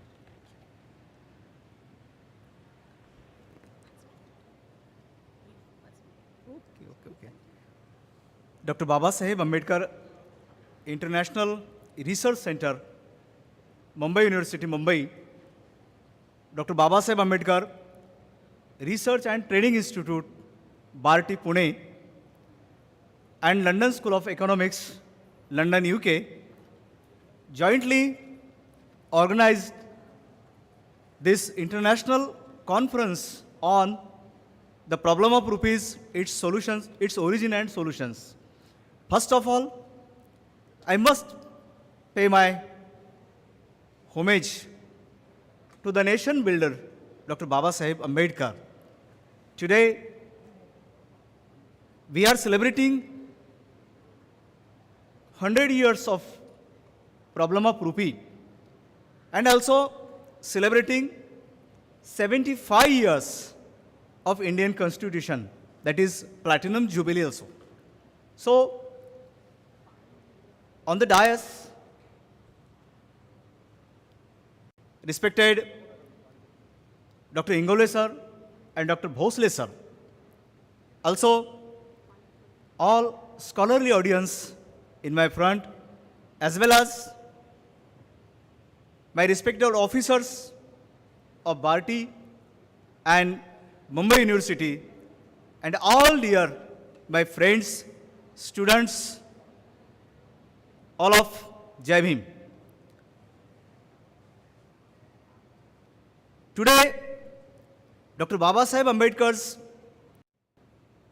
centennial celebration of problem of rupee. We all know Dr. Babasaheb Ambedkar is father of Indian Constitution, jurist, politician, social reformer, as well as journalist, radical thinker, and so many. But we must remember Dr. Babasaheb Ambedkar is a greatest economist. Among all of the world, 4 persons influenced the whole world's economy. That is Adam Smith, Karl Marx, Professor Keynes, and 4th is Dr. Babasaheb Ambedkar. Dr. Babasaheb Ambedkar's all education, starting from the end, we must say it is related to economic. All study, all research is related to economy. In Columbia University, his MA dissertation is related to economy. Second master's in MSc in UK, that is London School of Economics, is related to economy. Two doctoral theses. One is for PhD from Columbia University, and second DSc is from LSE. So, all the research is related to economics, and his all work, that is courses, is related also with economics. Economic, he completed in 1913 to 1916, he completed 16 courses, and among them 27 related to economics, 7 related to sociology, history 12, philosophy 5, politics 2, anthropology 4, German and other languages 3. That means 60 courses Dr. Ambedkar completed in that duration. So he is father of Indian economy. We must say, we must honor the father of Indian economy. Every student's, in every student's life, teacher plays a very important role. From beginning, Dr. Babasaheb Ambedkar, in his early schooling age, Keshav Ambedkar was a teacher. He gave his name. Then Keluskar Guruji, he is also beloved of Bhiva. And when he sailed to USA, Professor Seligman, Professor Foxwell, and all other professors are very influenced Dr. Babasaheb Ambedkar. John Dewey, we must say about John Dewey. Magresar reference in his speech. John Dewey is a famous philosopher in America. His philosophy related to pragmatism. And Dr. Babasaheb Ambedkar was very much impressed by his philosophy, the pragmatism. Recently, Dr. Scott Stroud wrote a very intelligent autobiography of Dr. Babasaheb Ambedkar, Evaluation of Pragmatism in India. He described how John Dewey influenced on Dr. Babasaheb Ambedkar. And Dr. Babasaheb Ambedkar practically, when thinking, when his process of thinking, we call it a pragmatism thinking. Then other professor is Edwin Kennan. He is very noble, very kindly professor, and he very helpful to Dr. Babasaheb Ambedkar in his whole life. When Dr. Babasaheb Ambedkar in very disaster position, the money and the very difficult position, because the scholarship, lack of the scholarship, lack of money, he can't complete his education. And when he returned to interrupt his education to the secretary of LSE, the recommendation of Professor Kennan to get permission to 4-year interruption to his further education. So the permission is granted by the recommendations of Professor Kennan. Also, when Dr. Babasaheb Ambedkar returned to India, and he needed to job, he wanted to job, and the Sydenham College, at the Sydenham College, a lecturership post is vacant. And when Dr. Babasaheb Ambedkar application to the Sydenham College, the principal, NST, he inquired to Kennan about his student. And London School of Economics as well as Professor Kennan remark about Ambedkar. And his remark is very, very, very valuable remark. And by that remark, Principal NST appointed Dr. Babasaheb Ambedkar as a lecturer in Sydenham College. When Dr. Babasaheb Ambedkar was in 1932 at Golmes Parishad, Professor Kennan write a letter to invite in London School of Economics to his dear student. So the bonding of a teacher and a student is very emotional. It's a very grateful bonding. Dr. Babasaheb Ambedkar always grateful to their teachers. We all, my friends, I'm talking with you because you are the path followers of the great, our forefathers, and we are students. A student, in the greatest student, that is Dr. Babasaheb Ambedkar. One event I must share with you, which is related to Dr. Babasaheb Ambedkar's study. When Dr. Babasaheb Ambedkar goes to library, someone says, when Dr. Babasaheb Ambedkar goes to library and rapidly reading, very giantly reading, and there is no spend a single minute to dinner and lunch and other thing. He put some pieces of breads in his pocket of coat and eat very slowly. And no one can, he seems that no one can notice him, but the librarian, he noticed him and he called up Dr. Ambedkar and warned, Mr. Ambedkar, the rule is, library is not to lunch, not to eat something. You will be punished. Dr. Ambedkar, tear and fear on his face. And Dr. Ambedkar requested, please, I will accept your punishment, but don't say to leave me the library. No, I will punish. Come tomorrow. And when tomorrow lunchtime, Mr. Librarian call up Dr. Babasaheb Ambedkar and say, you will punish. Dr. Ambedkar was frightened also. And the kind librarian bring a lunch box and says, Dr. Ambedkar, this is your punishment and you will lunch every day with me. This is your punishment.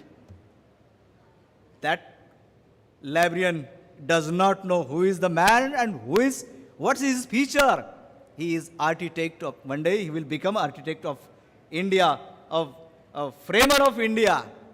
So, my friends, all of my students, it's my very honor to speak on such an international dais.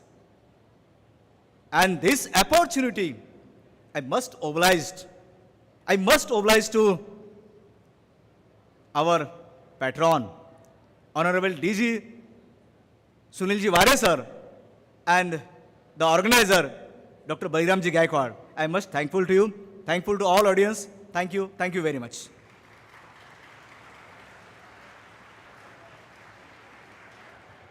Thank you so much, Dr. Hanwate.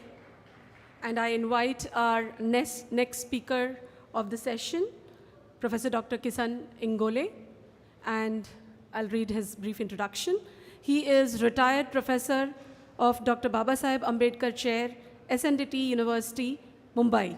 His areas of academic interest include Dr. Babasaheb Ambedkar's economic philosophy, public economics, financial institutions and markets, caste system and reservation policy, special laws for Dalit rights, dignity, diversity, and social exclusion of Dalits, and globalization and Dalits. His PhD topic was on Dr. Ambedkar's approach to public finance and policy in India. Needless to say, he has been awarded by many platforms, including Maharashtra Dalit Sahitya Akademi, Dr. Babasaheb Ambedkar Lekhak Puraskar Award, Chhatrapati Shahu Maharaj Jivan Ratna, and many other. He is a life member of many academic bodies and has written 2 books, many book chapters, research papers, and articles in Marathi newspaper. He has been invited as speaker in many academic events, and his research and teaching achievements have set new trends and have consistently demonstrated an unwavering commitment to the academic and personal growth of his students, fostering an environment of learning and support that has positively shaped their educational journey. And today, he's going to share his views on the topic, Dr. Babasaheb Ambedkar's thoughts on Indian agriculture and its contemporary relevance. Thank you, sir, and I invite you to please come on stage.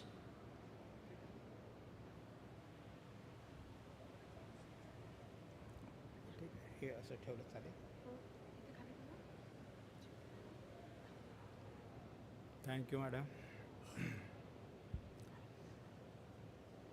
I thanks for this invitation. My colleagues for some time in SNDT, Professor Manisha Karne and her team.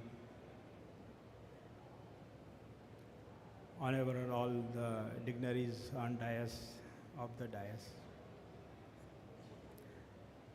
The students and other participants.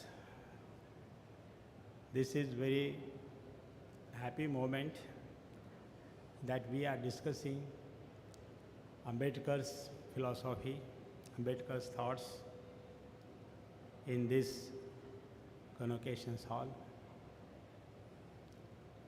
Today, I will speak very briefly about his contributions or his views, his policies for agriculture developments. Agriculture development in our country, India. With your kind permissions, I will request you allow me to speak in Marathi. I think you understand the Marathi. How many among you are not understanding Marathi?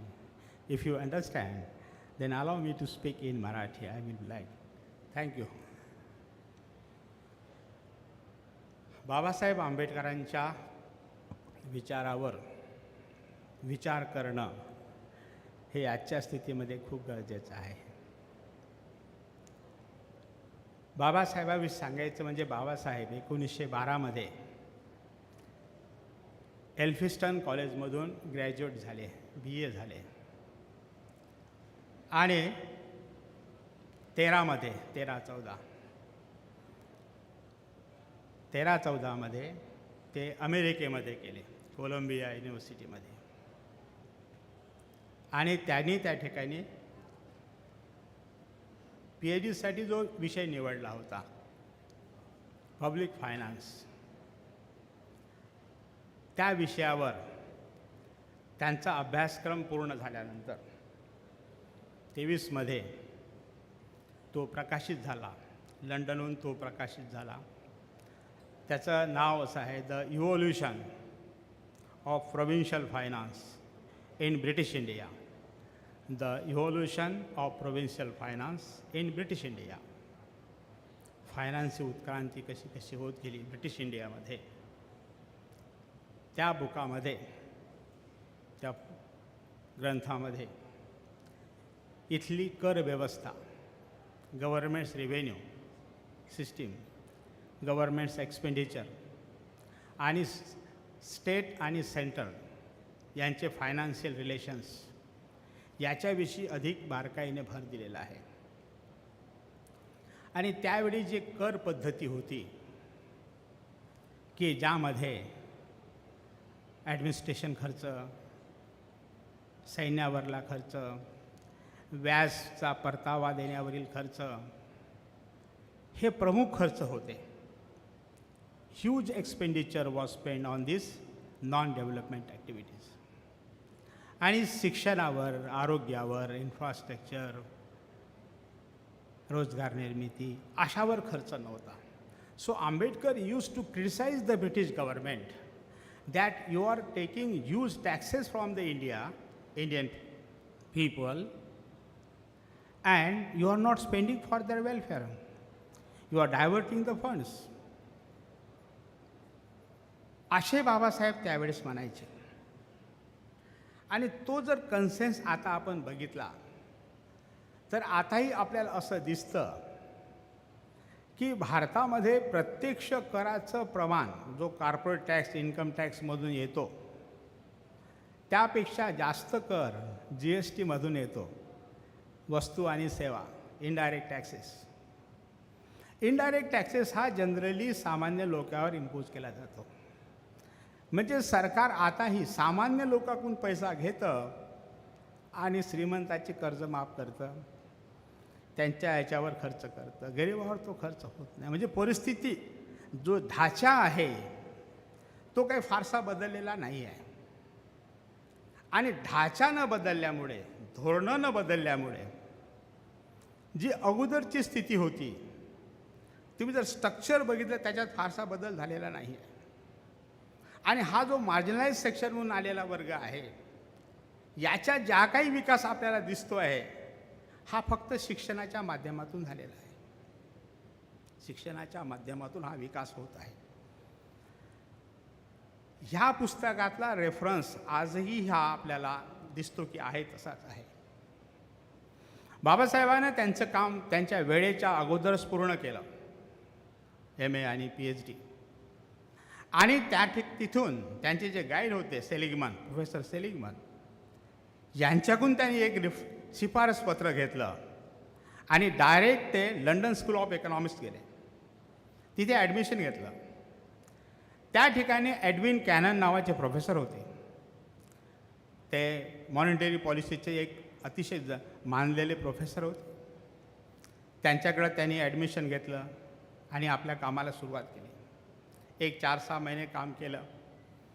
त्यांचा period संपला स्कॉलरशिपचा. मग त्यांना तिथे राहणं अशक्य होतं आणि त्यामुळे नंतर ते मुंबईमध्ये परत आले. मुंबईमध्ये परत आल्यानंतर काही दिवसात त्यांना सिडनॅम कॉलेजमध्ये व्याख्याते म्हणून काम मिळालं. तिथे हार्डली काही 20-21 महिने त्यांनी काम केलं आणि जे काही त्यांना सॅलरी मिळायची त्यातला मोठा भाग ते बचत करायचे आणि ते पैसे जमवून किंवा जेव्हा ते लंडनहून परत आले होते त्यावेळेस त्यांनी आपला क्लेम ठेवला होता की मी परत येणार आणि माझं काम पूर्ण करणार, आणि त्याच्या गाईडनं त्यांना परमिशन दिलं होतं. त्यामुळे हे पैसे गोळा करून बाबासाहेब हे लंडनला जाण्याच्या तयारीत होते. तेवढ्यात शाहू महाराज त्यांच्या घरी आले होते आणि शाहू महाराजांनी त्यांनी काही पैसे दिले होते आणि हे पैसे घेऊन ते परत 1920मध्ये लंडन स्कूल ऑफ इकॉनॉमिक्समध्ये गेले आणि 1920 ते 1923 हे 3 वर्ष त्या ठिकाणी ते होते. या 3 वर्षामध्ये त्यांनी MSc in economics, DSc in economics and Gray's युनिव्हर्सिटीमधून बारेट लॉ ह्या डिग्री घेतली होती. लंडनमध्ये इकॉनॉमिक्समध्ये जर त्यांनी MA केलं त्याला MSc डिग्री देतात. BA केलं, BS आपल्या मद्रासमध्येही, मद्रास युनिव्हर्सिटीमध्ये तशी सिस्टीम आहे. तर हे DSc आणि बारेट लॉ ह्या 2 पदव्या घेऊन बाबासाहेब परत मुंबईमध्ये आले आणि 24पासून त्यांनी प्रोफेसरची नोकरी न करता प्रॅक्टिसला सुरुवात केली.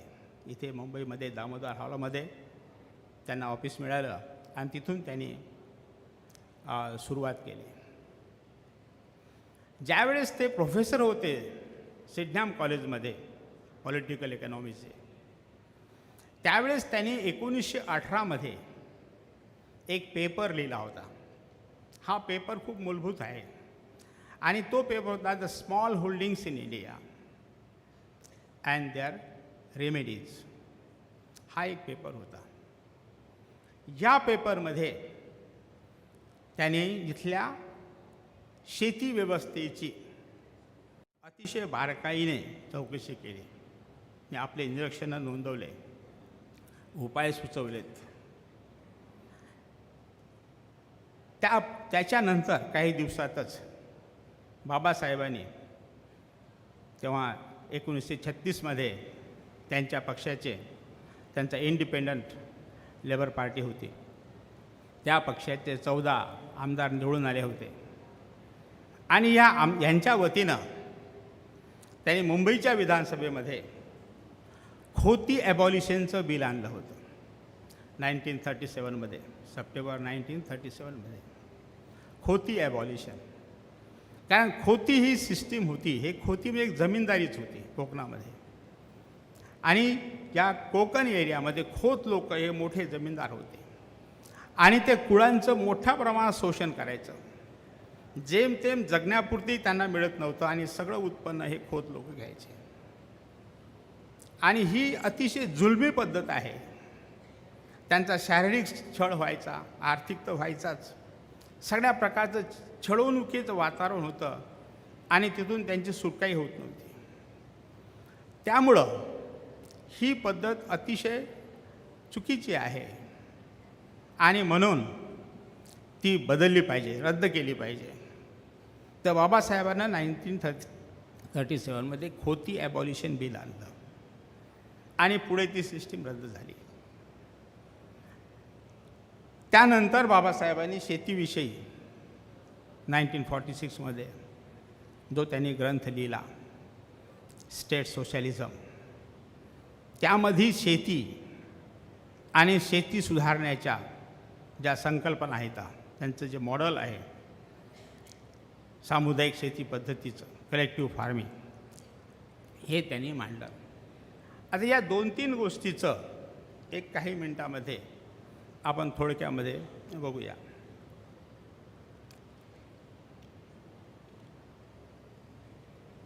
जे स्मॉल होल्डिंग आहे त्या पेपरमध्ये त्यांचं असं म्हणणं होतं की भारतामध्ये विषम पद्धतीची जमीन धारणा पद्धती आहे. Very few farmers, hardly 4%, they are holding huge land, near about 80%. And there are majority farmers, they are just a marginal farmer and small farmers. They do not get a sufficient, that means the equipments for cultivations and finance and all these things. विषम शेती असल्यामुळे लहान शेतकऱ्यांना शेतीच्या उत्पादनासाठी लागणारे अवजारं, बियाणे मिळत नाही. त्यामुळे ते शेती कल्टिवेट त्याला करता येत नाही. हा एक भाग. त्याच्यानंतर ही जमीन स्कॅटर असल्यामुळे, तुकडीकरण त्याचं होत असल्यामुळे, आणि वारसा हक्कानं बापाची जमीन मुलाला येतेच. पहिल्या मिळून 100 एकर असेल तर ते दुसऱ्या पिढीमध्ये 4 मुलं असेल तर 25 एकर जाते. एका मुलाला आणखी 5 मुलं असेल ते 5 एकरावर येते. म्हणजे जमिनीचं तुकडीकरण हे निश्चितच आहे आणि ते होत राहणार. आणि त्यामुळे जमीन ही कसण्यासाठी उपलब्ध म्हणजे चांगली नाही आहे, फायदेशीर नाही आहे. पण पर्यायी उपाय नसल्यामुळे, पर्यायी कोणतं काम नसल्यामुळे सगळेजण त्या शेतीमध्ये काम करतात. आणि अशा प्रकारे त्या ठिकाणी काय आहे, डिस्गाईज अनएम्प्लॉयमेंट, छुपी बेकारी आहे. बेकार तर आहेत पण दिसत नाहीत, अशी छुपी बेकारी आहे. म्हणून हे सरप्लस जे लोक आहेत, मॅनपॉवर आहे, यांना उद्योगामध्ये सामावून घेतलं पाहिजे. म्हणजे लेबर इंटेन्सिव्ह इंडस्ट्रीज ज्या आपण असं बोलतो तशा पद्धतीनं या लोकांना त्याच्यामध्ये सामावून घेऊन छोट्या छोट्या अनेक इंडस्ट्रीज काढल्या पाहिजे आणि जो सरप्लस मॅनपॉवर आहे शेतीमधला तो त्या ठिकाणी सामावून घेतला पाहिजे. ही एक त्यांच्यामध्ये त्याची सूचना होती. त्यांचं असं एक मत होतं की हे ॲग्रिकल्चर हे लोकांना परवडत नाही, पण पर्यायी उपाय नसल्यामुळे ते सगळे लोक शेतीमध्ये काम करतात आणि म्हणून छुपी बेकारी आहे. आणि जर आयडल लेबर असेल, हे आपण नंतर त्याचा विचार करतो, पण आयडियल लेबर असेल तर त्याचा तो 2 प्रकारे भार असतो त्याच्या कुटुंबावर आणि देशावरच. आणि म्हणून आयडियल लेबर असणं हे काही बरं नव्हे. त्या विषयानं ते सांगताना जे उद्योग वाढवले पाहिजे, प्रौढ शिक्षण लोकांना दिलं पाहिजे, कारण उद्योगामध्ये टेक्निकचं नॉलेज असण्यासाठी प्रौढ शिक्षण त्यांना दिलं पाहिजे. आणि हे सरप्लस मॅनपॉवर तिकडे घेतले पाहिजे. इंडस्ट्रियलायझेशन मोठ्या प्रमाणामध्ये झालं पाहिजे. अशा त्यांनी काही त्यावेळेस सूचना मांडल्या होत्या. आणि त्याच्या आधारावर त्यांचं असं मत होतं की लोकांमध्ये शिक्षणाचाही अभाव आहे आणि पर्यायी रोजगाराचाही अभाव आहे.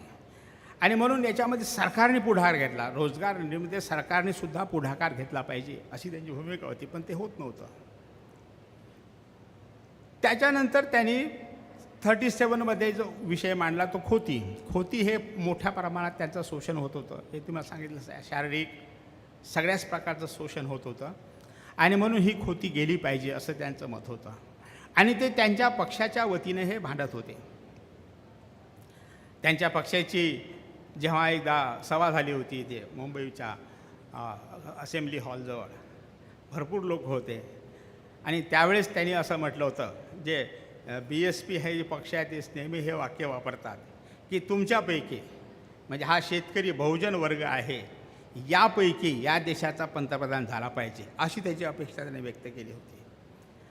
कारण तुम्ही बहुसंख्य आहात, तुम्ही मेहनत करता, तुमच्याकडं काहीच नाही आहे आणि ठराविक लोक म्हणजे त्याला कसं म्हणतात की ज्यांच्याकडं समस्या आहेत ते लोक सत्तेत नाही आहेत आणि ज्यांच्याकडे काही समस्याच नाही ते सत्तेत असल्यामुळं समस्या हे कायम तशाच राहतात.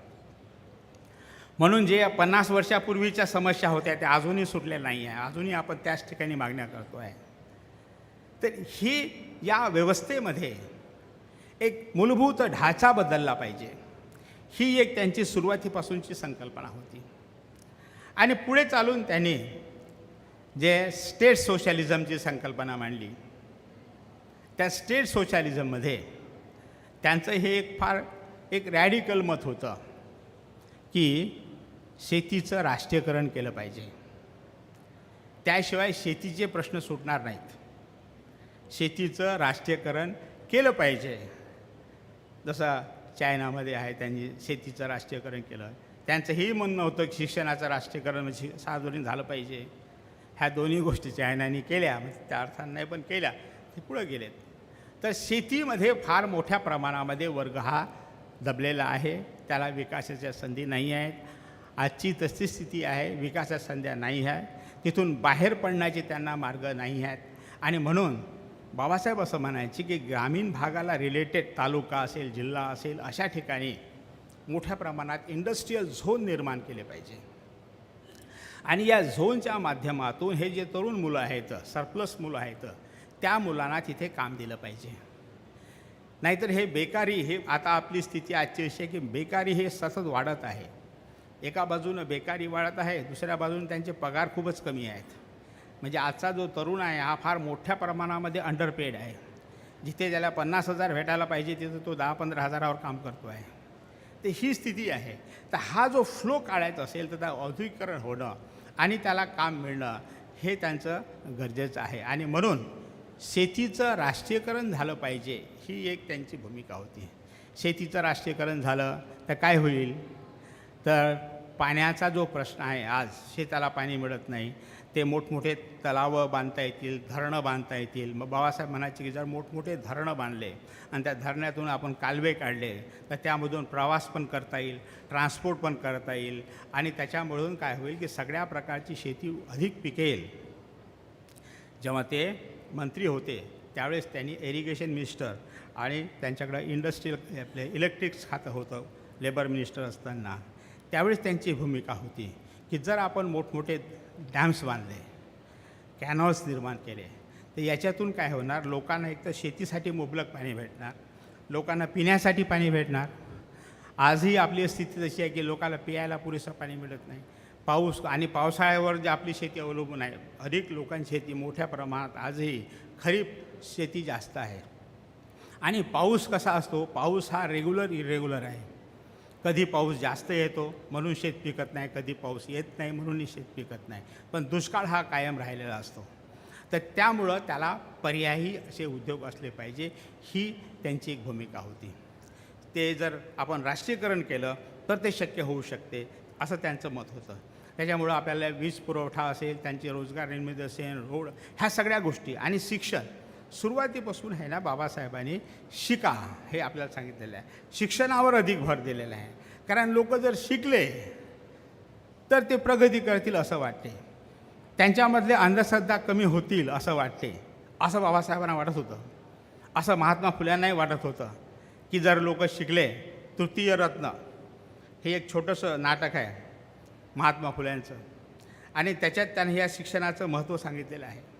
एक कुणबी कुटुंब आणि एक जोशी यांचे उदाहरणं देऊन की ही व्यवस्था, ही ब्राह्मणी व्यवस्था या कुळांना कसं शोषण करते देवांच्या आणि याच्या आणि त्याच्या माध्यमातून, हे त्याने अतिशय सुंदर प्रमाणे त्याच्यात मांडलेलं आहे. आणि याच्यातून जर त्यांना बाहेर काढायचं असेल तर फुलेही म्हणतात की लोकांनी शिक्षण घेतलं पाहिजे. बाबासाहेबाला हेच सांगायचं होतं की लोकांनी शिक्षण घेतलं पाहिजे. आणि म्हणून त्यांचं असं म्हणणं होतं की शेतीमध्ये आधुनिक तंत्रज्ञान वापरलं पाहिजे. आधुनिक तंत्रज्ञान वापरल्यामुळे मॅनपॉवर कमी लागेल. नवीन बियाणं वापरलं पाहिजे. याच्या माध्यमातून शेतीचा विकास केला पाहिजे. आणि जे शेतीमधले जे सरप्लस लोक आहेत त्यांना उद्योगधंद्यामध्ये सामावून घेतलं पाहिजे.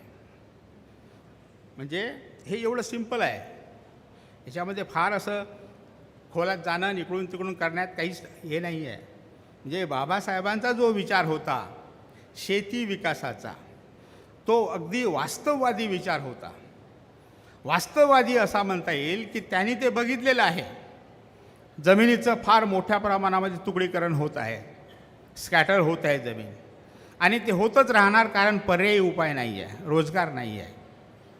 पर्यायी रोजगार नाही आहे. जर असं असेल तर एखादा शेती करेल, सगळे बाकीचे बाहेर जातील, पण तसं होत नाही आहे. पर्यायी रोजगार नाही आहे, शेतीचं तुकडीकरण होत आहे. आणि याच्यावर जर उपाय पाहिजे असेल तर सामुदायिक पद्धतीनं शेती केली पाहिजे. सामुदायिक पद्धतीच्या शेतीलाही इथे मोठ्या प्रमाणात विरोध होत असल्यामुळं तेही संकल्पना त्या प्रमाणामध्ये पुढे आलेली नाही आहे. आणि म्हणून अजूनही आताही जो शेतीचा प्रश्न आहे, जो शेतकऱ्याला त्यांना वेळेवर त्यांना पैसे मिळत नाहीत किंवा त्यांचं जे देणं आहे किंवा त्यांच्या मालाला किमती मिळत नाही, असे वेगवेगळे कारणं आहेत. आणि त्या कारणामुळे शेतकरी मोठ्या प्रमाणामध्ये आत्महत्या करत आहेत. हे जर टाळायचं असेल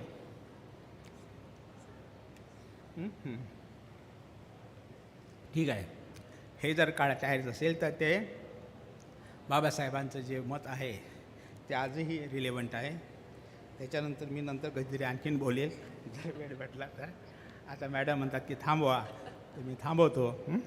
आणि इथं आपण माझे 2 शब्द ऐकून घेतले त्याबद्दल आपले आभार मानतो.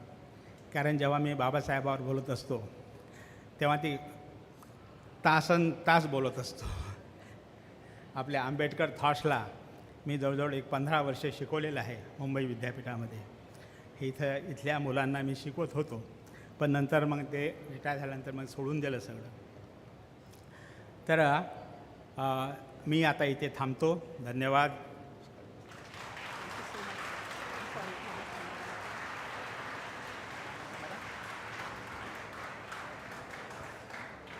I hate this job because I have to stop people in between when they are especially in the flow of such a beautiful talk.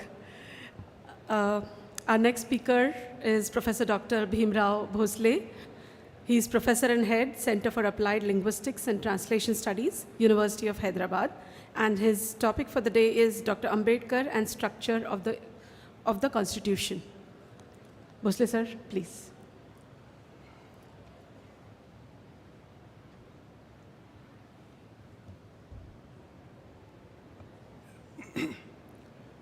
Thank you very much, ma'am. First and foremost, I express my gratitude to the organizer, Professor Gaikwad sir, for inviting me for such an excellent program. At this juncture, when different voices are being heard in social and political life of our country,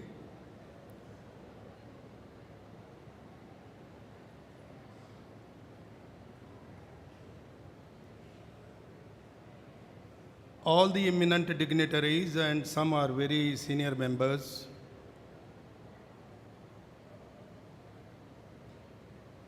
Shri Rameshji Patenge is my personal guide, supporter. I'm happy for his being present here.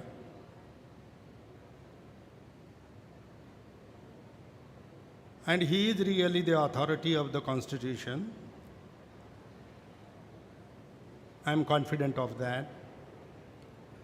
I'm just a learner. I read the Constitution of India.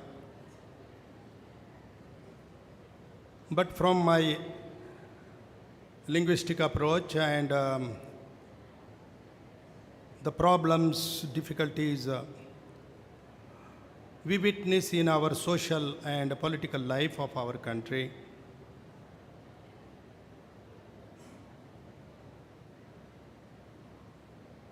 I don't say much about the enlightened personality of Dr. Babasaheb Ambedkar, who has touched upon all interdisciplinary subjects and left the traces of high intellectual contributions.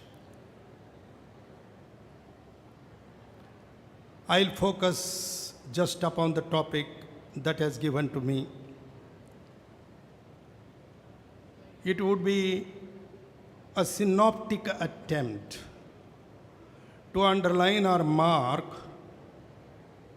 certain gaps or certain contradictions that Ambedkar himself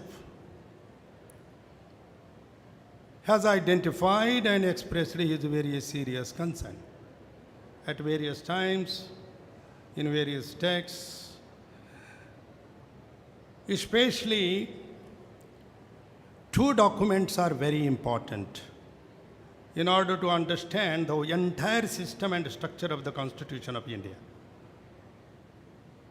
One is States and Minorities 1947 submitted a memorandum from the Scheduled Caste Federation to the Constituent Assembly that this has to be the proposed draft for the Constitution of India. Two components, states and minorities, very significant we need to understand. Because all the problems that we see today, or have been seeing it, is a tension, a conflict between the majorities and the minorities. And this is one of the very serious problems of the Constitution.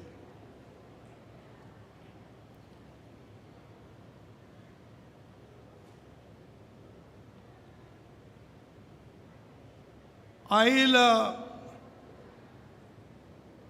see his vision very comprehensive, holistic, interdisciplinary. To give you a brief, synoptic exposition of the structure of the Constitution, I look at his worldview, especially from my linguistic perspective, into four isocentric circles intersecting at a point, establishing unity, integrity, and continuum of this world, the evolving world, with the frame of axis, y-axis and x-axis intersecting at that particular point.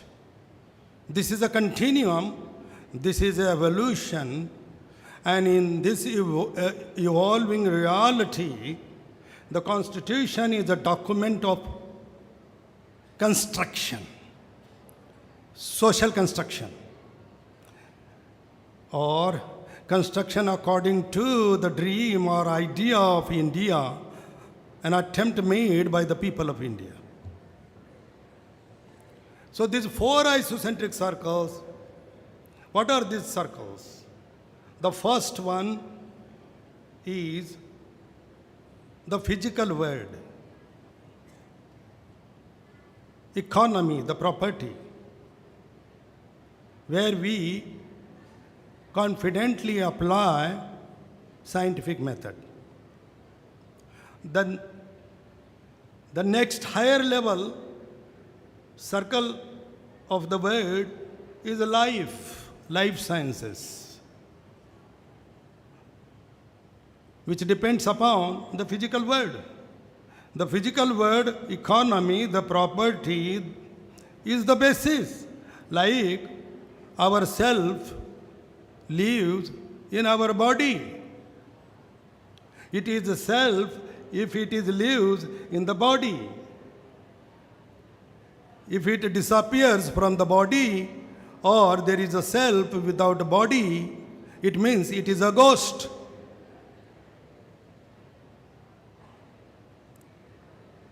It is dangerous. This aspect is very important and needs to be understood why Ambedkar gives first and topmost property for the individual as a fundamental right. It was in the first draft of the Constitution, but it has been amended later. Ambedkar doesn't understand at any level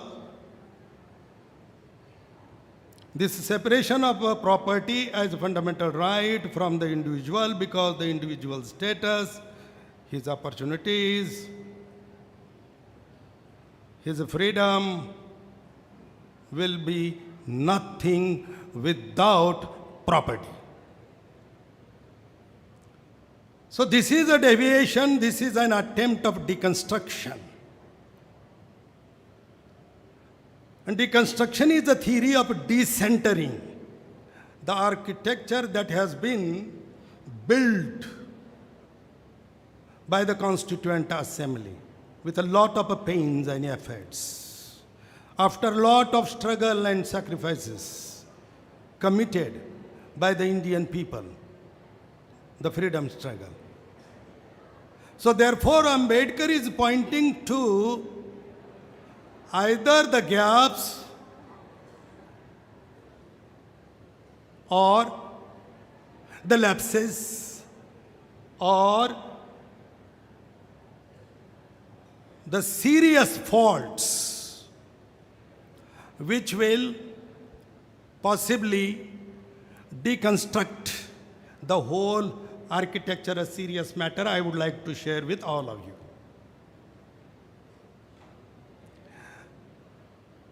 Life will be healthy, happy, positive. You will feel some leisure time, relax, if you have at least subsistence level property. If it is not there, then you are restless, you are frustrated. Okay? This very cause leads to very serious suffering and pain, what Buddha called that poverty is the greatest cause of dukkha. No other dukkha is more dangerous than the lack of property.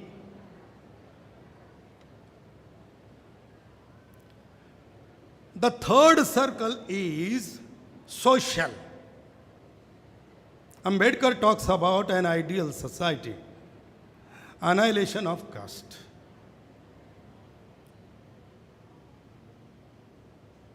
Our constitution, the fundamental preamble, preamble, it is an abstract synopsis of the structure of the entire constitution. In order to talk about the nature of the caste as an isolated class, not only minority class, but micro minorities of thousands of numbers. And hierarchy, that hierarchy robs your individual human dignity. Social status, social recognition.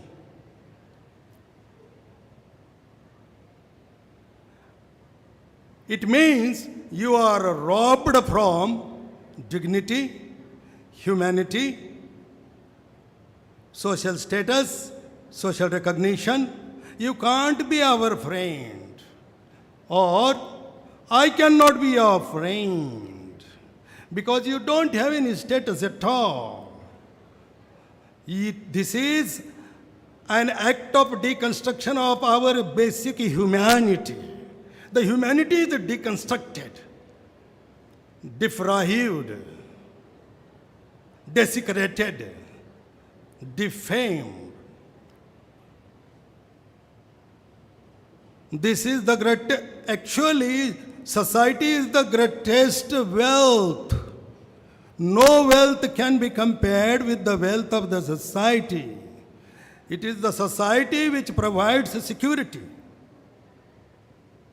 hope, all sorts of action, interaction, exchange, or our ideas, our experience. And that has been totally robbed by the caste. Caste is the antithesis of humanity. Caste is the antithesis of our constitution. The goals of the constitution, acts of the constitution, and the entire system that has been legally established to provide the unity, integrity of nation, to provide you justice, social, economic, political, to provide you liberty of thought, speech, expression, profession, faith, belief, and worship. Equality of status and opportunity, which I talked just now, and to promote fraternity, assuring dignity of the individual. Look at the wording. Promoting fraternity, assuring dignity of the individual, and unity and integrity of nation. Who are the subjects? We, the people of India. Who are the actors? We, the people of India. What is the theme of the people of India? We, the people of India. Very interesting grammatical analysis. So participants are we, the people. This expression is, I think, though it is a text of the law, but more metaphorical, more metonymic, and highly rhetorically elevated to utter these words, we, the people of India. I would like to ask you a question. Are we the people of India?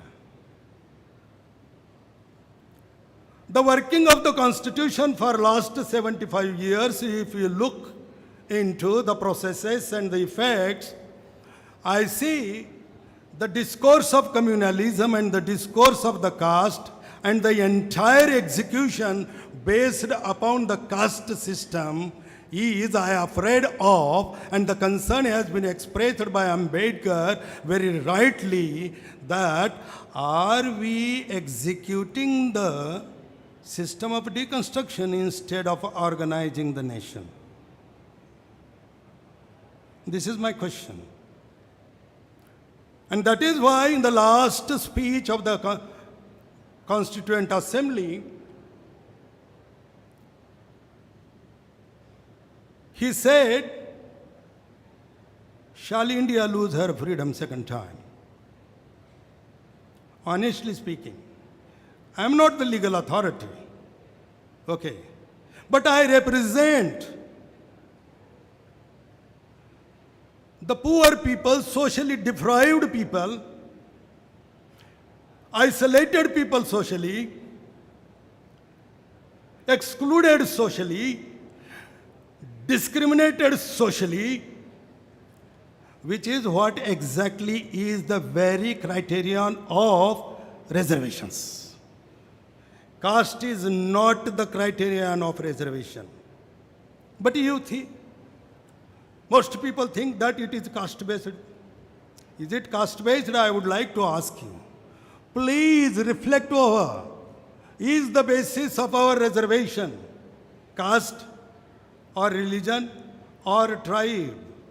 If it is so, then we are misunderstanding this fundamental law of the land. We are misreading it, misinterpreting it, and so misadministering it. And that is why this will happen in future. Ambedkar was known. He has understood. That is why in the last speech he repeatedly said, shall we lose her freedom second time? Shall we lose our freedom second time? So he has written one text in 1955, Thoughts on Linguistic States, very important, where very earnestly, very seriously, in a persuasive tone, addresses the people, not politically, but with a social understanding. Two amendments must be brought out to this constitution, of which he chaired the drafting committee. He was the chief person, but he is not satisfied about two very important acts or provisions of this constitution. It means he compromised with the majority of the Constituent Assembly against his will, though his heart was burning that what this Constituent Assembly is doing. He was not at all happy. And that is why there only in that forum, on that platform, he dared say, shall India lose her freedom second time?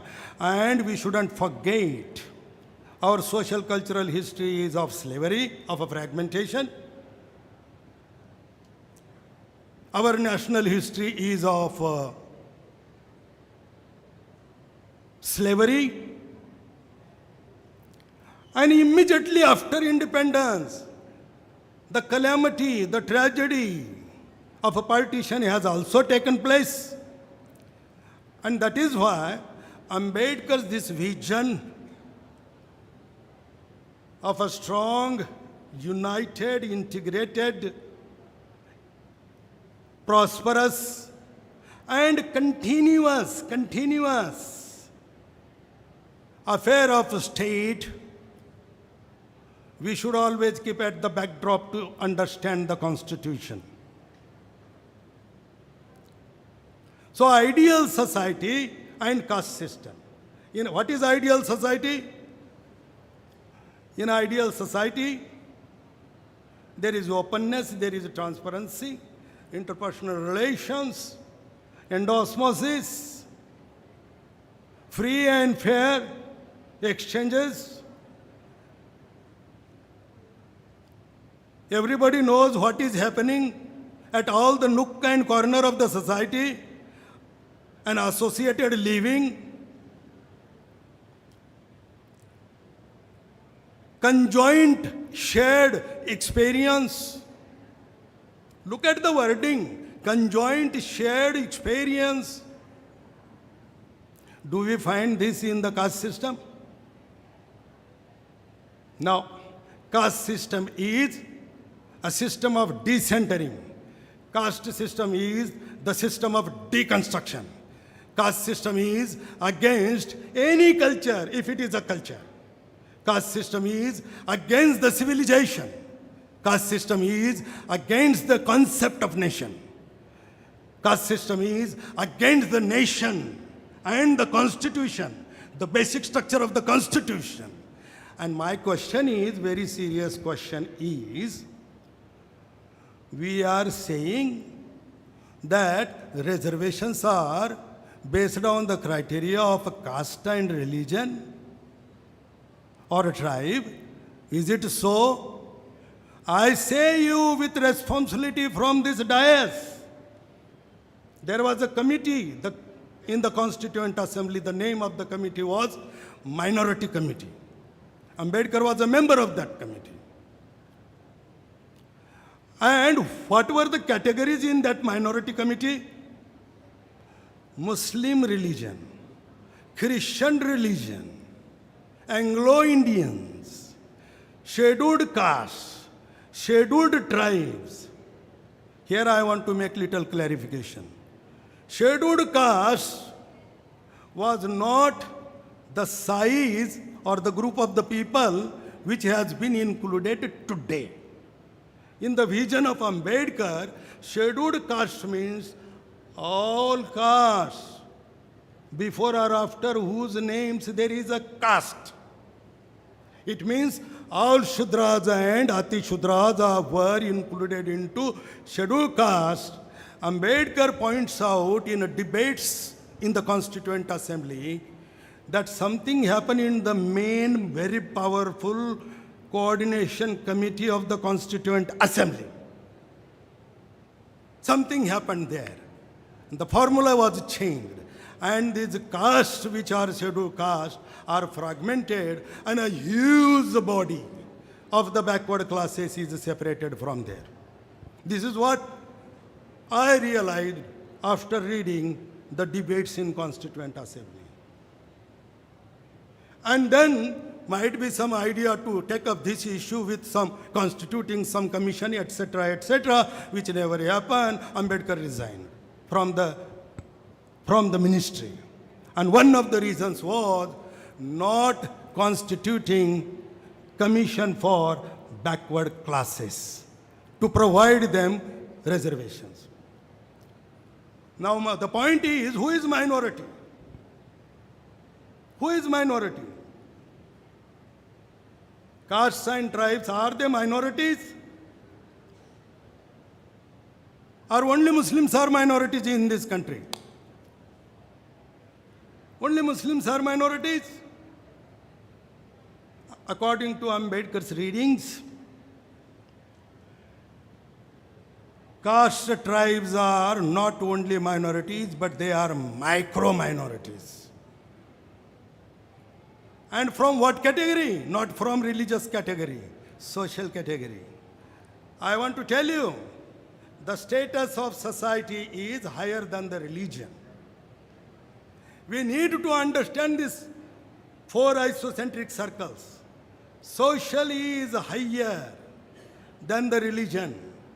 And in that higher level, we are derecognized, isolated, separated, excluded, and discriminated. More than that, in the name of religion, persecuted to the extreme level. And the process continues even today. Ambedkar says, minorities are of a different kind. And the only criterion of reservations for constitutional protection is minorities. Muslims are minorities, qualify for reservations. Christians are minorities, qualify for reservations. You will be surprised to know that they are the first to avail the benefit of reservations in the Constitution of India, even before the British government 1935 Act of India.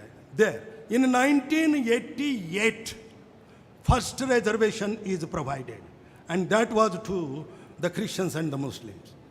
I am saying it on record. Scheduled castes got in 1936-37. OBCs got just after 2003. OBCs have been continuously excluded, discriminated. But let me tell you, OBCs are more serious minorities than the scheduled tribes and the scheduled castes. Their percentage is 0.5%, 1/4%, or 1.25%, 1%, 1.5%, not more than 1.5%. Muslims are about 17% by census. They are minorities. All political parties are saying this today, that the Muslims are minorities, and we are majorities. My question is, are we majority? In order to understand this structure, okay, and in the name of the constitutional structure, what has been going, Ambedkar has well in advance perceived how the people, these people, gullible people, ignorant people, helpless people, will be deceived in future. And if India is to be saved, if India, unity, integrity of the nation is to be saved, we will have to look into these processes of the Constitution. Overtly in appearance, justice, liberty, equality acts fine. The effect, why these acts? To promote fraternity, dignity of the individual, unity and integrity of the nation. Well, and who are the doers? People. And if the people are caught in the network of the caste system, which is a system of disintegration, deconstruction, who will they elect? The people in the legislature. What will be their consciousness? Their consciousness will be of the caste consciousness. And which caste one will enter there? Majority, a caste, majority caste people enter over there. What about the minorities of SCs, STs and OBCs? That was the concern of Dr. Baba Sahib Ambedkar. Okay? So, caste is a like bomb for this constitution. Ambedkar rightly suggested us annihilation of caste. Be social, be free, frank, equal, okay, be friendly. Very interesting thing. The framework is made of 5 words. Ma'am, please give me five words. Okay. Our framework, what we say really as the structure of the Constitution, sovereign, secular, socialist, democratic, republic. These are the 5 key words that define the thought of the Indian people. Republic, we know, rule of law, okay? And the law by majority. But which majority? Political majority, not caste majority or communal majority. And what is the reality? Look at our legislatures in the state, signed the union. I seriously share with you, sir. Our legislatures have fallen down to caste and communal majority.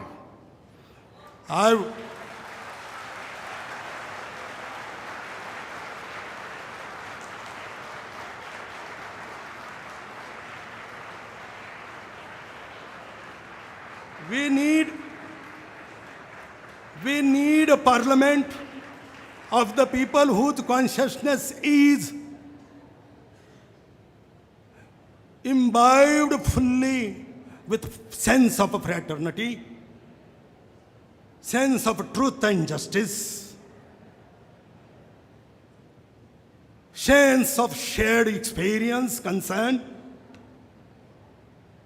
sharing the burdens equally, fighting for the enemies of the nation collectively, but sharing also what we have achieved. It shouldn't be grabbed by only few percentage of dominant castes and dominant religions.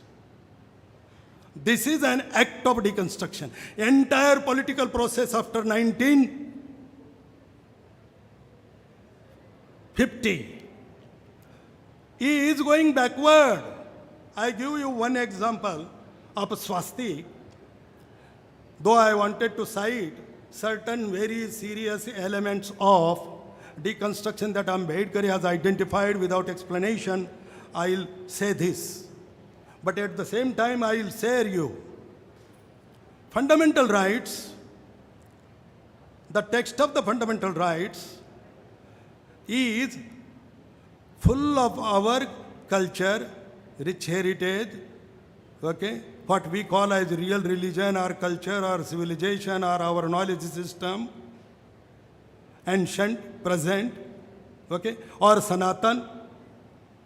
I'm saying the word Sanatan seriously. And the best meaning of Sanatan is explained by Guru Nanak. There was a debate going on in the country on the word Sanatan. No Maharaj so-called talked about this. How can we forget Guru Nanak on Sanatan? He says, look at the definition of the Sanatan.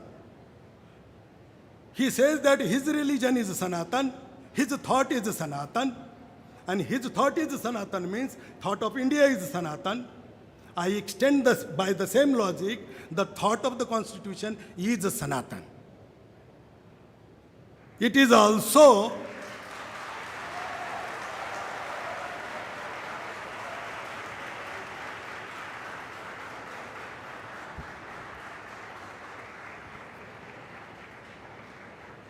if it is Sanatan, it is also universal. Because the frame cannot exist on only one axis. The frame exists with the intersection of y-axis and x-axis. The point, the location of the reality is the point of interaction. And it always intersects at 0 point. So 0 point is the beginning. And Guru Nanak Ji says, what is Sanatan? Ramesh Ji, very interesting. I want to share with you. Adi Sachu, Jugadi Sachu. You say, Adi Sachu, Jugadi Sachu. Hai bhi Sachu. Nanak, Hosi bhi Sachu. This is Sanatan. Now I refer you to the Rig Veda. The wording, okay, in the Rig Veda. Because I immediately, when the debate was going, I referred what Ambedkar has said about the Sanatan. And I found the quotation from Rig Veda in his writings. The philosophy of Hinduism. In that text, I got that. And what does Rig Veda say? Let me tell you. Rig Veda is the first Veda, and it is considered by the Hindus as the most original and sacred for them. It is the text of their religion. It means other 3 Vedas stand secondary and tertiary when we compare it with the Rig Veda. Now what is Rig Veda, the text on Sanatan? Truth.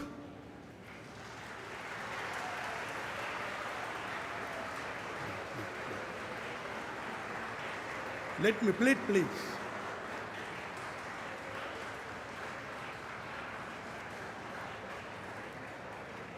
From Rig Veda, I am quoting it that Ambedkar has written in the philosophy of Hinduism. What does Rig Veda say? Truth that exists before the existence, truth that exists after the existence, truth that exists even in the present, truth that includes me as well. And so eternity and universality intersect. This is the dynamics of positive, progressive continuum of the life. I said that I'll talk about the swastik briefly and conclude. Look at the swastik. It is nothing but the frame. It is the frame. There are 4 quartets. Okay. The only quartet that is positive and progressive and continuum is top right. Top right, plus, plus, double plus. Our university has got double plus A. from the neck, double plus A, positive progressive continuum. अब मैं आपको ये बताना चाहता हूँ कि दिस is the सनातन धर्म, ये वैश्विक है, it is we the people है, ना हिंदू है, ना बुद्ध है, ना जैन है, ना मुस्लिम है, ना क्रिश्चियन है. The need of the time is to understand our constitution in proper frame.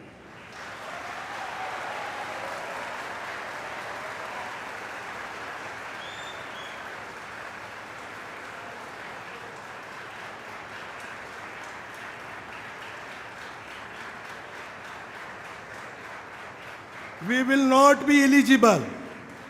We will not be eligible to be the member of any legislature, not even of the panchayat, if you carry along in your head the consciousness of caste.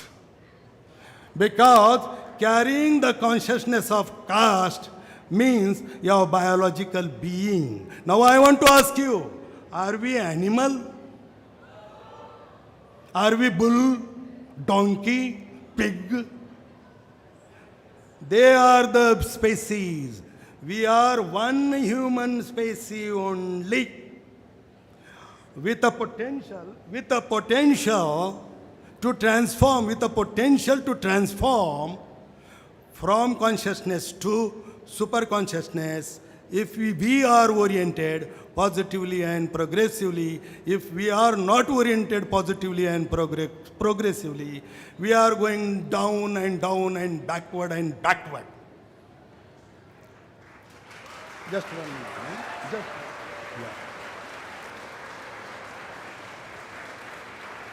yeah. अरे बाबा ठहरो ना, time नहीं है. I have to conclude in 1 minute.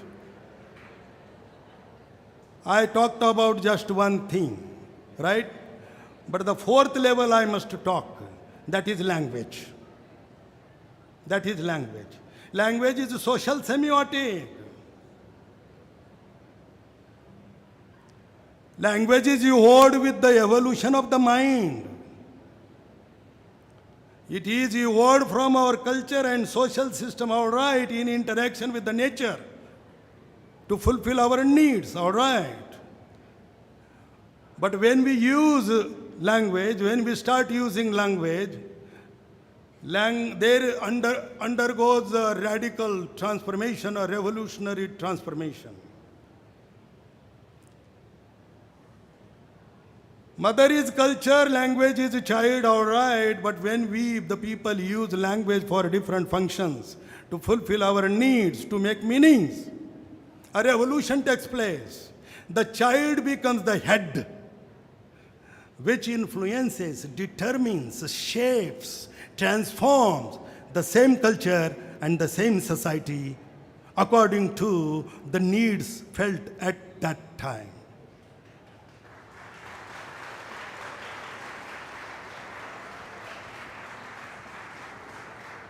That is why Ambedkar said, first his proposal was Sanskrit as official language of India, not Union of States, but United States of India.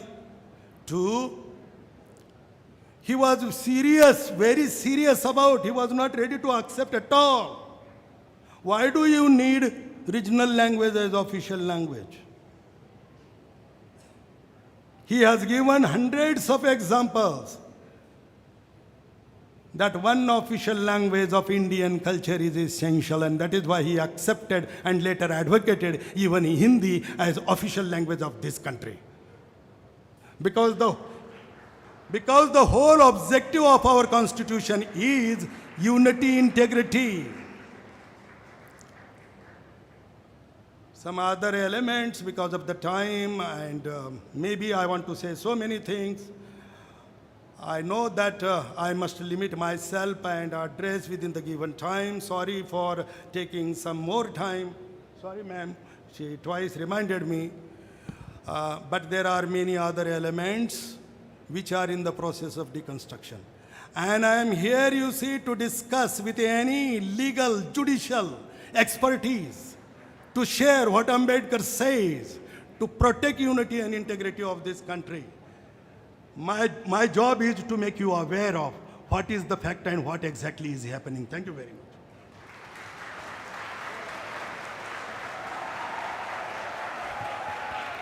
This was definitely a power-packed performance and speech. The fire in his belly could be felt with all the audiences over there. I'm sorry to be an interruption, but in the interest of time, we will have to stop you, sir. Thank you so much. I thank both the speakers, Professor Dr. Bhosle, sir, and Professor Dr. Ingole, sir, for their kind allotment of their precious time.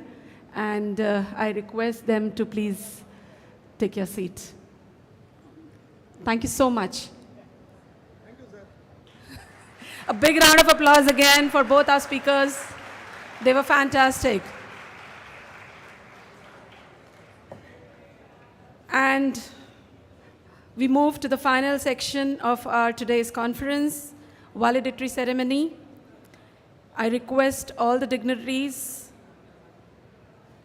to come on stage, but before that, we will do a floral tribute to Bharat Ratna Dr. Babasaheb Ambedkar. And I request Patange sir, Padma Shri Dr. Ramesh Patange sir, and our Honorable Vice Chancellor, Professor Dr. Ravindra Kulkarni sir, to do the honors.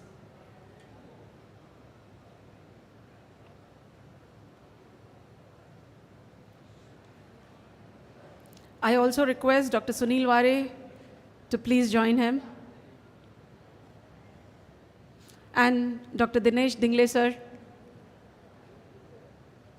to please do the honors.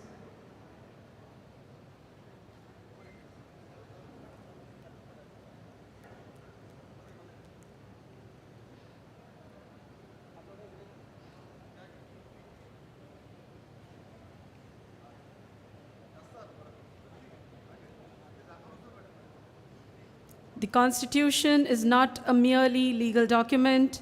It is a living testament to our shared aspirations and collective dreams. It enshrines the principles of liberty, equality, and justice, laying the foundation for a society that cherishes diversity and promotes inclusivity.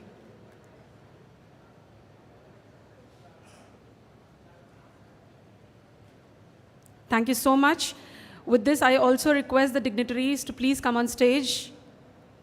I request Padma Shri Dr. Ramesh Patange sir, Professor Dr. Ravindra Kulkarni sir, Professor Dr. Manisha Karne madam, Professor Dr. Baliram Gaikwad sir, Dr. Dinesh Dingle sir, Dr. Sunil Ware sir, to please come on stage, and also Dr. Bhimrao Bhosle sir, our star speaker of the day. Please come on stage. Thank you so much.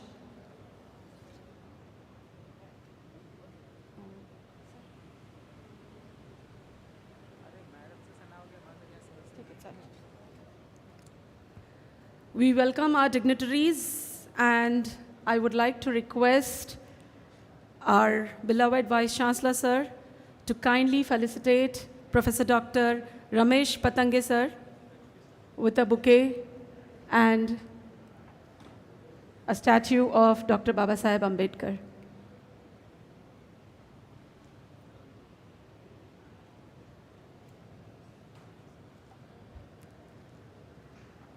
Please give them a round of applause. Welcome, sir. I request Dr. Gaikwad, sir, to kindly felicitate Dr. Sunil Ware with a bouquet and welcome him.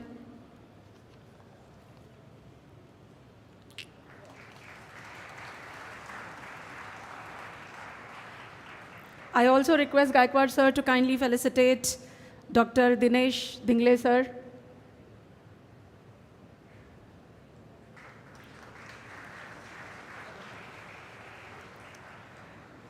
I request Karne madam to kindly felicitate Dr. Bhosle.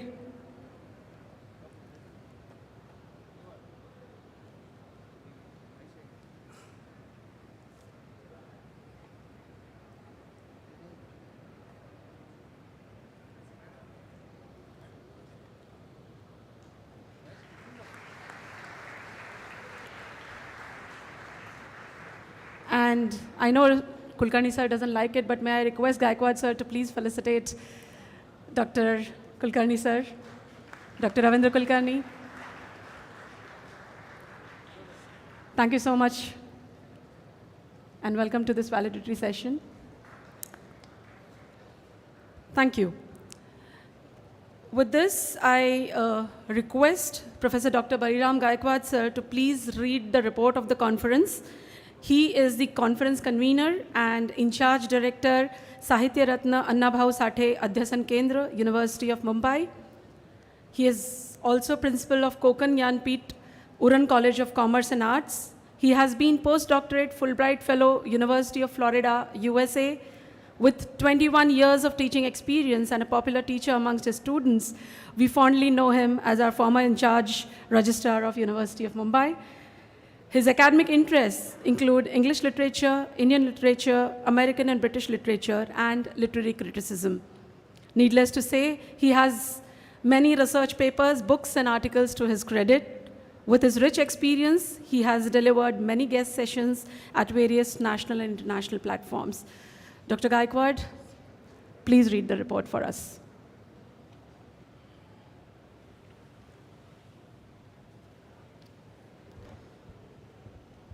A very good evening to all of you. It's my great pleasure to be here as Dr. Vishnu Magre this morning mentioned that to be on this particular stage is a great lifetime honor in anyone's life. I take this great honor and pride in this particular moment to be here on the stage as the convener of this particular international conference that we have had since this morning. Honorable Professor Dr. Ravindra Kulkarni, Vice Chancellor, University of Mumbai. Professor, we also have honorable guest Padma Shri Dr. Ramesh Patange sir, who kindly agreed to be the speaker, to be the chief guest of this valedictory section of our international conference today, as well as the dignitaries on the dais, my professor, whom you all had a great opportunity to listen today in this particular session, Dr. Bhimrao Bhosle sir, professor from Central University, Hyderabad. He was my direct teacher in the year 1999. I passed out my master's MA English and he was my teacher there. And sir, you took me back in the year 1999. Thank you very much to be here. As well as we also have dignitaries with us today. Mr. Dingle sir, who is Joint Secretary of Social Welfare Department of Maharashtra, as well as Director General of Bharti, Mr. Sunil Dware sir, many principals here, the entire team of Bharti. We have also entire team of our University of Mumbai officials and everyone present here, my dear NSS students, NSS officers, as well as officer on special duty today. Well, to be here, particularly for reading the report of the conference, it takes me with a great moment of pride to announce that on the occasion of the 75th year of, also 73rd year of Indian Constitution, as well as we are also in the process of, as we are celebrating Samvidhan Day today, we envisage different kind of programs at the University of Mumbai, and as part of that, today we have had several programs this morning. I am here to sum up. Very quickly, I'll try to do that, but prior to that, I must announce that we also had on 23rd November, that's we had a quiz competition conducted by Dr. Babasaheb Ambedkar International Research Center of our university.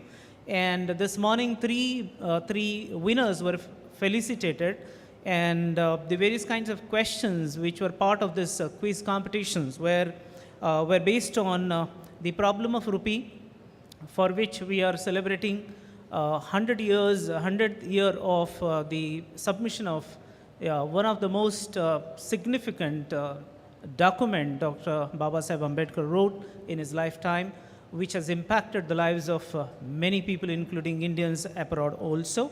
So the problem of rupee, based on the problem of rupee, as well as based on the lives and contribution of Dr. B.R. Ambedkar.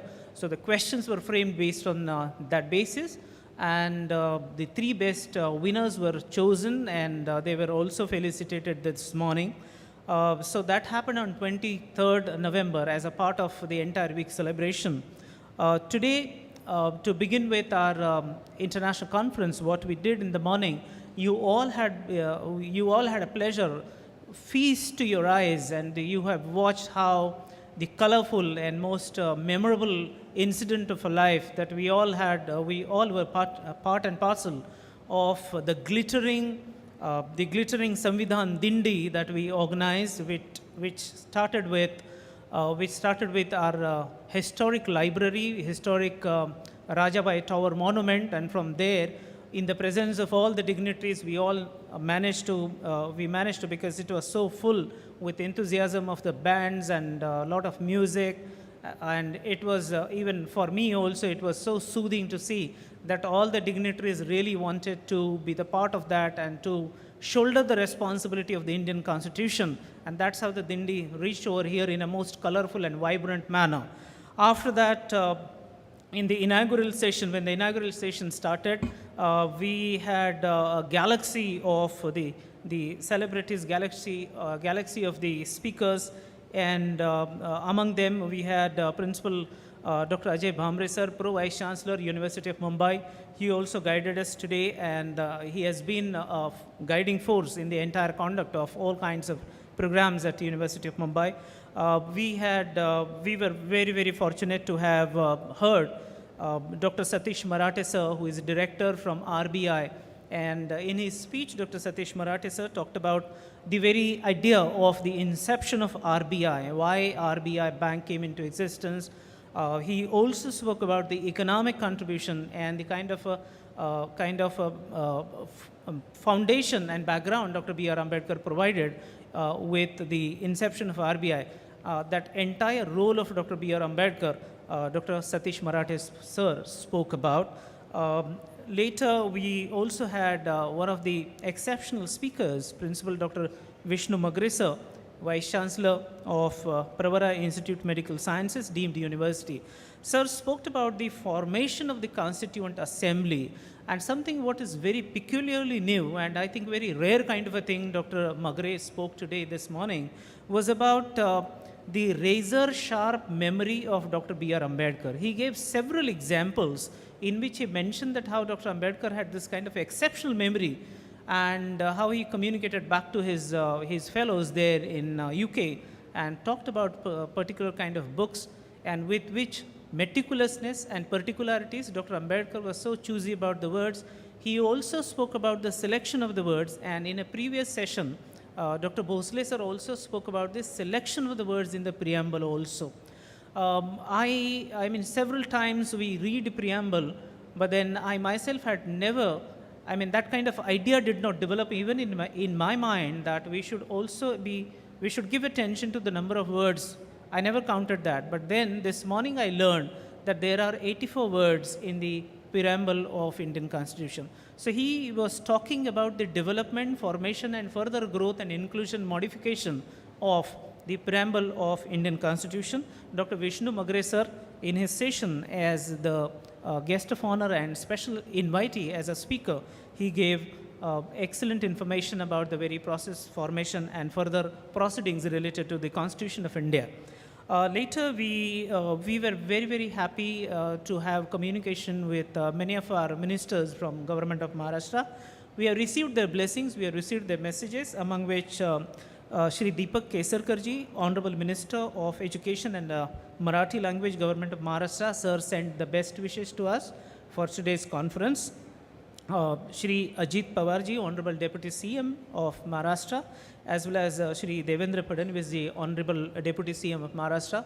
Even all three of them have sent their wishes, and because of their some pre-engagements, they couldn't be part of it. We also have heard to Shri Ramdasji Athavale, Honorable Minister of State, Ministry of Social Justice and Empowerment, Government of India. And it was really unique experience to listen to Mr. Ramdasji Athavale.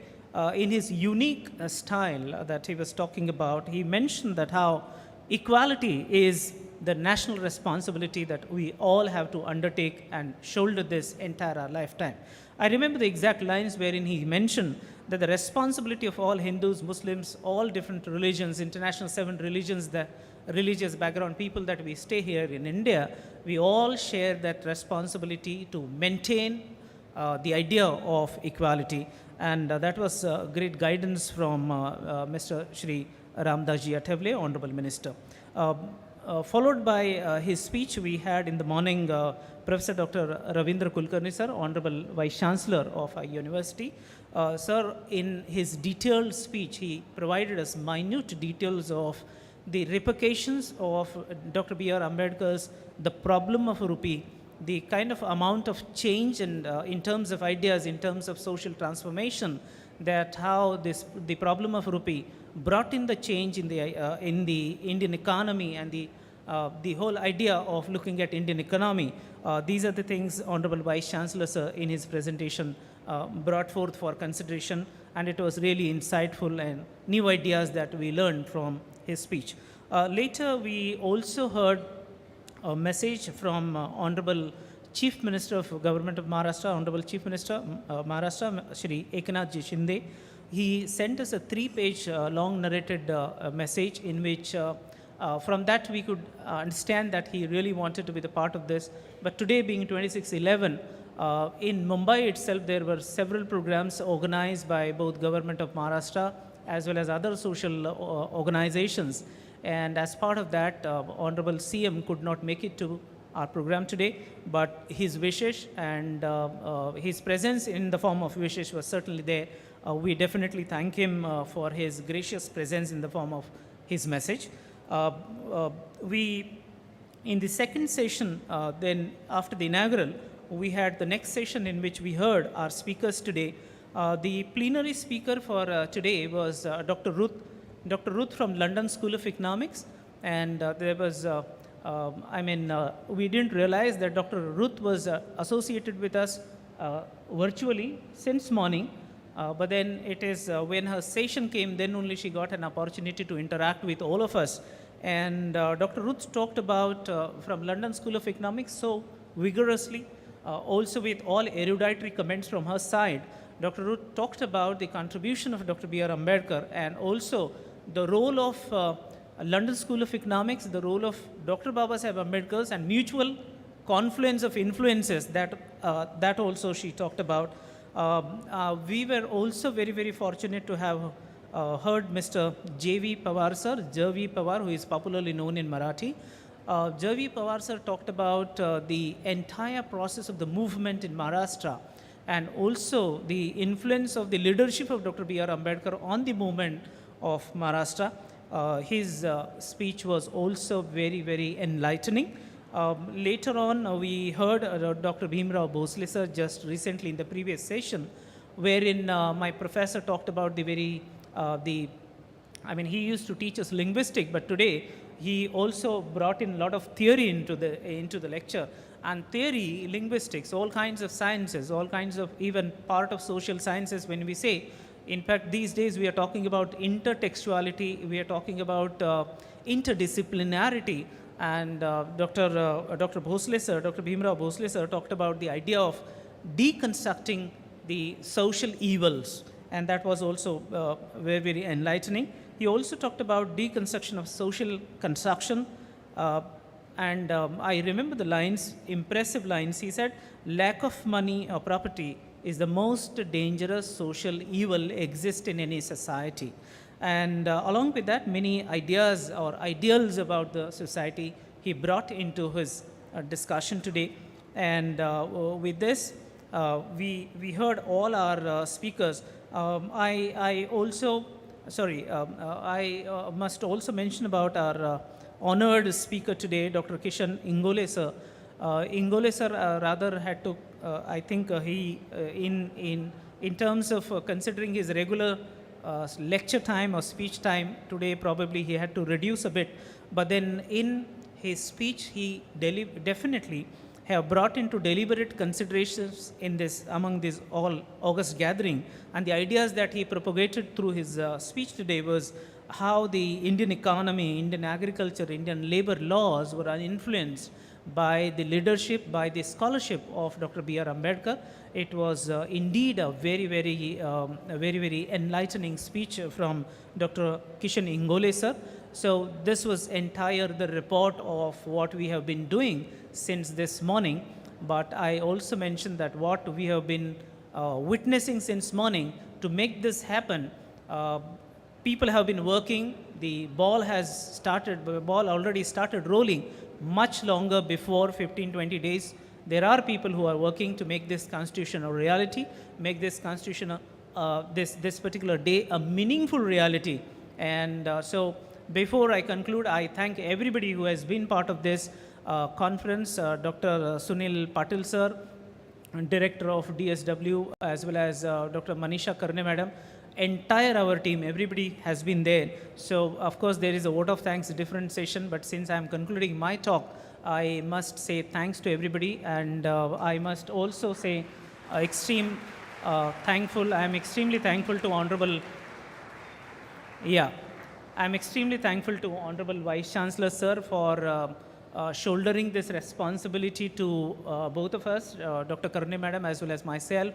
And you must be able to see just the last sentence, last half a minute probably, that the kind of vision that all our leaderships, all our the past saints from the saints movement we all have been witnessing, we all have been envisaging that kind of a social reality where there will be social equality.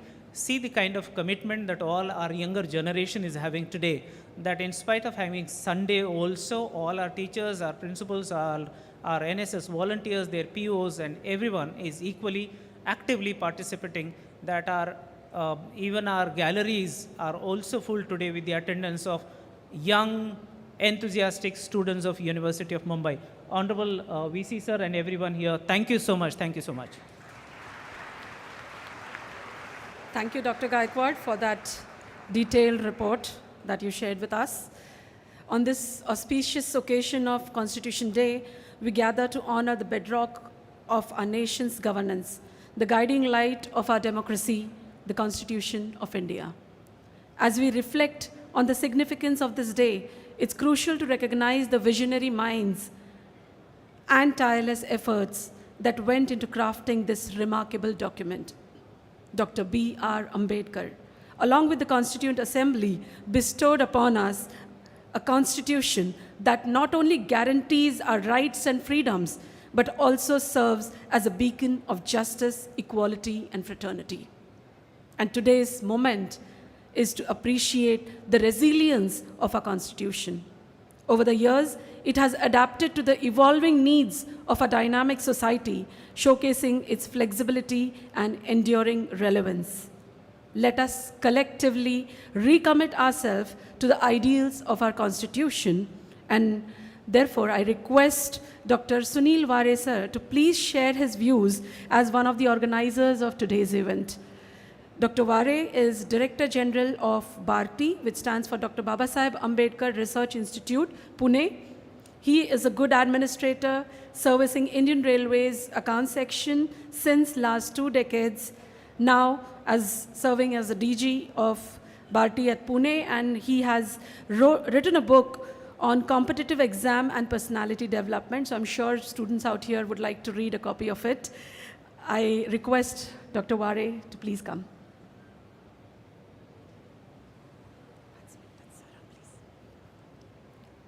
26 November 2023 आजच्या संविधान दिनाच्या doctor Babasaheb Ambedkar संशोधन आणि प्रशिक्षण संस्था बार्टी पुणे कडून आम्हा सर्वांना खूप खूप शुभेच्छा.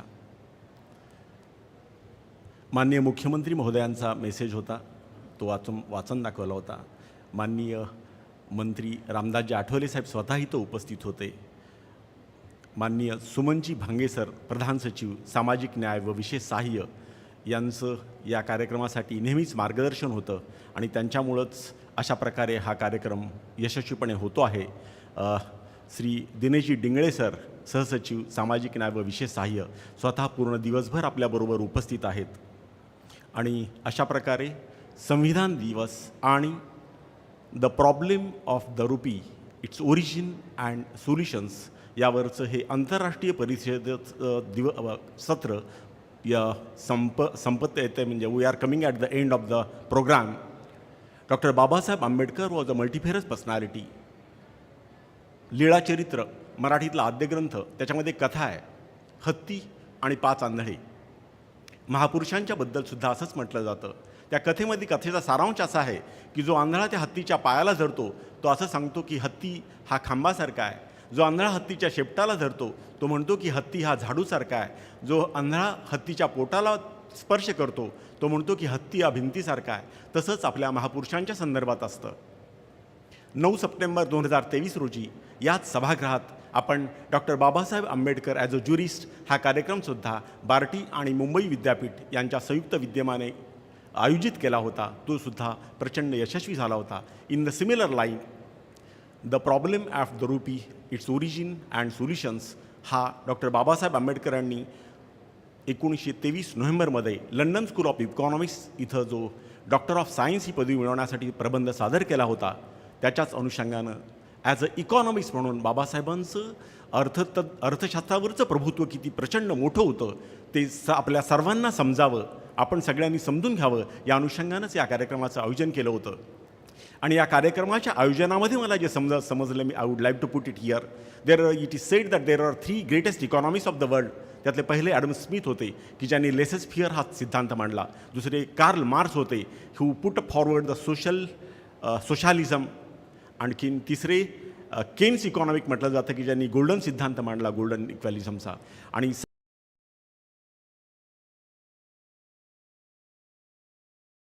द वर्ल्ड की ज्याच्यावर सध्याची जगाची चलन व्यवस्था चालते आहे ते मांडणारे जगातले पहिले अर्थशास्त्रज्ञ डॉक्टर बाबासाहेब आंबेडकर हे होते.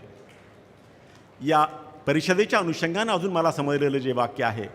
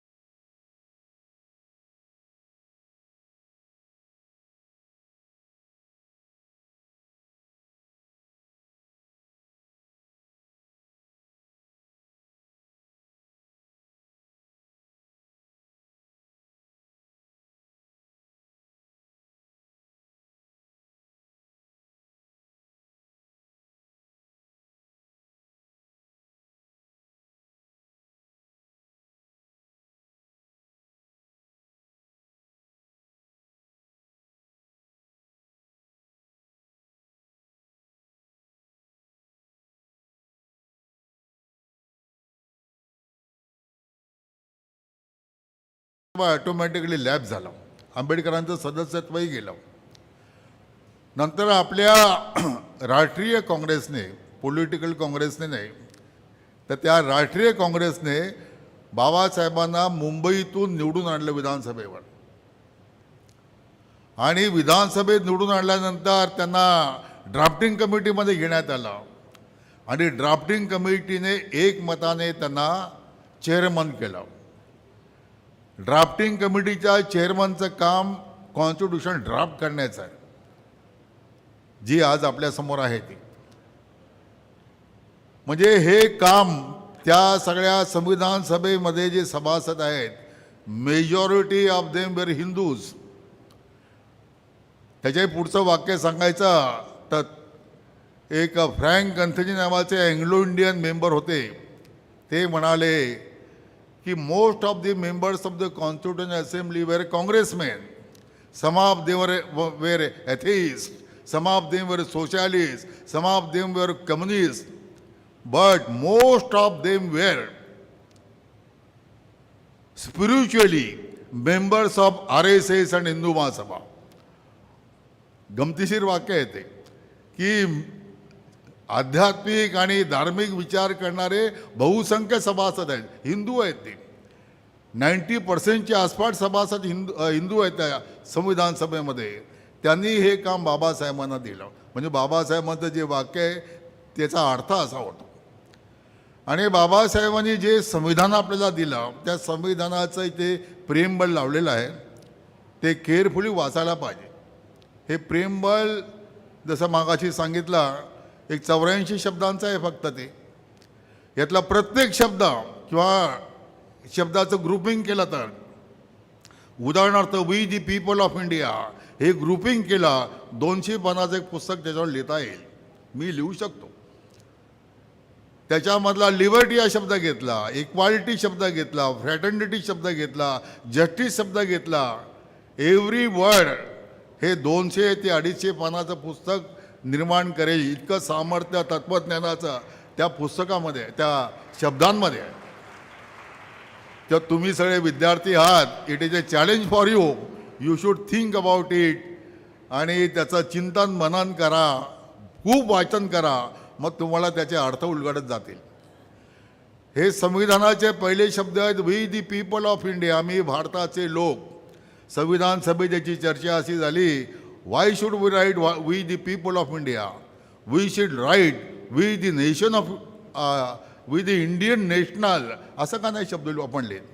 आम्ही भारताचे राष्ट्रिक हे संविधान अर्पण करतो आहोत. बाबासाहेबांनी त्याला उत्तर दिलं. ते 25 नोव्हेंबरला त्यांचं जे भाषण झालं संविधान सभेमध्ये त्यात ते तुम्ही वाचू शकता. एक उदाहरण पण दिलेलं आहे. त्या उदाहरणाच्याकडे मी गेलो तेव्हा मॅडम माझा शर्ट घेचायला लागतील वेळ गेल्यामुळे, तेव्हा मी त्याच्यामध्ये जात नाही. पण एक उदाहरणही त्यांनी दिलेलं आहे त्याच्यामध्ये. आणि ते बाबासाहेब म्हणतात की आपण एक राष्ट्र आज नाही आहोत. हजारो जातीमध्ये विभागलेला हा जो समाज आहे, अनेक धर्मपंथामध्ये विभागलेला समाज आहे, ज्याच्या परस्परांशी कसलं ज्यांचं नातं नाही, एकमेकांशी मानसिक शारीरिक सर्व प्रकारचा दुरावा आहे, अस्पृश्यता आहे. हा समाज एक राष्ट्रीय कसा होऊ शकतो, हा बाबासाहेबांचा सवाल आहे.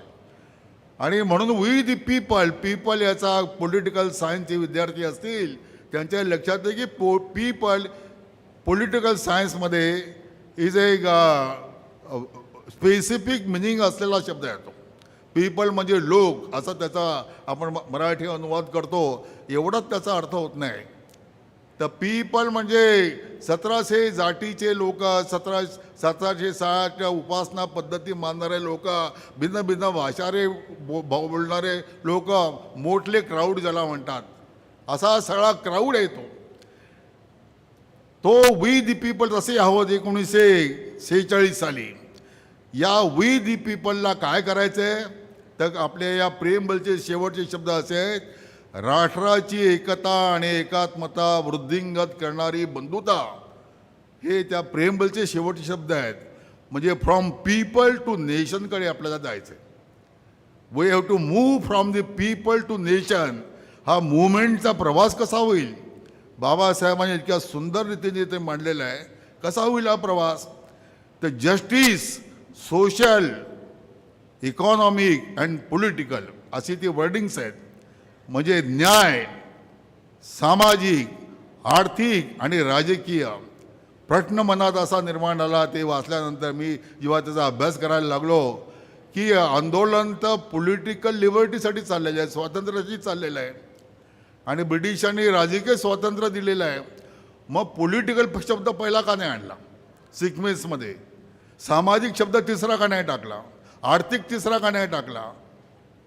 तर त्याचं उत्तर असं आहे की पॉलिटिकल राष्ट्र देश हे जर राष्ट्र व्हायचं असेल, a state in order to become a nation state त्याला व्हायचं असेल तर त्याची सोशल कोहिसिव्हनेस, सामाजिक बंधुता, सामाजिक एकरसता, सामाजिक मन एक असणं, संगच्छध्वम संवदत्वम समो मनांसी जानताम हा वेदाचा मंत्र जो आहे तो वेदातच राहिला, प्रत्यक्ष जीवनात उतरला पाहिजे.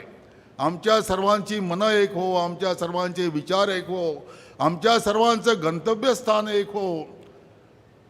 आम्ही कुणी कुणाचा द्वेष करू नये. सहना भवतु सहनो भुनक्तु सहवीर्यम कर्वावहे वगैरे सर्व जे विषय आहेत ते पुस्तकातल्या मंत्रामध्ये राहिले, व्यवहारात आले पाहिजेत. ते असे हे सगळे व्यवहारात विषय आले तर सामाजिक दुरावेपण दूर होऊन आणि पीपलचं राष्ट्र बनू शकेल. आणि म्हणून बाबासाहेबांनी या संविधानामध्ये जो ऑब्जेक्टिव्ह रिझोल्युशन पंडित नेहरूने 13 डिसेंबर 1946 साली मांडला, ज्याच्यावरनं हे प्रिएम्बल झालेलं आहे, त्या ऑब्जेक्टिव्ह रिझोल्युशनमध्ये फ्रॅटर्निटी हा शब्द नाही आहे. तेव्हाच बाबासाहेबांनी त्याचं ऑब्जेक्शन घेतलं होतं आणि हा फ्रॅटर्निटीमध्ये बंधुता हा शब्द त्याच्यामध्ये आणला. ही राष्ट्राची एकता आणि एकात्मता मजबूत करणारी बंधुता ही आम्हाला निर्माण करता आली पाहिजे. आणि 25 नोव्हेंबरच्या भाषणामध्ये बंधुता म्हणजे काय याचं विश्लेषण त्यांनी केलेलं आहे. ते म्हणतात की बंधुता याचा अर्थ भारतीय लोकांनी, भारतीय सगळ्या नागरिकांनी, स्त्री पुरुषांनी भावंड भाव निर्माण केला पाहिजे.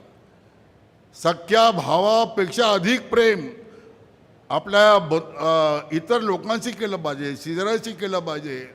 विद्यार्थी आहात तर आपल्या शेजारी बसणार आहे, तो आपल्या सख्खा भावासारखा आहे असं समजून त्याच्याशी व्यवहार केला पाहिजे. हे व्यवहारात उतरलं पाहिजे. गंमत अशी आहे की आपल्या संविधानामध्ये राईट टू इक्वॅलिटीचे आर्टिकल्स आहेत, राईट टू फ्रीडमचे आर्टिकल्स आहेत, राईट टू रिलिजियस फ्रीडमचे आर्टिकल्स आहेत, पण आपल्या संविधानामध्ये राईट टू फ्रॅटर्निटीचा एकही आर्टिकल नाही आहे. कारण का? ही फ्रॅटर्निटी ही मानसिक भावना आहे, ती कल्टिवेट करावी लागते. आपली आपण कल्टिवेट करावी लागते. आपण ज्या ठिकाणी राहतो, जे घर परिसर, जिथे शिक्षण घेतो तिथे, जिथे नोकरी करतो तिथे, या सर्व ठिकाणी it has got to be cultivated. तर तेही कल्टिवेट करण्याची जी भावना आहे ती लॉने येणार नाही, तर ती अशी कल्टिवेट आपल्यामध्ये निर्माण झाली पाहिजे. असं आपल्या या प्रिएम्बलचा सगळा जो मार्ग आहे, फ्रॉम पीपल टू नेशन, हा एक रोडमॅप आपल्याकडे ठेवलेला आहे. वाया सोशल इक्वॅलिटी, वाया लिबर्टी, वाया बंधुत्व, व्यक्तीची प्रतिष्ठा आणि गरिमा, प्रत्येकाला त्याच्या त्याच्या रुचीप्रमाणे उपासनेचं स्वातंत्र्य, या सर्व मार्गाने आपण गेलो, या रोडने गेलो तर आपण एक राष्ट्र बनू. या दिशेने गेल्या 70-75 वर्षामध्ये आपण खूप काही चाललो आहे, परंतु ते इतकंही चाललेलो नाहीत की ते ध्येय आपण गाठू शकलेलो आहोत. म्हणून चालण्याचा मार्ग अजून खूप मोठा आहे, लांबचा आहे. त्याला आपल्या सर्वांना बळ प्राप्त हो, ते बळ पूज्य बाबासाहेबांनी द्यावं, त्यांची स्मृती आपल्याला देत राहील अशी अपेक्षा व्यक्त करून माझं बोलणं पूर्ण करतो. 10 minutes.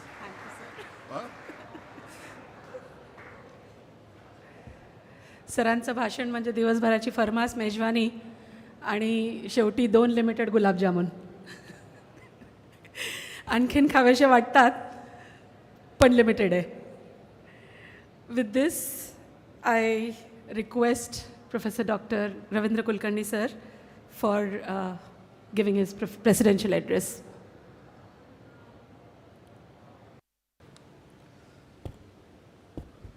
आजच्या समारोपाच्या कार्यक्रमाचे प्रमुख अतिथी Padmashri Ramesh Patange sir, guest of honour professor Bhosale sir, बार्टीचे संचालक doctor Ware sir, joint secretary Dingre sir, या कॉन्फरन्सच्या कन्व्हेनर आणि doctor Babasaheb Ambedkar international research सेंटरच्या प्रमुख संचालिका प्रोफेसर मनीषा कर्णे, दुसरे कन्व्हेनर आणि साहित्यरत्न अण्णाभाऊ साठे सेंटर ऑफ स्टडीजचे director professor Baliram Gaikwad, director student development doctor Sunil Patil, सर्व प्राध्यापक वर्ग, विविध keynote speakers for different sessions आणि माझ्या तरुण मित्रांनो, आपण संविधान दिनानिमित्ताने आपल्या संविधानाबद्दलची ओळख करून घेतली. भारतरत्न डॉक्टर बाबासाहेब आंबेडकरांनी लंडन स्कूल ऑफ इकॉनॉमिक्सला DSCसाठी जो प्रबंध सादर केला, प्रॉब्लेम ऑफ रुपी, त्या संदर्भातलं त्यावेळेस जे काही इकॉनॉमिक्स असेल आणि त्या दृष्टीनं जे रुपी आणि पाऊंडच्या एक्सचेंजच्या माध्यमातून ब्रिटिशांनी जे भारतीय इकॉनॉमिक्सवर जे घाला घातला किंवा जी लूटमार करण्याचा प्रयत्न केला, तो भारतरत्न डॉक्टर बाबासाहेब आंबेडकरांनी त्यांच्या थेसिसमधून मांडला. आणि सर्वात महत्त्वाचं म्हणजे हे जे त्यांनी मांडलं ते लंडन स्कूल ऑफ इकॉनॉमिक्सला थेसिस सबमिट करून केलं. म्हणजे तो किती त्या काळातला तो किती मोठा धाडसी आणि एक परखडपणाचा प्रयत्न होता हे आपल्याला त्यातून लक्षात येतं. या दिवसभराच्या कार्यक्रमातून मला वाटतं संविधान दिन तसंच प्रॉब्लेम ऑफ रुपी या तसेच डॉक्टर बाबासाहेब आंबेडकरांचे वेगवेगळ्या विषयावरचे जे विचार हे आपल्याला सन्माननीय वक्त्यांकडून समजून घेतले गेले. मला वाटतं मित्रांनो, तरुण मित्रांनो, आपण बऱ्याच वेळा टाळ्या वाजवलेल्या आहेत, तर एक टाळ्या वाजवणारं एक मी छोटंसं शेवटचं समारोपाचे 2-3 वाक्य बोलतो. मला वाटतं आपण त्यानंतर टाळ्या वाजवताल. महापुरुषांचे जे विचार असतात, डॉक्टर बाबासाहेब आंबेडकर आपल्यासाठी अतिशय वंदनीय महापुरुष आहेत. महापुरुषांचे विचार हे आपल्या आचरणातून राबवायचे असतात, त्यांचे विचार समजून घ्यायचे असतात आणि आपल्या दैनंदिन जीवनात ते नक्कीच राबवावे या दृष्टीने आपण आपल्या सर्वांनी प्रयत्न केले पाहिजे. लंडन स्कूल ऑफ इकॉनॉमिक्सला जेव्हा डॉक्टर बाबासाहेब आंबेडकरांनी प्रॉब्लेम ऑफ रुपी या थेसिसवर काम केलं आणि त्या थेसिसवर काम करण्यासाठी त्यांनी लायब्ररीचा जो वेळ घेतला, जसं सकाळी आरेकर म्हणाले की he was the first to enter and last to leave, तर असं जे होतं, मला वाटतं या दृष्टीनं आपणही सगळेजण महापुरुषांचे जे विचार आचरणात आणण्यासाठी एक आपण कार्यक्रम, आपले director NSS, director student development, आपल्या कॅम्पसवरचे director NSS doctor Jadhav sir आणि विशेष विविध विभाग प्रमुख एक राबवतील. तो म्हणजे किमान 16 तास अभ्यास, 18 तास अभ्यास, 20 तास अभ्यास आणि जे डॉक्टर बाबासाहेब आंबेडकरांनी स्वतः करून 22 तास अभ्यास हा जो आहे, मला वाटतं तो आपल्या दैनंदिन जीवनात काही काळ तरी त्यांनी तर तो पूर्ण प्रबंधाच्या कालावधीमध्ये करून, ज्याला 4 वर्ष लागतील ते 2 वर्षात कंप्लीट केलेलं आहे. आपल्या MA प्रोग्राममध्ये असेल, MSc प्रोग्राममध्ये असेल, ग्रॅज्युएशन्समध्ये असतील, आपण हा आपल्या दैनंदिन जीवनामध्ये राबवूया. मला वाटतं आपल्या लायब्ररी असतील, त्याच्यानंतर आपले डायरेक्टर NSS या माध्यमातून आपण वेळोवेळी हा प्रयत्न करूया. म्हणजे साधारणतः 12 तास, 14 तास, 16 तास अभ्यास करण्याची जी क्षमता आपल्या जर मध्ये येत गेली तर पुढचं जे करिअर आहे त्या करिअरमध्ये आपल्याला नक्की यश मिळेल. मला वाटतं हे आपण नक्की करण्याचा प्रयत्न करूया. आपण संविधान दिनानिमित्ताने आज संविधानाबद्दल ओळख करून घेतली. संविधानानिमित्त आणि आपल्या निश्चित यातून आपल्या जबाबदाऱ्या, आपल्या कर्तव्य नागरिक म्हणून आपल्याला कळतात आणि त्यातून आपण दैनंदिन जीवनामध्ये ते ज्या काही आपल्याला संविधानाने कर्तव्य आणि जबाबदाऱ्या घालून दिल्या त्याचं आचरण आपण आपल्या दैनंदिन जीवनात करायचा प्रयत्न करूया. अगदी साधी सोपी गोष्ट आहे. अगदी खूप घाई आहे म्हणून सिग्नल तोडायचा असाही पाठ आपण मला वाटतं जर करत असेल तर तो अवॉइड करा. आपल्याला कॉलेज महाविद्यालयाने जे काही डिसिप्लिन दिलेलं असेल तो डिसिप्लिन आपण नक्की राबवूया. आणि मला वाटतं ह्या ज्या काही गोष्टी ह्या टाळ्या वाजवण्यासारख्या आहेत आणि ह्या टाळ्यांची संख्या थोडी कमी वाटली तर टाळ्या जोरात वाजवा आणि आपण सर्वांनी या दृष्टीनं काम करूया. आणि या खरोखर मी संविधान दिनाच्या आपल्याला शुभेच्छा देतो. आपल्या दैनंदिन जीवनात ते आचरणात आणू अशी आपल्या सगळ्या विद्यार्थ्यांकडून आणि तसंच आम्ही जे सर्व ऑथॉरिटीज आहोत आम्ही पण ते आमच्या दैनंदिन जीवनात आचरणात आणण्याचा प्रयत्न करू. मला वाटतं हे असं जर आपण ठरवलं तर खरोखर डॉक्टर बाबासाहेब आंबेडकरांना आपण दिलेले ते सर्वात मोठं अभिवादन असेल. धन्यवाद. Thank you so much sir. Shirt ओढावा नाही लागला म्हणून. आय एम शुअर इथे खूप स्पीकर्स सकाळपासूनचे आलेले आहेत आणि खरंच मनापासून सॉरी. वेळेअभावी मला खालून करावं लागतं. But yeah, thank you. With this, we come towards the end of the today's session, and I request, शेवटचे 5 मिनिटं, I request Professor Dr. Manisha Karne, in charge director, Dr. Babasaheb Ambedkar International Research Center, University of Mumbai, to please give vote of thanks.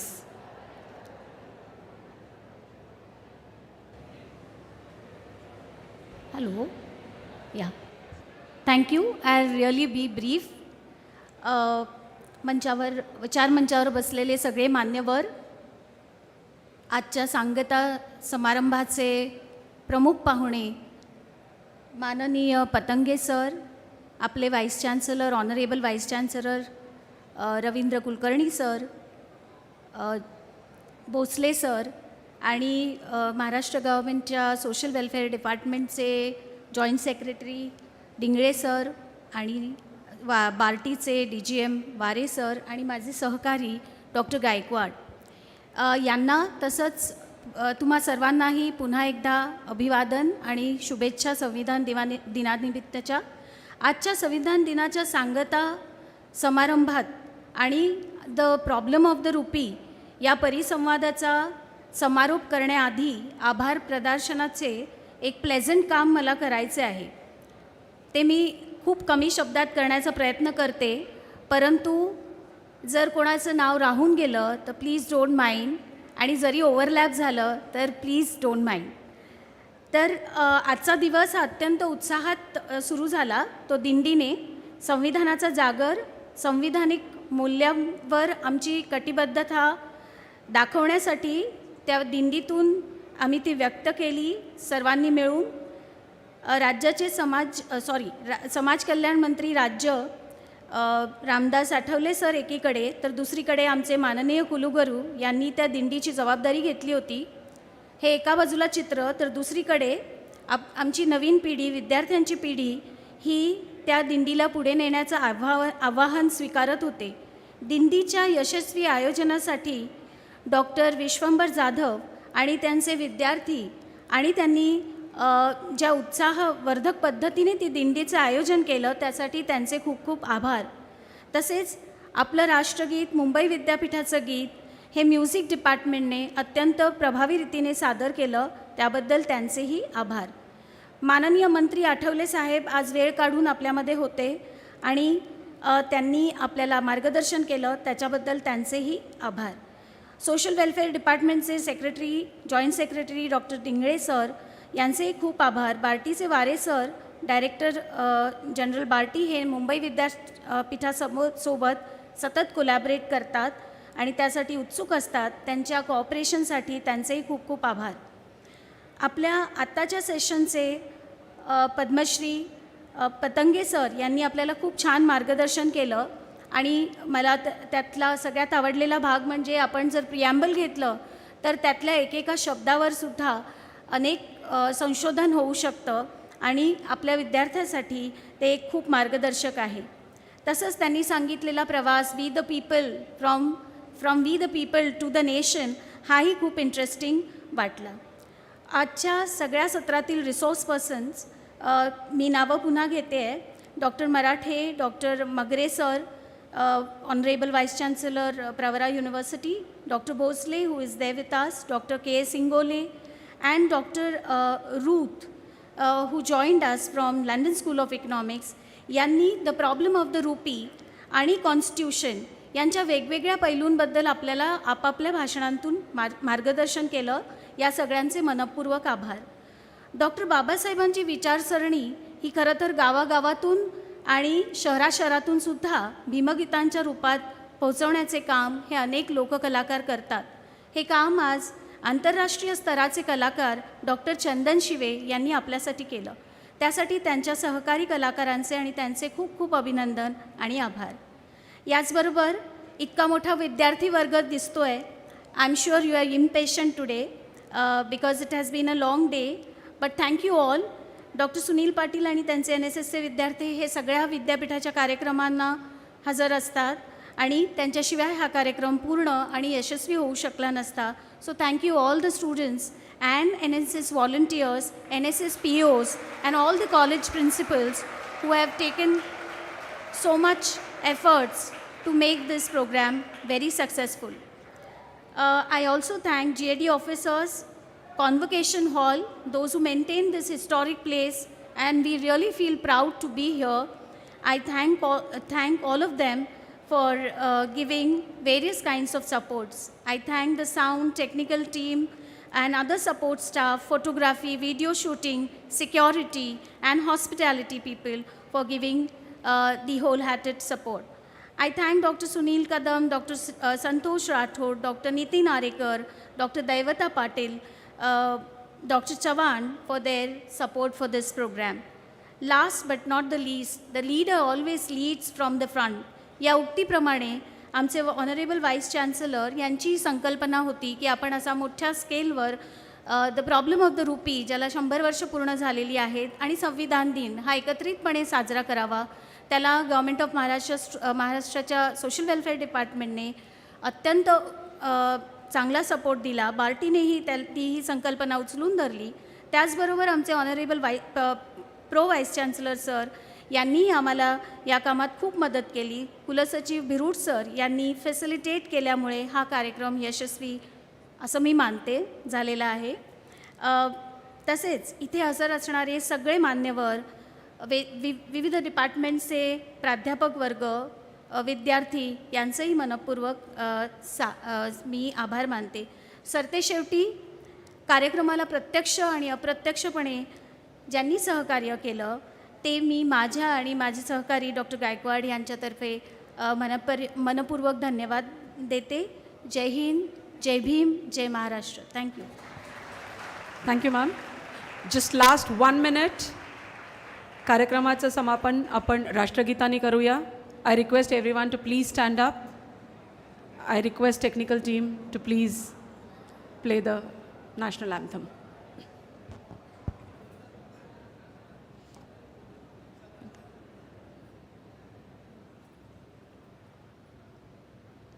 Play नहीं होते. शुरू करा. मन अधिनायक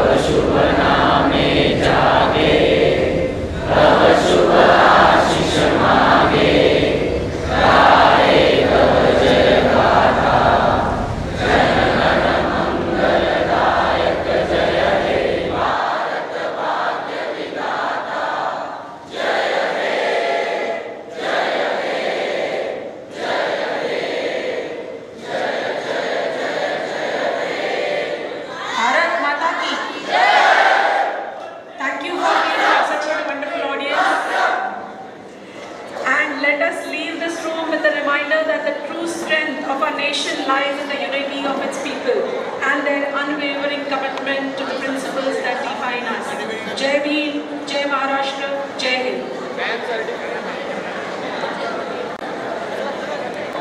All volunteers are requested to be there in the hall for 2 minutes. We are going to get certificates here and here there. So be there. Let the dignitaries leave the hall and then after we will leave. I request all to clear the passage. Kindly be seated. Hello आज सर्व NSSचे विद्यार्थी faculties आणि त्याचबरोबर अनेक जण